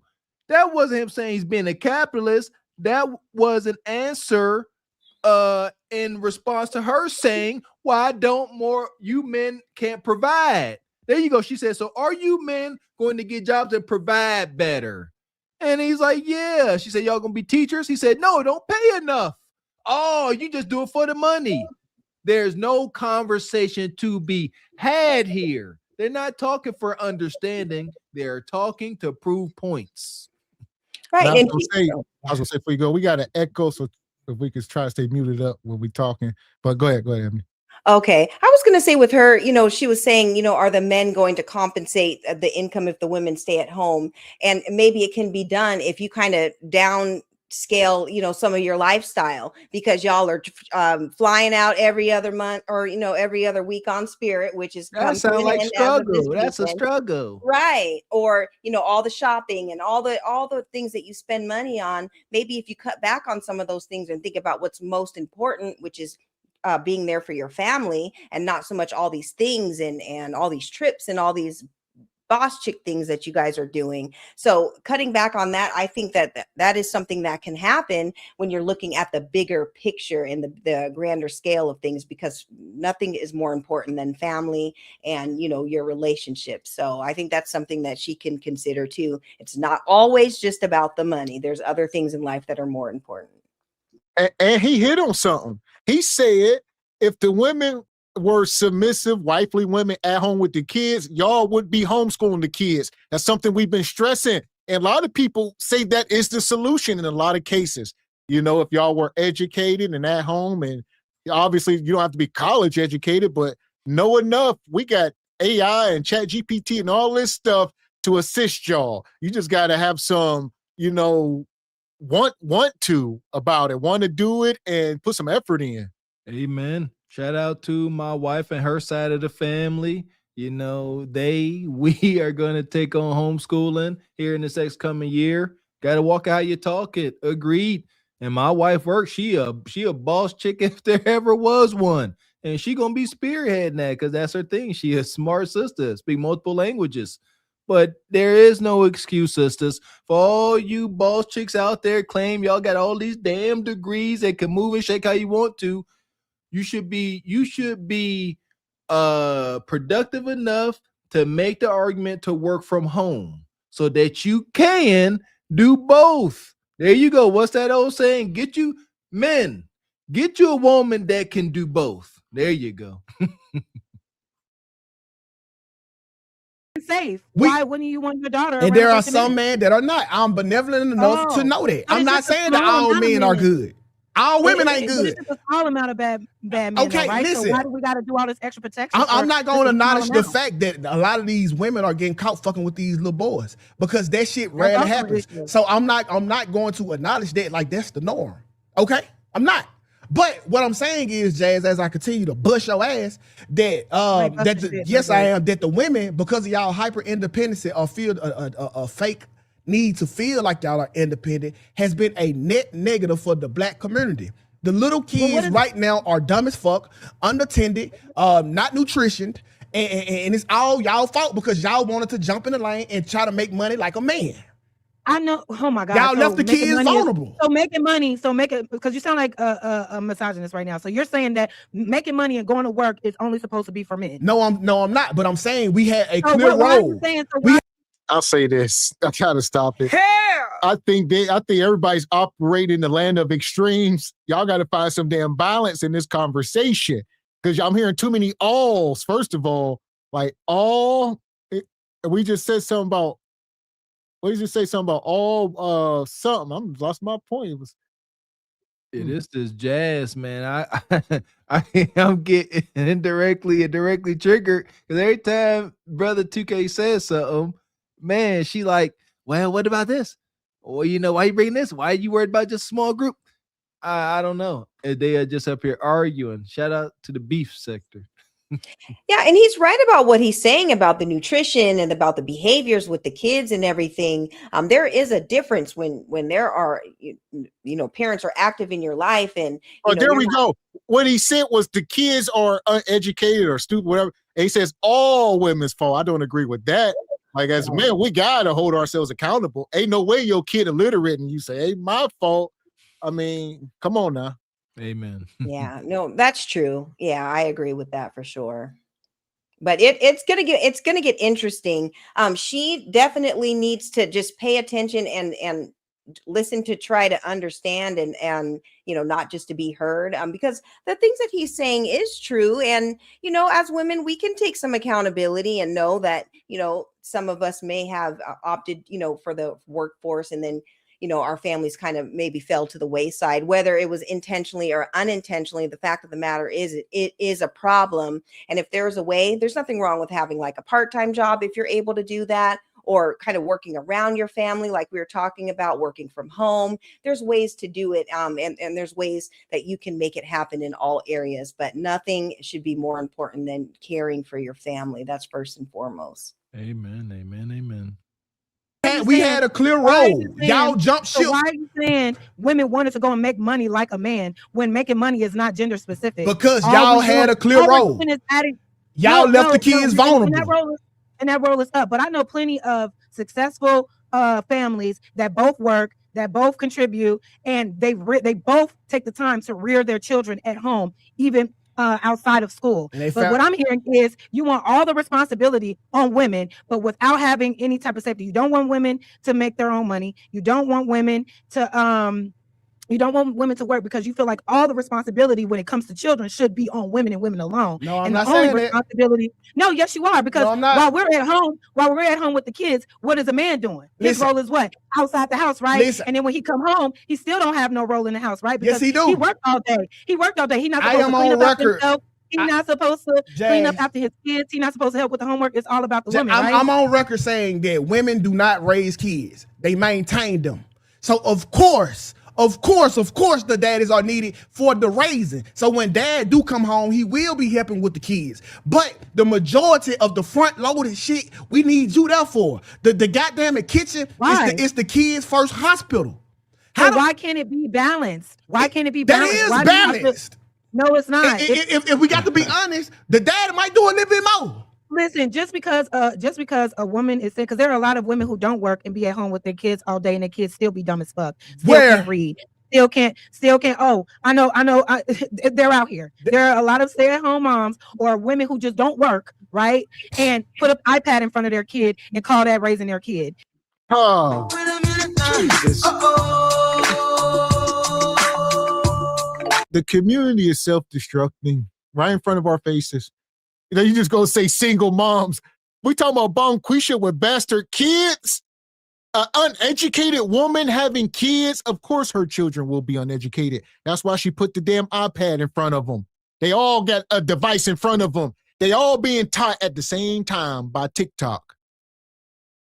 I don't think it's possible to get through a individual like Jazz. Can she hear anything? So many extremes. Like shout out to the chat. There's different kinds of work. You know what I mean? I don't believe that, a couple, from my lived experience, a couple, a man and woman out here married and they both working grueling jobs. You might want to talk and look at reality and see if you're going to have the time and energy for kids. That's something we don't think about either. Having kids is truly a blessing, and it is nonstop work. You got to prioritize it. You see what I'm saying? But folks like Jazz, we got to go to work. We got to go to work. We got to earn like men, and that's it, because they don't really plan on cohabitating, and they don't like the natural balance of things. Shout out to 2K. He said there was balance, there was role set. And I don't know if y'all heard it, but Jazz said those days are over. You see? She said it real quick. She said, that's over with. We here now. That's all I need to hear. No need to negotiate with terrorists. Yeah, and maybe if you knew how to or learn how to work with a man, you're not going to have to work as hard, or maybe you can just have a part-time job or whatever. But if you're a Bonquisha and you got 4 kids by 5 different men, and you are the primary, caregiver for your family, because there is no man in the house, yeah, that is a role that you have to take on, and it's unfortunate because you have to be both the man and the woman. But if you just learn how to cooperate with a man, you guys can work together in order to make things happen, and he can kind of lighten the load for you or whatever, because you guys are working as a team and as a family. But that's something that, women like this or whatever, they're going to have to make some adjustments in their way of thinking in order to make that happen, because no man's going to come into the situation and try to change things for you or whatever if you have this type of mindset. So there you go. Shout out to DPMO Morning Show. Oh, good to see you. Said thanks for the reaction. Yeah, heck yeah. Shout out to you. Shout out to y'all. Appreciate you brothers over there cooking up. And shout out to the brother 2K up here dropping gems. Sometimes you gotta listen through all of it. I know some of us, we could be a little country twang and whatnot, but he said something there like the kitchen is the first hospital. He dropping his little tidbits, and that can go over people's head, but that's a real line.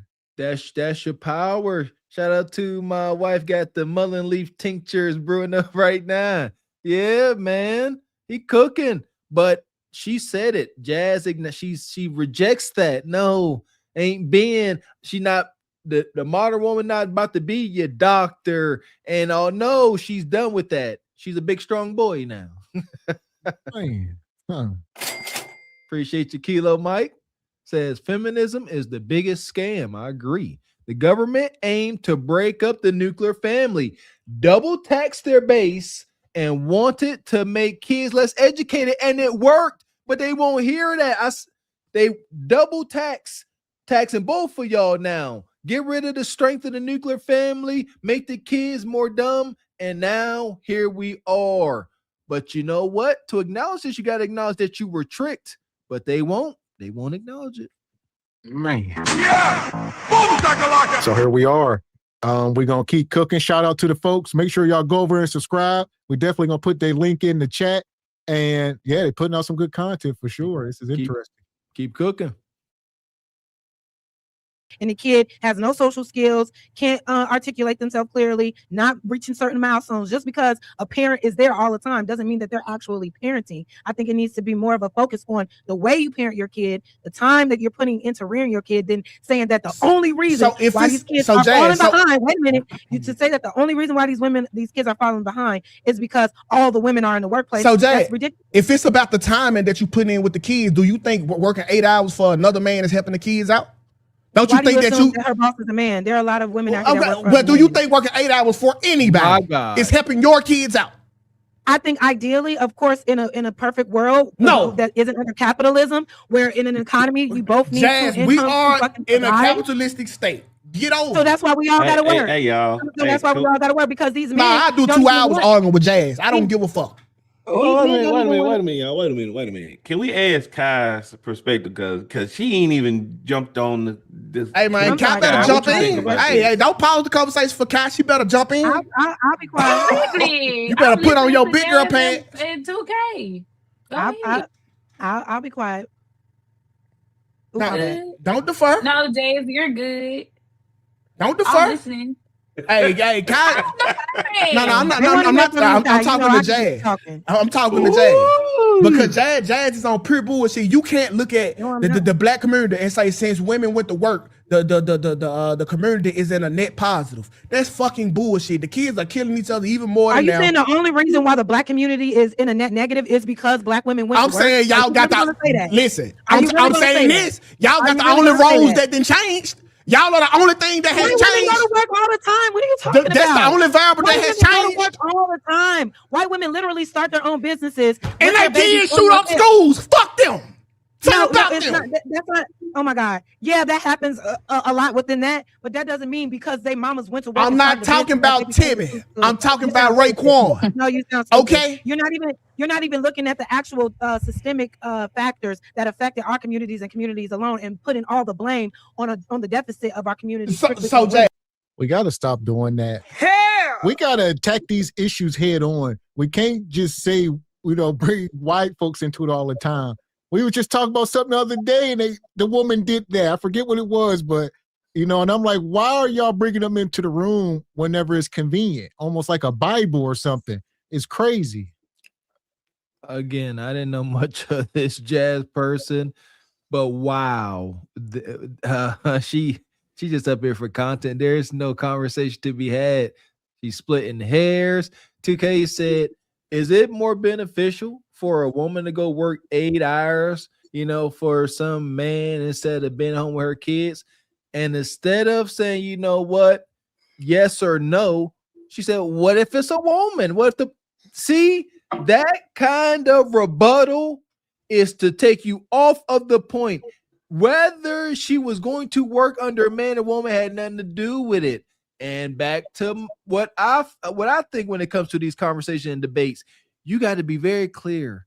You got to be careful where you place genders, because you see where Jazz snatched that one up. Oh, if it's a woman. Now you off base. Now you don't know where you go with the conversation, because you got to keep combating bull jive. Shout out to this anarchist. Yeah, and while single people, are off and vetting people, it's important to have these type of conversations as far as like when you're talking about marriage and starting families and everything. You need to really understand people's views and what they're going to be actually trying to do in the role that they're playing whenever you start a family. Because when we're talking about rearing a family and raising kids or whatever, if your main goal is to become a boss chick and be working and doing all that, that is going to affect maybe some of the ways that the kids are being reared. So it's important to have the conversations and talk about the roles and what's going to be expected when you are vetting, in order for marriage and to have a family, because these conversations are important. And if you don't have them, then you run into having issues later on down the road whenever she is trying to go back to work. And then you're just like, I just want you to stay home and take care of the kids. So these types of things need to be discussed. There we go. So here we are. And shout out to Brother Ryan in the chat. There's Jazz is probably one of Synthetic G's disciples. And listen, we got some cooking up on Synthetic. All right. We got something in the crock pot right now. Stay tuned. Ooh, I likes it.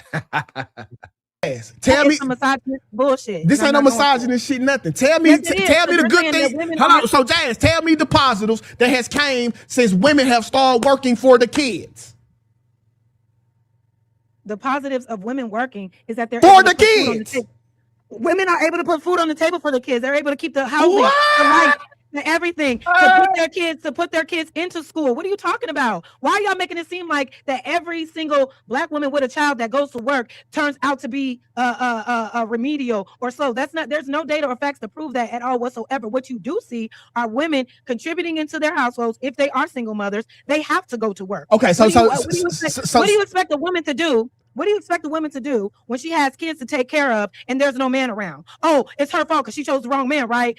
I don't say that. Yeah, but the women are leaving. Never mind the fact that the fathers just be abandoning their kids. But no. It's It's the hyper independency. Why nigga? What is she supposed to do if she's a single woman and has to take care of her kids? There's so much here. Like you say, she's raised bait. Like the brother down there said, he say, but the women are leaving. So not only are they choosing poorly, then they are leaving. It's amazing. But then they will blame the man for everything and not hold themselves accountable for nothing. And that's how we get here. These single moms by choice who Jazz trying to defend, that's what it sounds like. These single moms by choice, they're terrible moms. Any woman that decides to be a single mom by choice, not by some wonky circumstance or lies and deceit and divorce. No, you are just like, you know what? I'm about to get knocked up by this ninja, like pop out a baby and wing it from there on. Single mom by choice. You are a terrible mom.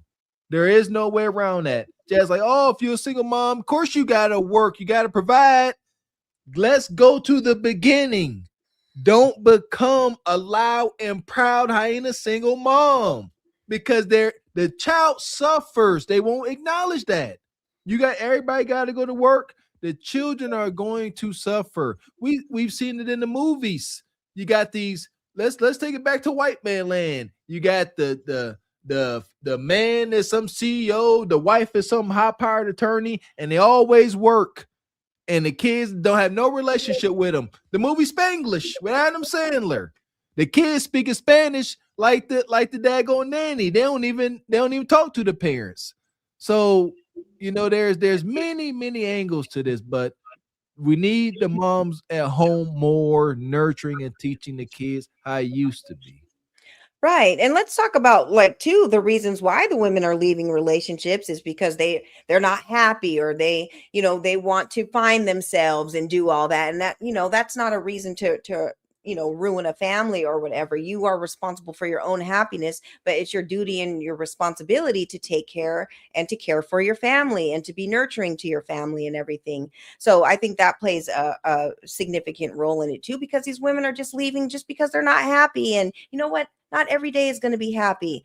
Not every day is going to be rainbows and peaches and cream and all that. Some days are going to be rough, but as long as you stick together and you guys, never give up on each other, I think that you can get through anything, and definitely communication is key. But it's important to have these types of conversations when you're talking about starting a family, so that everybody is, is up to date on what their roles are going to be, because it's important to have, but nothing should come before family. So, and I would say to all the people in the back, when we're sitting up here talking about family, even Jazz, we're telling y'all to marry before you carry.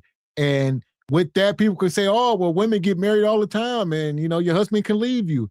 But even then, first of all, more times than not, the man is responsible. If he's going through the whole process of getting married, going down to the courthouse, filling out paperwork, documents, and a license and all of that, and go through the whole shebang, granted, Nug is capable of doing it, but more the probability.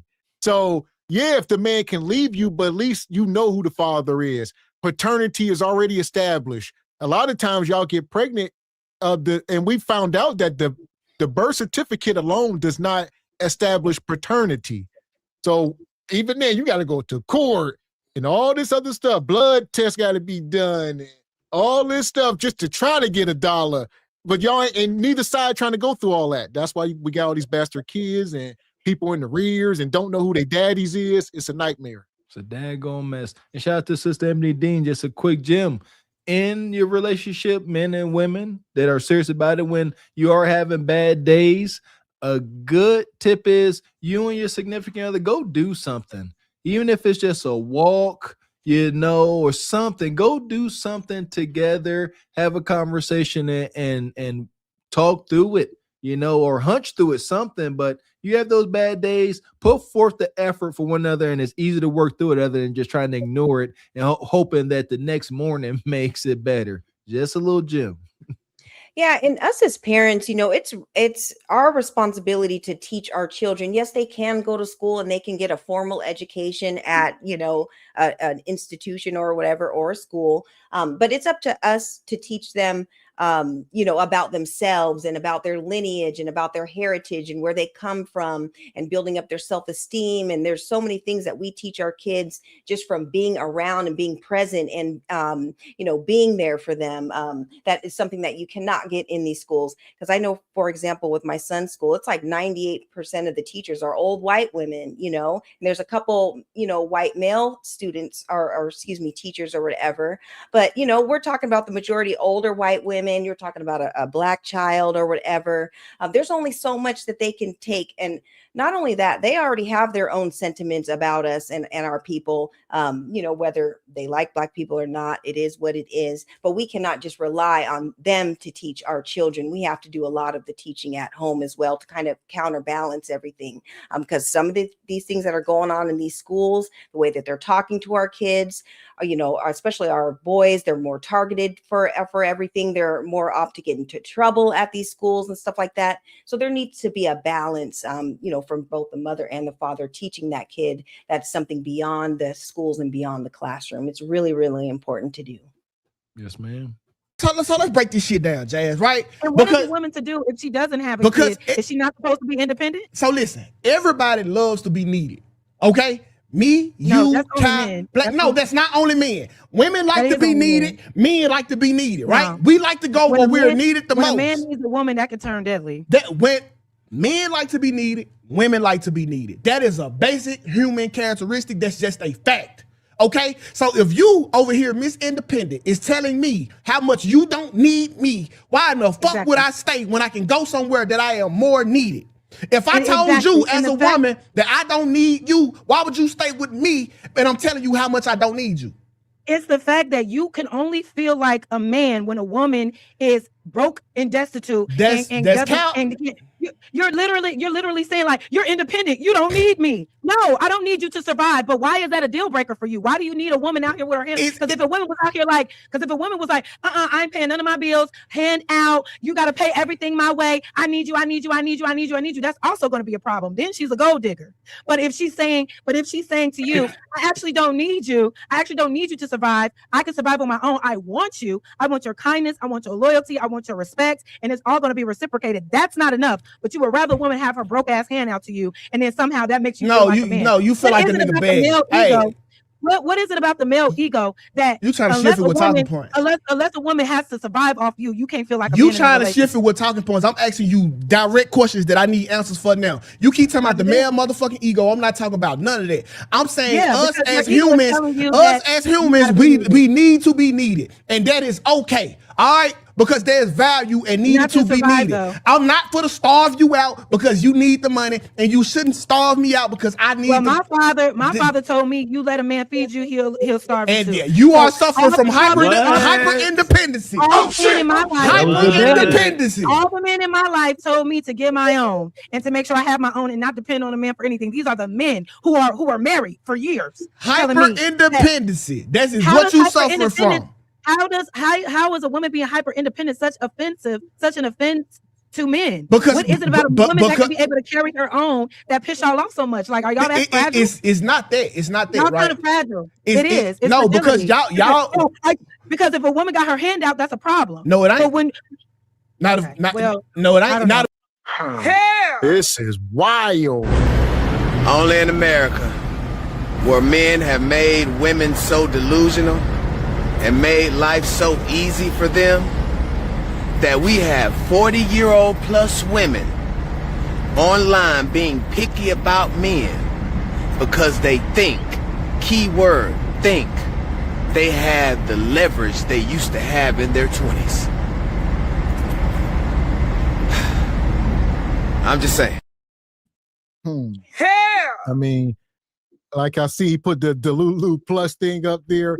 I guess it's a good sparring match at best. You ain't, one thing about this, I see y'all keep dropping the Heathen Queens in the chat. Y'all know we used to spar up here. You ain't budging some folks' stands. Like you say, it's good to sharpen your swords, I guess, but that'd be about it. That nice hard stone to sharpen your damn sword on, and that'd be about it. 2K up here, he's swinging for the fences. Like, he touching on some things. Hyper independence, oh my goodness, we ain't said that in a while, is a problem. Kev touched on this. Sisters, and he's saying, a man have a need to be desired. Yes, we're not going to where we are not desired and valued. Hyper independent women, you are Mr. 666, you everything to a woman.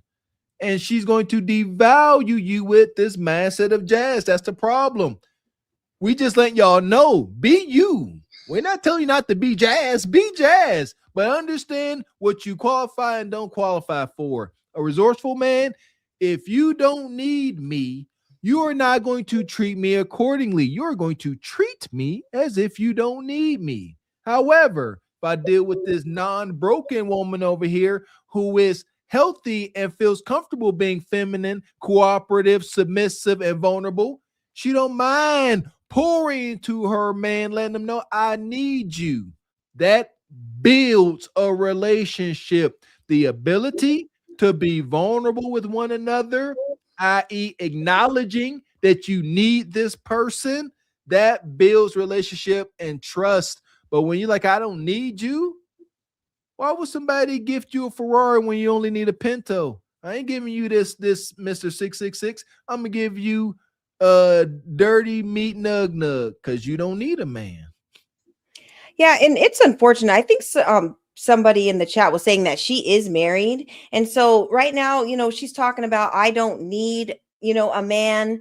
I want to have one around. And I'm sorry, like, I need my man every single day. I need him for guidance, for protection, for provision, for all that. So I'm not going to go one day without, acknowledging what he means to me in my life or whatever. So, she's, acting like I don't need, we do need men. We need them for all of those things. It's not just financially. It's for the support. It's for the protection and all that. So her thoughts are not my thoughts because I love having my man in my life every single day. So yeah. Amen to that, sister.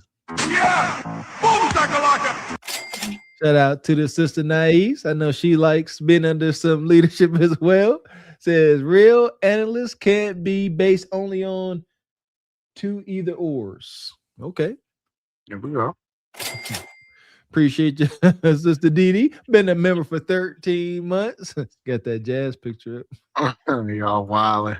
Here we go. She my woman, and not if I told her, hey, this is what I'm here for, why would that be a motherfucking problem? And that's what I know you signed up for. So if a man meets a woman, you mean to tell me in the state that we're in, where you have these men saying not to get married, not to spend money on dates, not to do anything, the first time he meets a woman and she says, no, I'm not working, I'm not doing anything for myself, I'm not independent, I'm looking for a man to take over my life and finance my entire life. I don't know anything, I'm not going to school, I'm not educated, I haven't accomplished anything in my big ass age. I'm waiting on a man to take over my whole life. That's the ideal woman for you men? No. That what you just described was a fucking bum. You wouldn't want that if that was, you wouldn't want that if that was a man. You won't want that as a bum. You have to bring something to the table. This has to be an equal exchange of value. She can't work. Michelle Obama said that.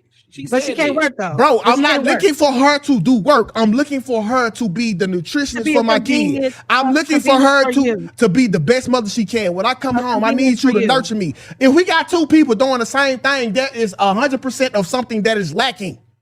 That is lacking. Y'all only want. Y'all are being selfish, and the kids are suffering because of it. Y'all only want to go. They're suffering even if they're, because 9 times out of 10, if a woman is at home all day and night with that child, y'all know damn well the man of that household is not doing the same type of contributions in the rearing of that child. Y'all only want a woman in the household to make your life convenient. If she's at home cooking and cleaning, that's for the children. No, that's for you too. Because if you got to have the response, because you don't ever say, no, we both are equally going to contribute to the rearing of this child. Because it's okay for a man to be out the house 8 to 12 hours a day because he got to work, right? He got to work. And when he get back home, he got to get his rest, right? So don't wake him up to help with the bath. Don't wake him up to help with the homework. Because no, daddy role is to go and financially contribute to everything, right? So there's also a lack there as well. Listen, I think people need to be more focused on what works for them. If it really works for you like that, where you just can't have a woman that is independent because they make you feel some type of way, then go get a broke bitch then.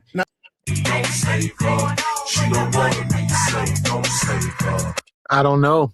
This woman is scorned. Who hurt you, sister? Goodness gracious.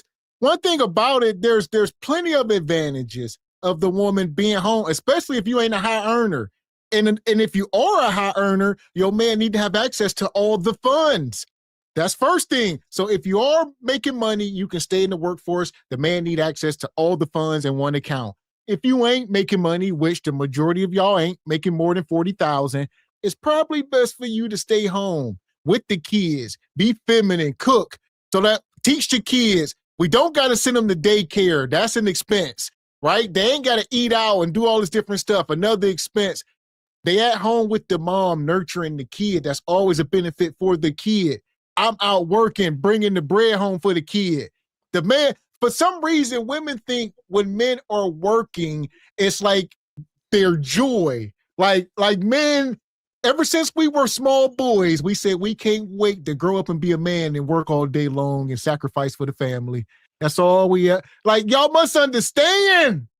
These are sacrifices being made, and we don't mind making it, but it must be acknowledged and reciprocated. Amen. I often say the pain and sacrifice of the over-the-road truck driver, man, it is not acknowledged. That man got to get up and leave his woman and children for weeks on end. I done seen guys do it. And like you said, there's not no sympathy. It doesn't come with the job. No acknowledgement. And like you said, most folks, just because you do it as a man with a smile and pride with your chest out, they think you're going to have a jolly good time. You're going to work and stress and work, man. But somebody like Jazz, if you ask me, she's not with a guy that she likes because she keep up here complaining about the duties of a woman. And yes, y'all do have duties. But you want to know one aspect is missing through all this wild debating and gaslighting? The village, the community. Shout out to my in-laws. And in a perfect world, dare I say, you don't do it alone. You have grandparents there to help. You know, my in-laws and my mom help big time when me and my wife were in the heat of our working. We never had to pay for daycare because of the village. And then take that for granted. I'm saying it again, we never had to pay for daycare. We got 4 kids. because we had a village, we had a plan. At times we were ships passing in the night, so that somebody could always be home. It was not easy. But today, it's a blessing. You got to work yourself into better situations. But this microwave society that don't believe in struggle love, y'all get what the F y'all get. Yeah, and when the man goes out and is working and stuff all the time, it is to make the family's life better. If your schedule is freed up and you primarily take care of the household, you're able to take the kids to do the extracurricular activities or to do all of the other things that maybe they wouldn't be able to do if you were working. And that goes for, just making the home cooked meals every day. And we were talking about saving money and stuff from not eating out, just putting that love into your household and the cooking and cleaning. It is not easy. Sometimes I might be up at 4 a.m. or whatever, and I don't go to sleep till like midnight because there's always stuff to do. There's no sitting around. I don't just, sit around all day. There's always something to do, whether you're running errands or you're doing whatever needs to be done for the family. That's what's most important. And it is not an easy job, but when you have, someone in your life who doesn't mind working hard so that things can be a little bit easier, or you can have a better quality of life at home with your family, I think that is what's most important. And it needs to be acknowledged, because a lot of times women don't acknowledge it and take the man for granted, all the hard work and everything. So all the women in the chat and stuff, if you have a man, who works hard for you and your family, definitely thank that man for making things easier for you to be able to do the things that you do within the household. It's not about having a broke bitch. You can have equal value without having currency. First of all, y'all ain't judged on currency or how much you can provide. Okay, them ain't your motherfucking metrics. Y'all are judging us on that. This is about them us. Ain't your metrics. How is it about y'all when y'all need us just as well as we need y'all? Women do not need y'all to survive. Yes, y'all do. Y'all are so fucking stupid. We created the fucking world. No, I'm gonna call it what the fuck it is. You're stupid. Everything that you got right now that you use to survive was created by men. So a woman can. Actually, this Wi-Fi that we're using right now was created by a woman. Who created the internet? It ain't don't need no fucking Wi-Fi. It ain't no internet. Because of a woman's patent. A woman started your GPS. I remember when I lost my mind. Oh, I'm just about to lose my mind. Jazz was sent by Satan here to piss you ninjas off. Look at her. Like, look, it's like a possession, a spirit or something. I don't know. But like you said, I can laugh at it like the dude at the bottom, but some folks like 2K, granted, it can be triggering. And she said something so hard to even, keep up because it compounds. But I'm telling you, shout out to Jazz. I got to give her a little fake, round of applause because she is skilled in her craft. She got 2K up here spazzing out. She winning. 2K losing his mind. And look how cool and calm and collected she is. She like, yep, y'all ninjas, so what? We created Wi-Fi and GPS. Shout out to the Patreon. I think I posted that sister that created the GPS. Awesome. And you say this all the time. It's unfortunate, but we may have worked ourselves out a job, according to Jazz. Yes, we have. Look, it's done. We done it all. Now the women said they don't need us. That is where we are in this wicked, ungodly, satanic gender war. They don't need us. We done got the, police force, they don't consider that men, buildings are being built, the whole shebang. And now the new construction is due. We control wildlife. We got zoos, for crying out loud. So, here we are. And y'all don't want to hear, I keep telling y'all, sisters, y'all not fantasize. Women, there are recordings. I got to look it up. I might put in a Patreon where a group of sisters contacted some coalition of white men and told the white men it would be best if all black men were just gone. I don't know if y'all seen this going around, but it's extremely, extremely devastating to the soul. It's wild, but this gender war has gotten to a fever pitch, and ain't no fixing it. We don't need y'all. Just go somewhere and perish, says the modern hyena. we're doomed. Yeah, and it's just really hard to believe that she is married. Even look at the other woman on the panel. She's just like, "Come on, Jazz, like you're doing too much." She's even looking like, you have to kind of see an error in your way of thinking, because we definitely need you guys. We need you guys, to make this whole world go round. Like, yeah, the world is created, but if we took you out of it, how is it going to operate the same? I don't want to go off and build homes and, construct roads and like do all the difficult jobs and stuff that men do. I don't want to do that. I like being in the position, that I am in or whatever, and it is what it is. But we definitely need you guys. There's no way that this world can function without men whatsoever, regardless of whatever she thinks. It's just simply not true. And I mean, within 24 hours, it would be a whole disaster. So we need men. Amen. Man. Straight like that, straight like that, straight like that, straight. Shout out to Dee. Says men and women need to be interdependent of each other or it won't work. That's it. Interdependent. That's vulnerability. We ain't use that word in a while, but right on. Appreciate you, Stu Peas. Appreciate you, brother. Says 1/3 of oil and natural gas has been off the market for the last month. 2027 will be the year where high independency will come to an abrupt end. This issue with the Strait of Hormuz being closed, the effect of it is, y'all don't even get it. It's about to get real bad. Yeah! Boom, shakalaka! Shout out to the sister Nice. We appreciate you. She says this argument is limited. My stepdad was a carpenter. Shout out to stepdad. He was home early to give me and my brothers harder homework than the school trained us up in everything. Shout out to your stepdad. Awesome. Impossible. He had to be tired when he got home. He wasn't helping with the kids. No, you lying. And the stepdad, hopefully that brother was getting a parade, foot rubs, all that. Come on, talk about it now. Yeah! Boom, shakalaka! Here we go. A woman, your heating system. Men never needed a GPS. We knew how to read maps. Oh, get the fuck out of here. So now you want to minimize the contributions that women have added. No, y'all didn't need GPS because y'all didn't need to go nowhere. Every time y'all go somewhere, y'all got your fucking pussy in the street. The GPS, the reason why your body mass so motherfucking high. Everything that you got was built by a man so a woman can have an easier life. We made this shit so easy for y'all. For some reason, you think that you don't need the same niggas that created it.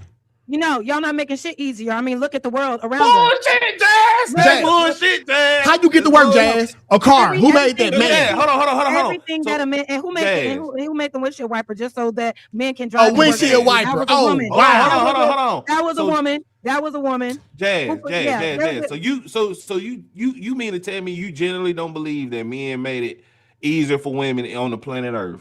No, y'all created things to make your life. Y'all did things to create. Oh my God, to make your lives more convenient, and use women to contribute to the convenience of your life. There's nothing. Name one thing that men created specifically for women to protect and help women, just for women. Police. The police. The women abuse programs was created by men. I said, and Sonia Massey was killed by police. Sandra Bland was killed. by police.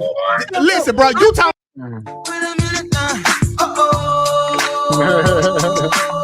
Listen, look, she almost got a smirk on her face. I think she just be trolling y'all, man. She tried to get a reaction, and it seems like more times than not, she gets a damn reaction. So I guess that's her powers, But like she said, name one thing. We can name many, many, many things, but she won't accept it. She only wants you to say something so she can rebut it. Almost like a damn telemarketer. It's never ending until you hang the phone up. They won't stop. Don't you understand? Listen here. We love our folks. Salute to the creator, Mary Anderson. Some woman, I don't know if it was black or white, but a woman that is credited with inventing the first operational windshield wiper. It was crank style. All right. So there's that. But that's okay. God dang it, this ain't a competition. There is no competition amongst men and women. Awesome.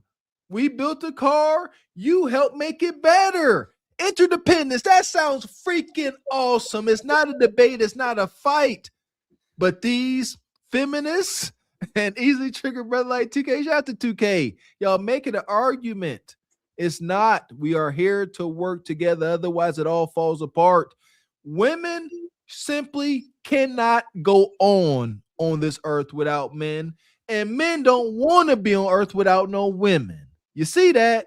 Two different angles, but one and the same. Yeah, and there's definitely strengths amongst men and women. There's things that women might be better at than men, and vice versa. So we all play our role, and we all have a very significant role that helps the families and the relationships, work together or whatever. But yeah, I think at this point she's definitely just gaslighting and doing whatever for clicks or whatever. And I think she knows what she's saying isn't always true, but there are so many things that men have done to make this world better for us. And case in point, the fire department, the hospitals, and the police department and everything. In this country alone, there's so many women in other countries who don't even have rights. They don't even have rights, just for being a woman, let alone working. And we have all these advantages, within America, and we are very well protected compared to women in other countries, because their husbands and their men in their life are able to, abuse, and there's no consequences for a lot of things. So we are very blessed and fortunate to be in this country. I think a lot of times things get taken for granted, and not all women get to live like us, how we do in this country. And it is important to just kind of be humble about it, at the end of the day, because we are very fortunate and lucky to be women in this country. We're very well protected, and it's all because of men. Amen. And to Jazz, talked about what we started.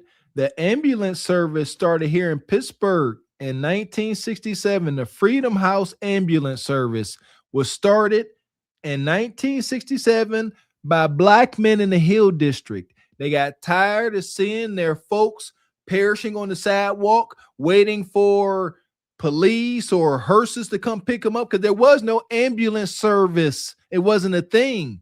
But a group of Black men, Black unemployed men who saw a problem and came up with a solution, started the ambulance service that saves thousands of lives within their first year.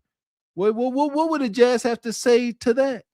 Same thing like the shout out to the Black Panthers, and they created the free lunch program. And then that was taken and adopted by the government. They implemented it into the public school free lunch system and stuff. So come on now. It's all right, man. We see y'all. Now, oh my fucking God, No. Name the one thing that men created specifically for women and women only, that actually helps women and protects women. Something that only women can use. Women's shelters. Which is a wild ass question. I'm gonna take it back. I'm gonna let her go. The misandrous nature of this damn question. What have y'all done for women and women only? This is that Vivica Fox when Ice Cube said, this is the plan for Black America. But what about Black women, ninja? Yeah! It's crazy. They want to get rid of us. We love y'all, sisters. I'll listen, but y'all really want to get rid of us. What is that? The modern melanated hurt woman said, if I can't have that ninja, nobody can. That ninja shall be put back in the earth. That is really the modern woman's cry. I don't know. I'm not making this up. I wish it wasn't true. They're like, we don't like y'all because y'all won't do what we say. So we think y'all just be better off in the dirt. Every Black man vanishes from existence like a Thanos snap. Sisters, what do y'all really think is going to happen? Do y'all really think everybody, just leave them alone or let them do what they do? They're gonna come in and it'll be what nightmares are made of. Don't even think about it. Right. And yeah, she's tripping, just acting like men are not important, and by the snap of a finger or whatever, all men are going to disappear. And, it's somehow your life is going to be miraculously better, when that's just simply not true. And, it is unfortunate. I don't I don't like rhetoric talk like this and stuff, because I think in the community we are all needed.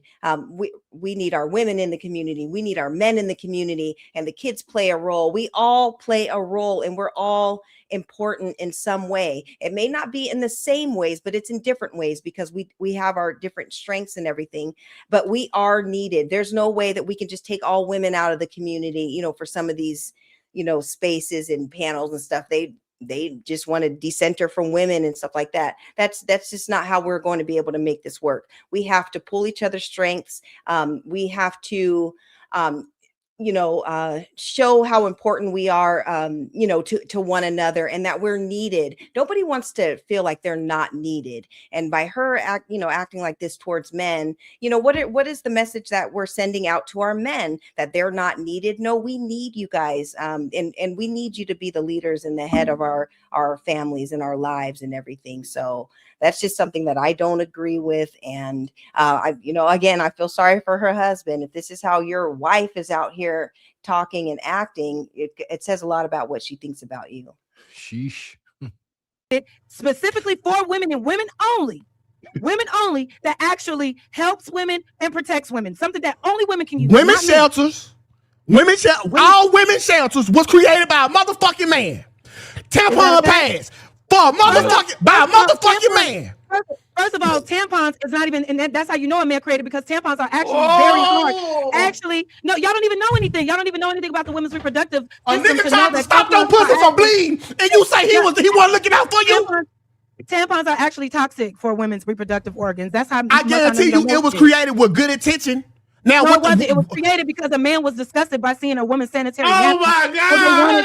It was just the same reason why women lay on their backs when they have children. It's not because that's better. It's because a freaky ass king was getting off on seeing his children being born. So he wanted to have his women lay down and push it out. And westernized medicine took on that, which makes childbearing even more painful for women, because it is defying gravity. Women are supposed to be up, standing up, and squatting to give birth. But because a man wanted to jack his dick off while his woman was giving birth, women now lay on their back. Yeah, that's a fact.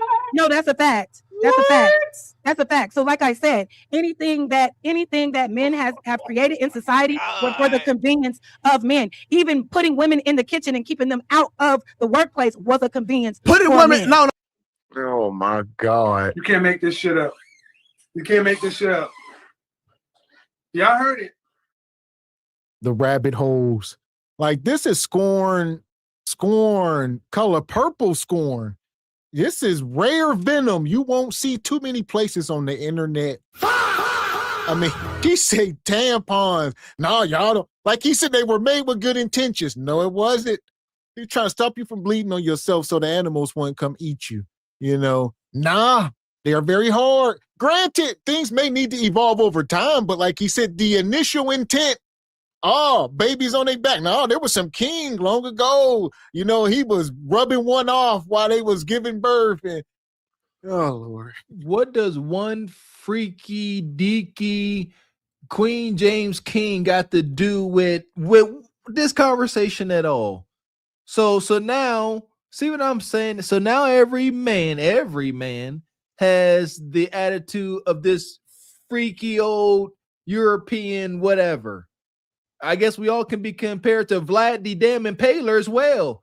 He was out here impaling ninjas, whole and all that. So I guess we all just one big bad man. Can't acknowledge it. Shout out to 2K for fighting the good fight. I think it's a good fight. She didn't say nothing about them homeless shelters. Yeah. She didn't say nothing about that. All women's homeless shelter. Men, fend for yourself, ninja. Figure it out. No rebuttal. But she had to go deep, dark into history that ain't got nothing to do with us. Talking about some weird, freaky king. And I read that too. But here's the thing. Why don't you just have the birth the way you see fit? Yeah, you can go in there and you can do whatever you want. You're going to say, I'm about to stand on the side of this bed and squat and push this baby out. And they'll be like, all right, they will accommodate you. You choose. But you want that modern day epidural. You want to lay there. I ain't going to say all comfortable. I ain't going to disrespect birth giver like that. but you want to lay there with that epidural all drugged up and push it out with less pain. Tell that part, Jazz. No. So that's a lie too. So putting women No, it's not a lie. putting That's women what in the patriarchy is kitchen for. was not to downgrade women. It started when y'all motherfuckers couldn't hunt. Now, how many women wanted to go out there with the motherfucking saber-tooth tigers and the lions and go fucking hunt? No, you know what? Hey, I'll stay in the cave. Y'all ass wanted to stay in the cave then. Listen, man, bro. An archaeologist just discovered remains of a female body with her baby on her back because she was out there with a fucking. I bet you that was a dumbass. I bet you that was a dumbass independent woman trying to get it on her own. No, she was with her man getting it with him because before weird ass patriarchal standards that women can take a nap. Take a nap. You take a nap because y'all really believe that your misogyny. No, take a nap. You can't believe that. You can't believe that these men didn't make this world. You believe that the best thing that a woman can do is just be a convenience to a man. That's not a convenience. I'm telling you, the best thing that we can do and have you. How is it not? You are way more effective as a parent to our children. Your children will benefit. Everybody don't have kids. Oh, listen. And it go biblical. All y'all claim to be Christians into the church. Granted, read your Bible. What did God put you for? He took you from a man's rib and put you here to be his helpmate. What do you mean? Just like he said, a lot of these origins. Oh, why y'all want us in the kitchen? Because we was out hunting. We done made the world so convenient that they don't even, like a lot of this stuff don't even process in their brain. They just be like DoorDash, Instacart. You know what you talking about hunting? But it's an evolution of things, and here we are. But men still have a lot of traditional roles. So men still hunt and a lot of these things. Granted, a lot of folks don't, but we still have to provide, protect, and all the things men have always had to do. There we go. Our roles have pretty much stayed the same. I'm about to get my hunting skills on. My goodness, this is wild. I like to come up with imagery in these situations. These men don't want women. Imagine a cookie cutter situation. You got, 3 homes. You got the woman in the middle. She's single, independent. She out there cutting their grass. She made good money. She ain't suffering or struggling financially at all. Got nice things. Got the Benz in the driveway. But on the side of her, she got 2 married women. Ain't no Benz in the driveway, just a little Impala. You know what I mean? Nothing fancy. But them women at home, and they got loud kids running around, and a single woman, she like, you know what? So happy I ain't got to deal with them loud kids, But then nighttime falls. The Miss Single Woman in the middle house with her wine, watching her soap operas, and it's peaceful. It's calm. Everything is under her control. But then she looks out and she sees her neighbor's husband's coming home.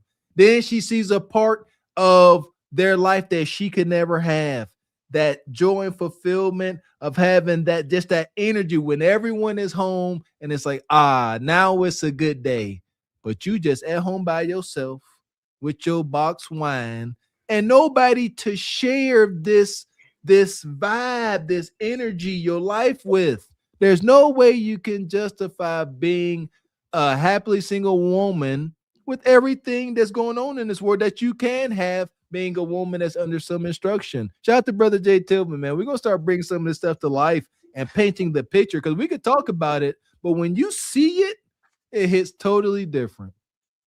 Yeah, and with women like this, you guys, I think we need to conduct like an experiment, maybe for like a week. All these women who think that men aren't important, have them go out in the field and do those infrastructure type jobs and building homes and digging ditches and doing all the things that, I mean, not to say that women can't do that, but I'm saying the majority is these jobs are normally they've done it. They put them on. I said they've done it with the Bear Grylls. They done put these women on islands and did survivor challenges and different stuff, and they couldn't cut it. Like they right. Yeah, but I'm talking about in everyday life, like with things that we use every day, and just think about all the conveniences that we have as women.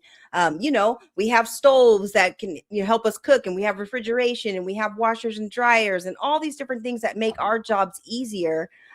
You know, I'm not sure who created all of those, but I want to say it was men. You know, there are so many conveniences that we have that make our lives easier, just cars and being able to drive, to do all the things that we need to do and everything. I think that, you know, women like this, they definitely should. Now I don't want to do it because I know the importance of a man. I ain't going out there. I'm not digging any ditches. I'm not building any homes because I already know what it is. But women who think like this, who think that men are just disposable or they're, you know, only just for money and stuff, they really need to smell, you know, like smell the roses and wake up, because men are so much more than that. So.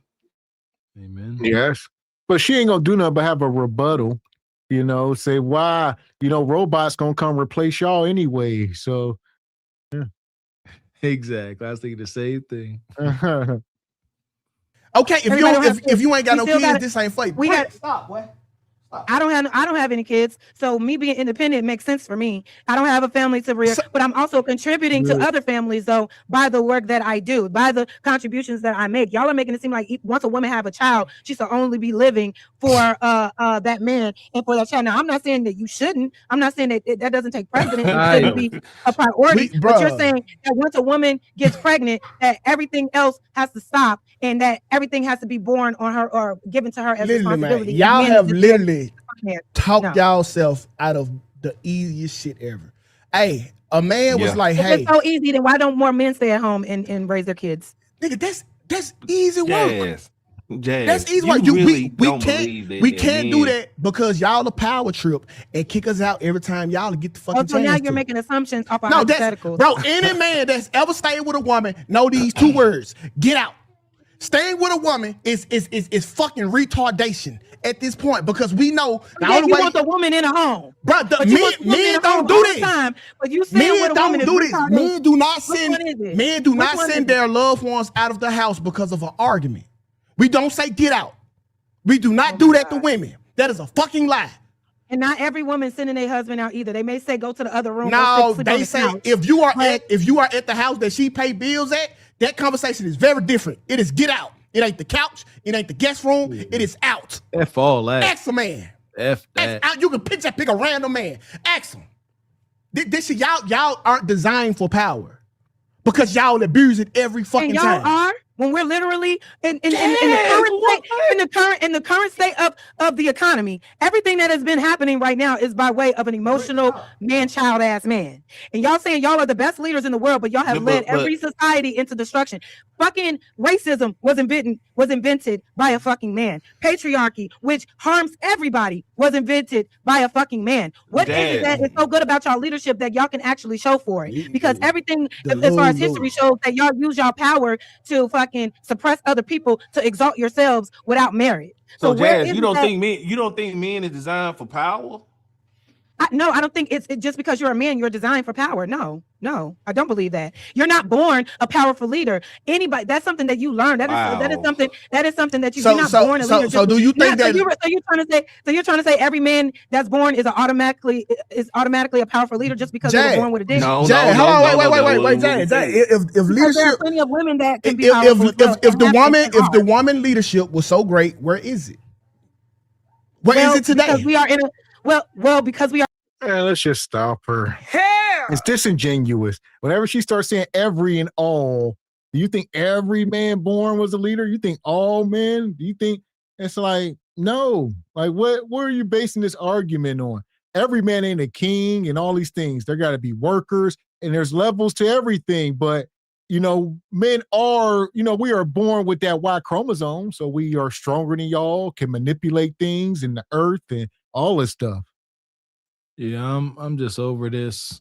I'm so over this conversation. Jazz, there's no getting through to her. I don't know if y'all listening. She doesn't acknowledge anything 2K says, let alone agree at all. There's just nothing here. Anytime he says something, what about this? Well, you're assuming off of hypotheticals. Hypotheticals you came up with, man. Ain't nothing here. She says she childless. She got her man. That explains a lot. Shout out to the childless, more aloof people. Little jealousy from us parents. Don't know what the heck that feels like to be grown and not have the responsibility of a kid. I couldn't imagine this nice at times, but my goodness, she has no reason to agree with 2K. 2K is talking about doing what's best for the kids. She ain't got no kids to do what's best for her, so she don't give a crap. That's why in any situation she says, "Oh, y'all want to stay home for the husband." She can't think about kids because kids ain't part of her life, respectfully. But ain't no understanding to be had here with Jazz. Yeah, and I would like to know, why maybe she doesn't have kids. Did you put your career and stuff like that? Was that more of a level of importance for you as opposed to, starting a family and having kids? And what about what your husband wants? Men want to have, offspring and they want to continue, with their generations and everything. I don't know what the full context of the conversation that she had with her husband, but it's definitely telling. She can't even comprehend anything about putting your family or the needs of your family before your own, because it is important. And men, they are natural born leaders. Like, men have led this, for generations and thousands of years. It's even biblical, it's even God said that there was a level of order. And so I think right now with modern women and stuff, they think that they can just do anything that a man does, and it's just simply not true. So she's psyching herself out, but she will never learn the importance of it without having a family, and without having that level of order or whatever. And it is most unfortunate. Being a mother is one of the greatest, things that a woman can do, to be able to nurture and provide for your family. So it's unfortunate, but she's missing out. And I see y'all saying in the chat, DPMO, come back. Make sure y'all check them out. Says she is not married. So she's single and childless. This is her perspective. That's why she's, feminist, woman first. That's all she got to fight for is women's rights and all whatever she fighting for. Her angle and position makes a lot of sense, knowing that. Yeah, she ain't got no kids. She just out here. Hey, do your thing. Be a desperado Mexico, as we say. There are plenty of women that can be If the woman leadership was so great, where is it?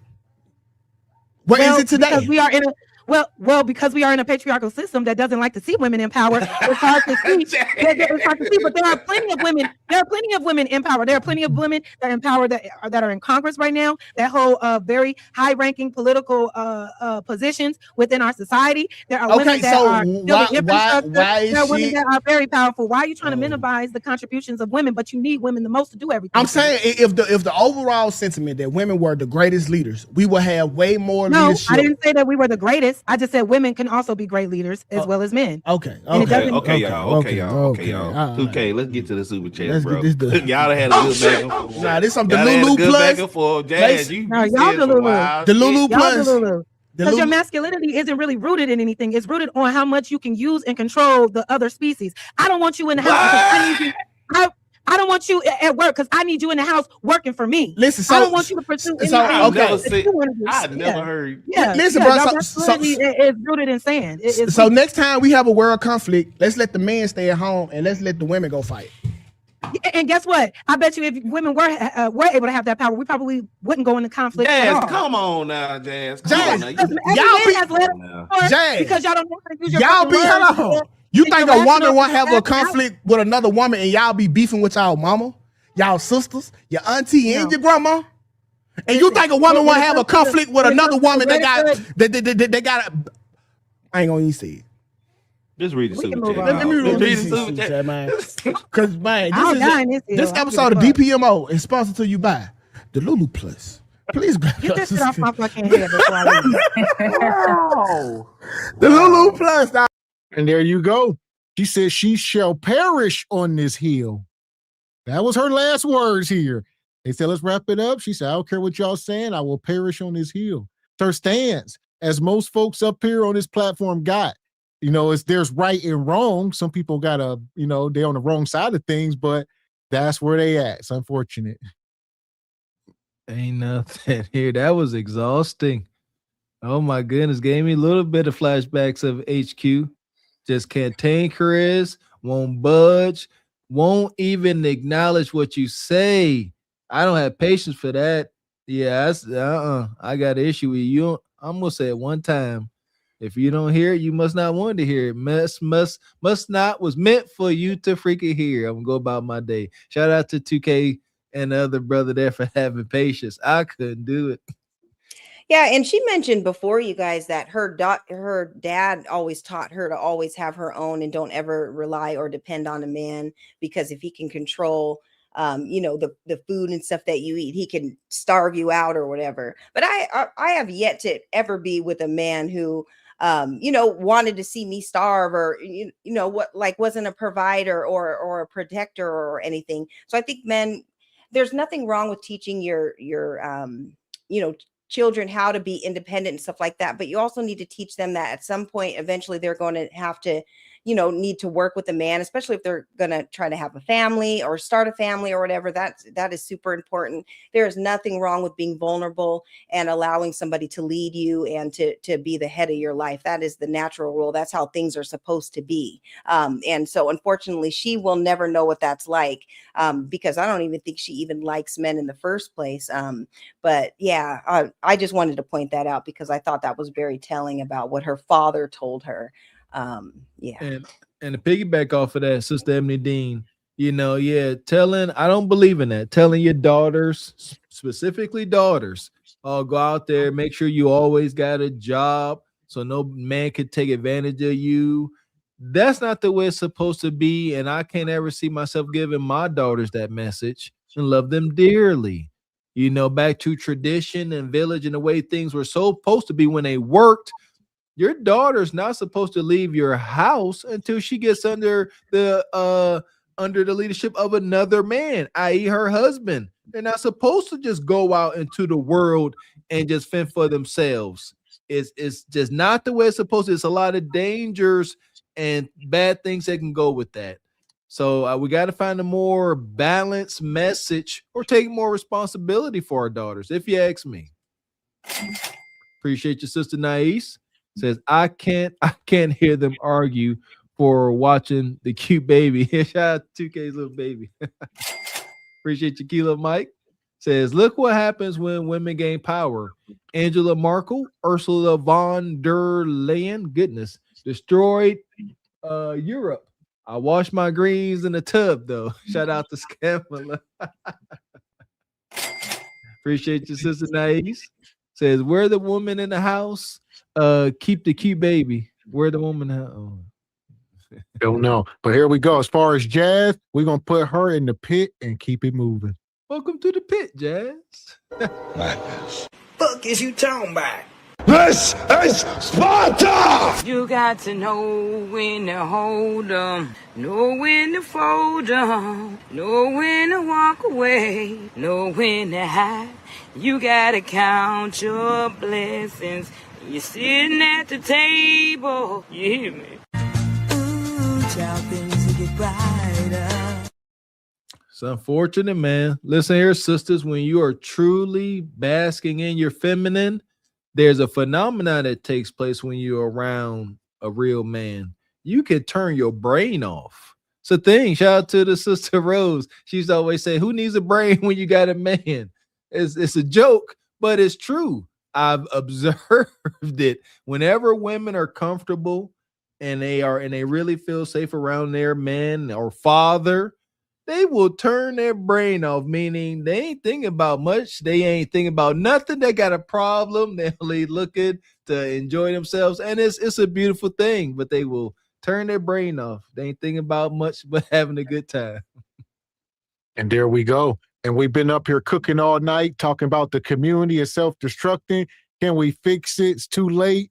It's a lot. And we had an Umar clip to play, but I think we done spent too much time on Jazz. And yeah, I don't know if we got time for Umar tonight. Shout out to that brother over there cooking. But I will pull this up before we get out of here. Make sure you hit the like button. Shout out to the brother Ray J. He was over here on Cam Newton Podcast. I'm going to play this real quick. Jesus. But I keep going on the calendar, but I keep going and I keep spiraling. My last thing here. Okay. Can you explain what happened with you and Sammy? Because we heard his side of the story. I just want to make sure that. We were in a verbal warfare. Okay. And I was saying a lot of stuff to Sammy, and then he put me in a chokehold. Stuff like what? Like bad stuff, man. Do you remember? Yeah, but with Sammy, I'm apologetic. He's my brother, so I'm mad I said that to him. But I'm trying to go. Okay, so I said, all right. There. So I told Sammy stuff like, I'm gonna knock you out and put you in my bed with me, and just a lot of those kind of that kind of terminology. I think I said I'm gonna bend you over, stuff like that. Yes, and so I was in that mode, and looking back, I was just like, yo, he's my friend. Okay. And then so we started tussling. He choked me. I choked him. He got off. I pushed him into the stove. He fell back into the stove, realized it, and then he pushed me into the door, into the table, over the table, down into the stairs, and I was down. And that was it. And I couldn't get back up. My back still hurts today. For the record, are you gay?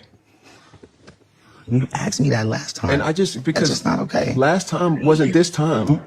But when you say I'm gonna knock you out and put you in my bed, that means I was gonna sleep him and then put him in the bed. Why are you gay? That's very suspect choice of words, brother. That's what I'm at. I don't either way. So I listen we to accept you, bro. So I listen. This is wild. So we actually dropped a video on that like a week or two ago when Ray J and Sammy was fighting. They was in the kitchen. They ain't have shirts on. It was a nightmare. And I guess they end up fighting for real and who knows. But he said, I'm going to sleep you and put you in my bed. I said, is you zesty? He said, you asked me that before. That's not how you answer that question. Either a direct answer or stand up and square up something. That ain't like what you talking about. Come on. I can't trust no ninja with these whimsical socks on. I thought that age was done. We gotta stop these whimsy ass socks. But on top of that, shout out to Kim, hit him with that. Why are you geek? Listen, that's the perfect moment for that meme. And this Ray J, man, you talking about bend him over? I just meant put him in the bed so he could rest. What about explain bend him over or don't, Ninja? Are you geek? Yeah, he definitely didn't defend his his sexuality in this moment right here, because any normal man will be like, heck no, or you would try to say something to defend your sexuality at this point, but he's still holding on to that cigarette, and he's kind of beating around the bush with the questions. But I think the whole thing with him and Sammy getting into it was very childish and and most unfortunate or whatever. But I did hear that Ray J was saying that the doctors only gave him months to live. So I don't know how true that is or what type of condition he has, but he came onto social media saying that the doctors said, all the years of drinking and doing the drugs and everything is kind of caught up to him. So I don't necessarily know exactly what it is, but he was saying he had months to live. So I don't know, maybe he's, just kind of living out his last days. Hopefully things work out for him and, because he has kids and a family and everything, but yeah, he is moving around most wonky and not really defending himself in this moment. And it's suspect. Say I'm gonna knock you out and put you in my bed. That means I was gonna sleep him and then put him in the bed with me. That's very suspect choice of words, brother. That's what I'm at. I don't either way. So I listen we to accept you, bro. So I listen to like Biggie Smalls. You like Biggie? Are you a fan of Biggie? Can you just answer my question? I'm giving you an analogy to it. There's something to it. Can you answer yes or no and then go into that? Shout out to the agency. Yes. Hell! Why are you trying to bring Biggie in?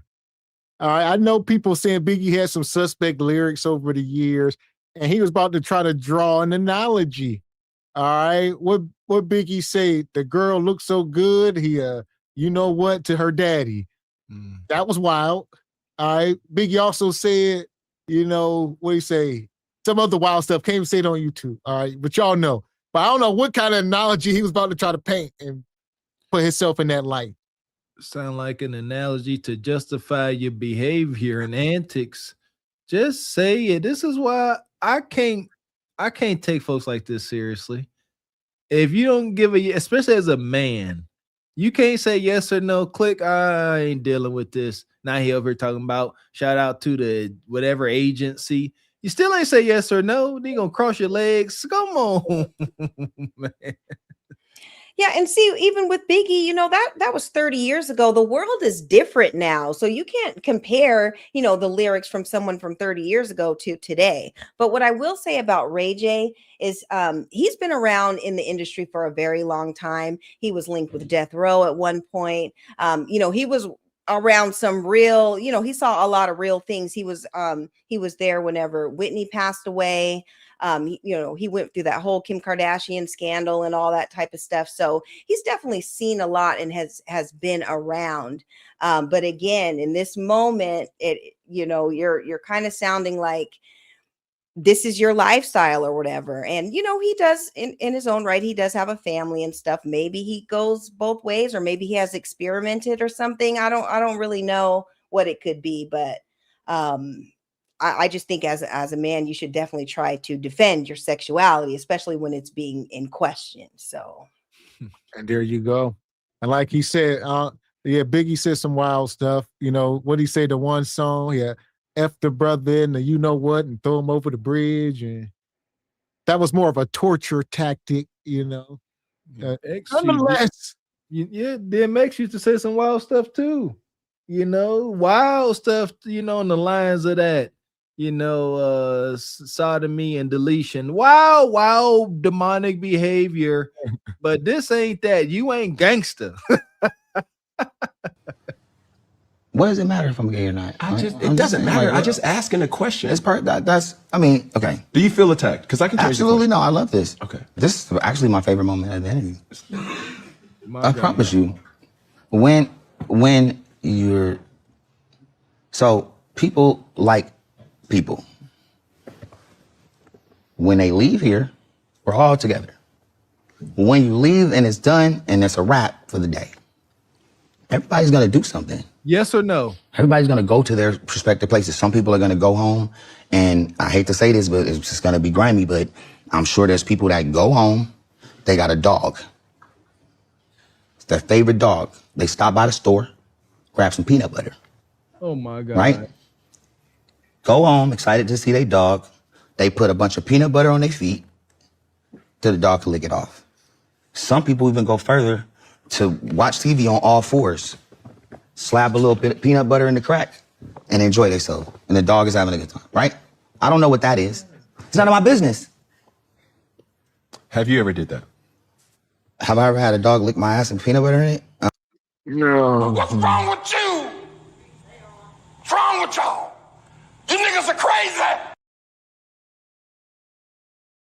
Hell! Lord, this is dark. The community is self-destruction. Can we fix this? Absolutely not.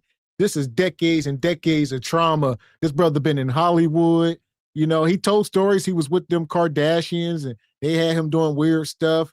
Ray J just been used as a hunch demon all his life. And we got another segment we're going to talk about tomorrow night. Make sure y'all here for Single by Choices. Another piece of this interview we'll touch on where he was talking about he done slept with, 11,000 women or something. He was talking crazy. So I don't know, man. Oh, I don't know if he say women, partners, maybe. I don't know what he said. Women's, shims, hims, dogs, cats, horses. This ninja wild and breaking out peanut butter. And Cam sitting there, Cam, like, did you do it? Shout out to Cam. Y'all see that? Now, this is how men, if they have a conversation like this, how it goes. You can't just bring in this vague general statement talking about peanut butter and genitals. Ninja, is it you? Did you do it? Then why are you bringing it up? Yeah, and the thing about it is that's normally what the white tea community, they be doing stuff like that with their dogs and all that bestiality and all that stuff. Why would he even bring that up in the first place? Like, that is so, I mean, I think he is doing a lot of things for shock value and everything. And at this point, I mean, it's like it's green light for anything with him. He's letting whatever that comes to mind goes. And words mean things, and the things that you say, they matter. And right now he sounds real wild. I don't know if he's lit. I don't know if he's drunk. or high or whatever is going on. But this conversation took a very deep, dark turn, and it's too bad. Listen, at least I don't know if he lit. What the hell is lit? Make you act like this. Lit off what? Look at it. He dead serious, dude. That's why I can't stand Ray J. He done made this whole statement. Cam said, "Do you do that?" And he gonna repeat it. What you mean? Get peanut butter licked out my crack? What you know what you just said it. I don't know what that is. It's none of my business. Have you ever did that? Have I ever had a dog lick my ass and peanut butter in it? No. Okay. But I'm familiar with it. Okay. So, Willie Ray. I'm familiar with it because I caught somebody doing it. Willie Ray. I won't say no names, but it was loud. Willie Ray. Yes. Hell! Batman should not be able to beat this out of you. But he is transparent, I guess. It wasn't me. I caught somebody. It's worse. You see what I'm saying? What happened after you caught him? Did you go down and see what it tastes like? Like, what we saying? Yeah, what's the scenario? When what scenario you would just knock on your, hey buddy, I'm coming to visit you. Oh, what you doing? No, this was some freak monster freak fest. You done walked in though. You walked behind the wrong door. And righteous question, what did you do? Huh? Did you sit back and goon?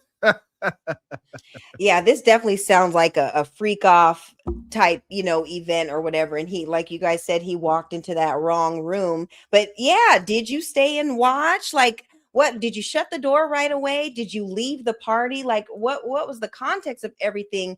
But the fact that it kept an impression, in your mind all these many years later, and you're talking about it like it's something that's normal and okay, which it's definitely not, So yeah, I don't know. I don't want to be at them kind of parties. I don't want to pull up to those types of events. That is not for me. I'll stay in my own lane, just being at the house. If this is what we have to come out to, because this ain't it at all. Listen here. Yeah, Ray J walked in that room, seen that dog. Ray J said, hey, let me get it in here. That dog said, get off me. Get the hell off me, Ray J. What is you doing? That poor dog. Ain't that much horniness in the world. Ain't that much. Can't be, Lord. Ray. Yes. How old are you? I'm 45. Yes. How old are you? I'm 45. You're 45 years old. In 45 years of living, have you ever been with a man? My God. No. You have not. You have not is now you're going into No, it. I'm not. I'm just trying to confirm. Yeah, but I don't want to. But here's the thing. I sit on the agency board, pause. And I'm the only straight person on the board. But again, I have friends. Shout out to Tarad. Shout out to Dumpin' D. Shout out to Backshots. Shout out to Bussy Baby. And everybody else that supports the agency in all the unique ways that they do. It's not an agency. It's a agency. All things LGBTQ plus I. I remember when I lost my mind. I'm just about to lose my mind. Man. He loves to stop. Y'all keep talking. Huh? You keep talking, man. And you shut the fuck up. Bussy Baby. Can the community is self-destructing? Can we fix it? That's the question. We know what's going on. Can we stop it before it's too late? Stop what? There's Bussy babies out here and stuff, man. It's over. Ray J, a wild, wonky character. He likes that graphication. He out here with the agency and Bussy bandits, and they hyping him up. Look, Ray J, a little sawed off dude, and they probably be trying to throw Bussy at him, man.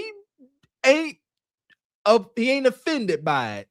He likes it. He like any attention he can get. Po devil of a soul. I don't know nothing about it. That was wild. As a man, you should never be able to shout out to Bussy Baby. What the finnuck? Yeah, and yeah, you're kind of putting yourself in that category with back shots and the bussy baby and the bussy bandit and all this stuff. This is not it, Ray J. And just the fact that you're talking about the peanut butter and all this zest activity and the things that you got going on and have witnessed or walked in on, or something that you may want to try if you haven't already. I don't know. I don't know very many masculine men who kind of carry on like this, whether it's for shock value or not. I don't ever want to be that high. I don't know what he's on, but I don't want it. I don't ever want to be that high because he is tripping right now. IA plus. I'm sorry. Okay. It's just because I was already going there and then you looked up on plus IA, but it's IA plus. Okay, cool. Now, I didn't want to have to ask this, but it's fair. Are you gay? Stop. No, okay.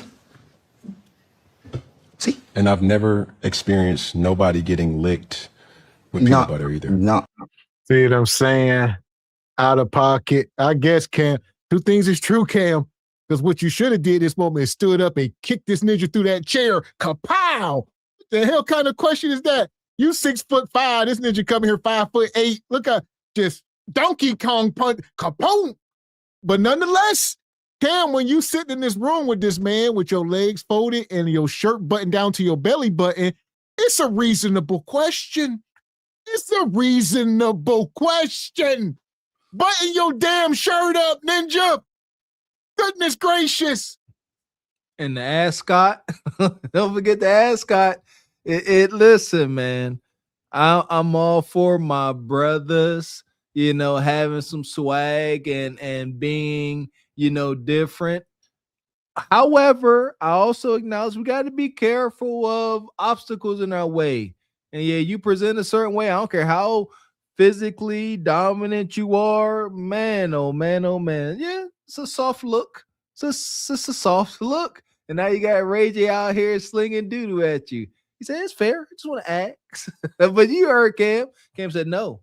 Nor have I ever seen somebody getting violated via the way of peanut butter up they crack. Ray J.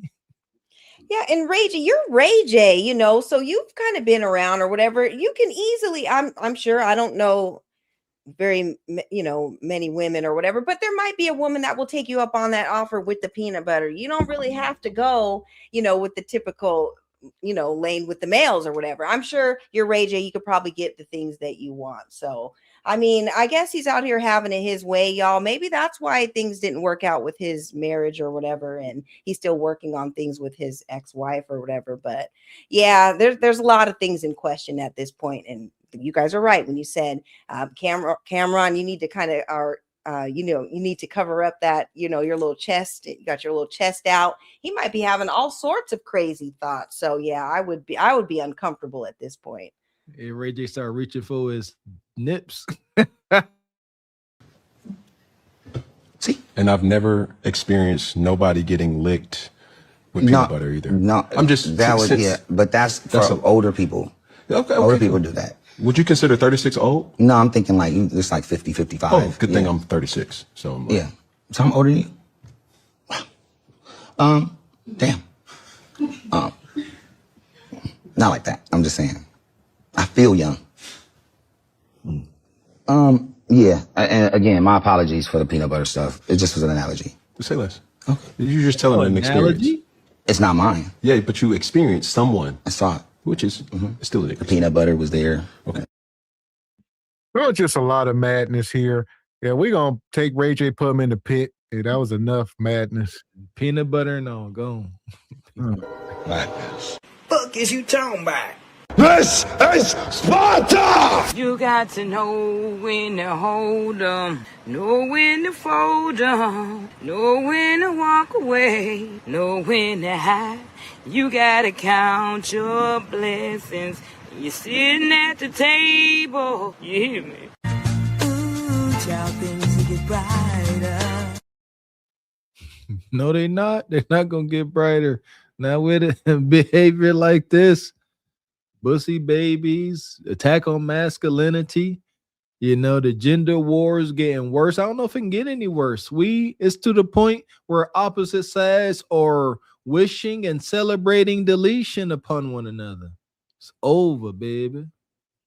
Yeah, and I don't know about y'all, but I don't even want peanut butter for the next couple weeks. I don't want to look at peanut butter. I don't want to see it. I'm not eating it. None of that, because that was just too much right there. Yeah, Ray J all the way out of pocket. But nonetheless, the whole show been out of pocket. I think it's too far gone at this moment. We can maybe revisit it in a few months and see if there's any progress. But the self-destruction, can it be fixed? No, we just gonna keep doing our duty as mating, dating, and rage baiting journalists and reporting this madness as it comes down the pike. I'm tired. I'm tired of being optimistic about these things and having pound my face. Y'all ninjas in the chat that laughed at me too many times. I'm just doom and gloom from now on. That's it. Maybe. It depends. I tend to relapse every now and again. So what you got, Sister Ebony? What's your final thoughts here on this crazy show? Well, tonight was wild. We talked about things from all different aspects. And I think overall, in general, I think it's most important to have the conversations with the people that you're in relationships with and talk about what the future is going to look like, for you guys and what the roles are going to be. And asking those questions, because there were women that were displayed up here like the Jazzes and the Joys and all that stuff that can go without men. They don't think that they're important or whatever, but it is important to see the mindset, because it's going to be very hard to build with somebody who doesn't recognize your level of importance as a leader and as a provider and protector, for the family. So have those tough questions, no matter how hard they may be, but it will save you a lot of heartache and pain later on down the road when you already know what it is.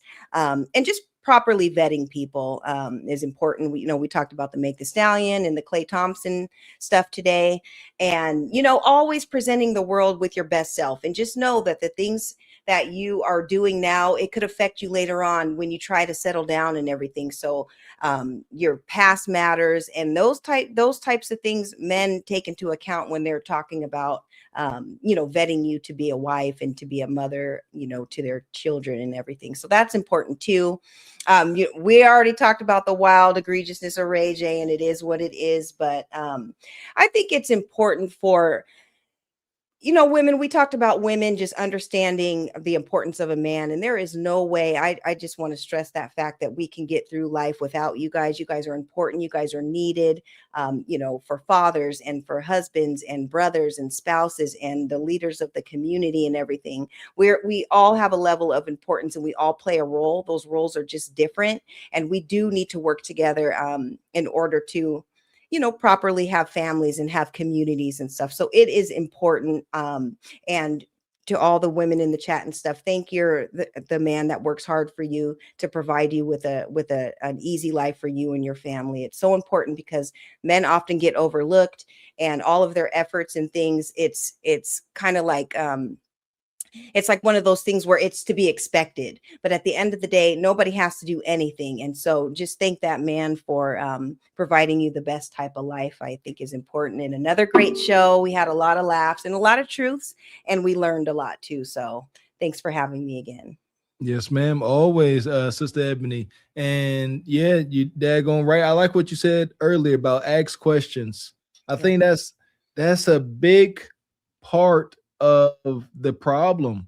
These young men and women are getting into situationships, start to hunching all wild, and they never get an understanding about what this relationship is and where it's going.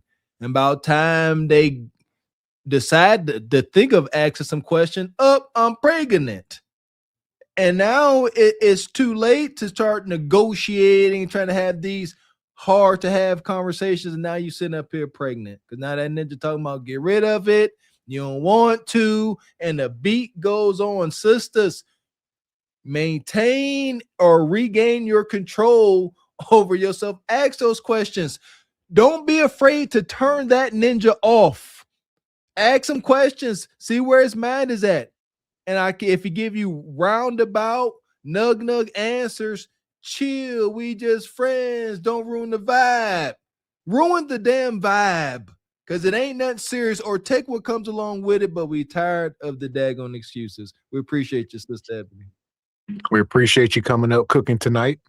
Yes, thank you guys for having me, and we'll see you guys all tomorrow for Single by Choices at 5:00. So we'll be there. Madness 8 Yep. at 8 o'clock or 5 probably for Oh you. yeah, 5:00 for me. Yes, 5:00 for me, 8:00 for you guys. Yeah, Everybody on the Pacific Coast. right. Shout All out right. to well, Eastern Standard. So, yeah. or now I see people call it Eastern Daylight Time, or they be Oh, changing okay. it.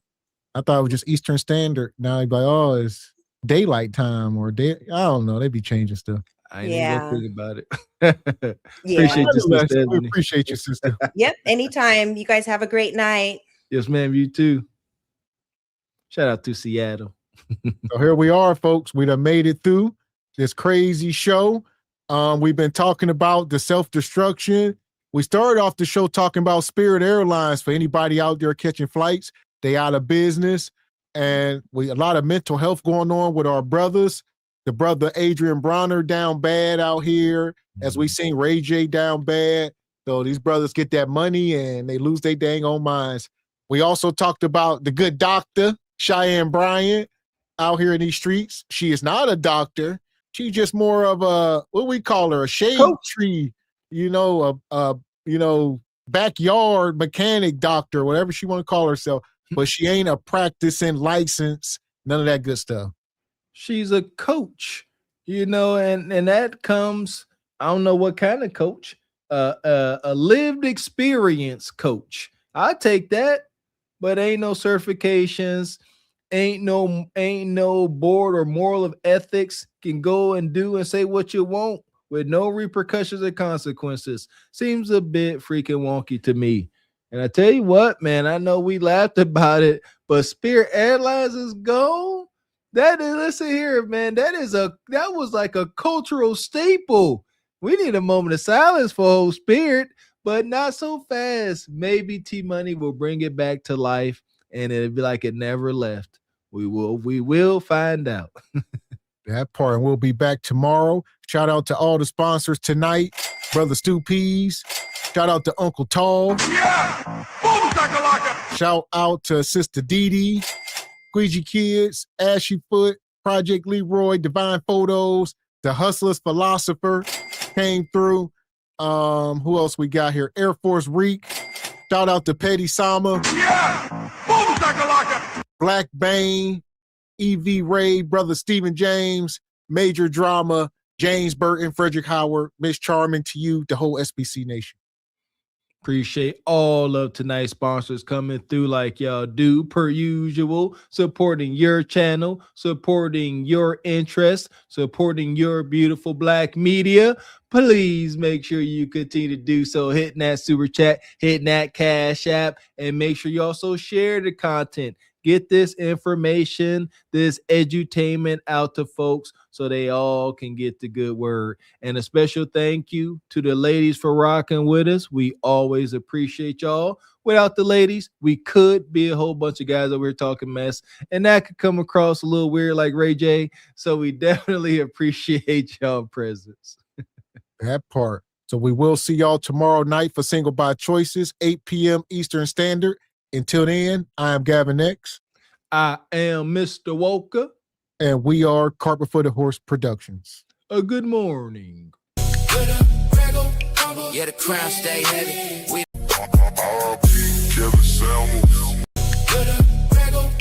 Yeah, the crown stay heavy. We don't fall. Truth over lies. Yeah, the story been told. Listen, two married men from the trenches. Still standing. Still building. Trying to show you it's another way. This ain't hate, this is game. Hit that like button goes, don't play with it. Subscribe, go, yeah, stay with it. Cash App lit if you rockin' with the flow. Super chats on, yeah, support the show. If you SBC Nation, then you already know. Regal Rumble, yeah, we shaking up the game, let's go. Regal Rumble, carpet for the horse. Hey, now we running the show. Hey.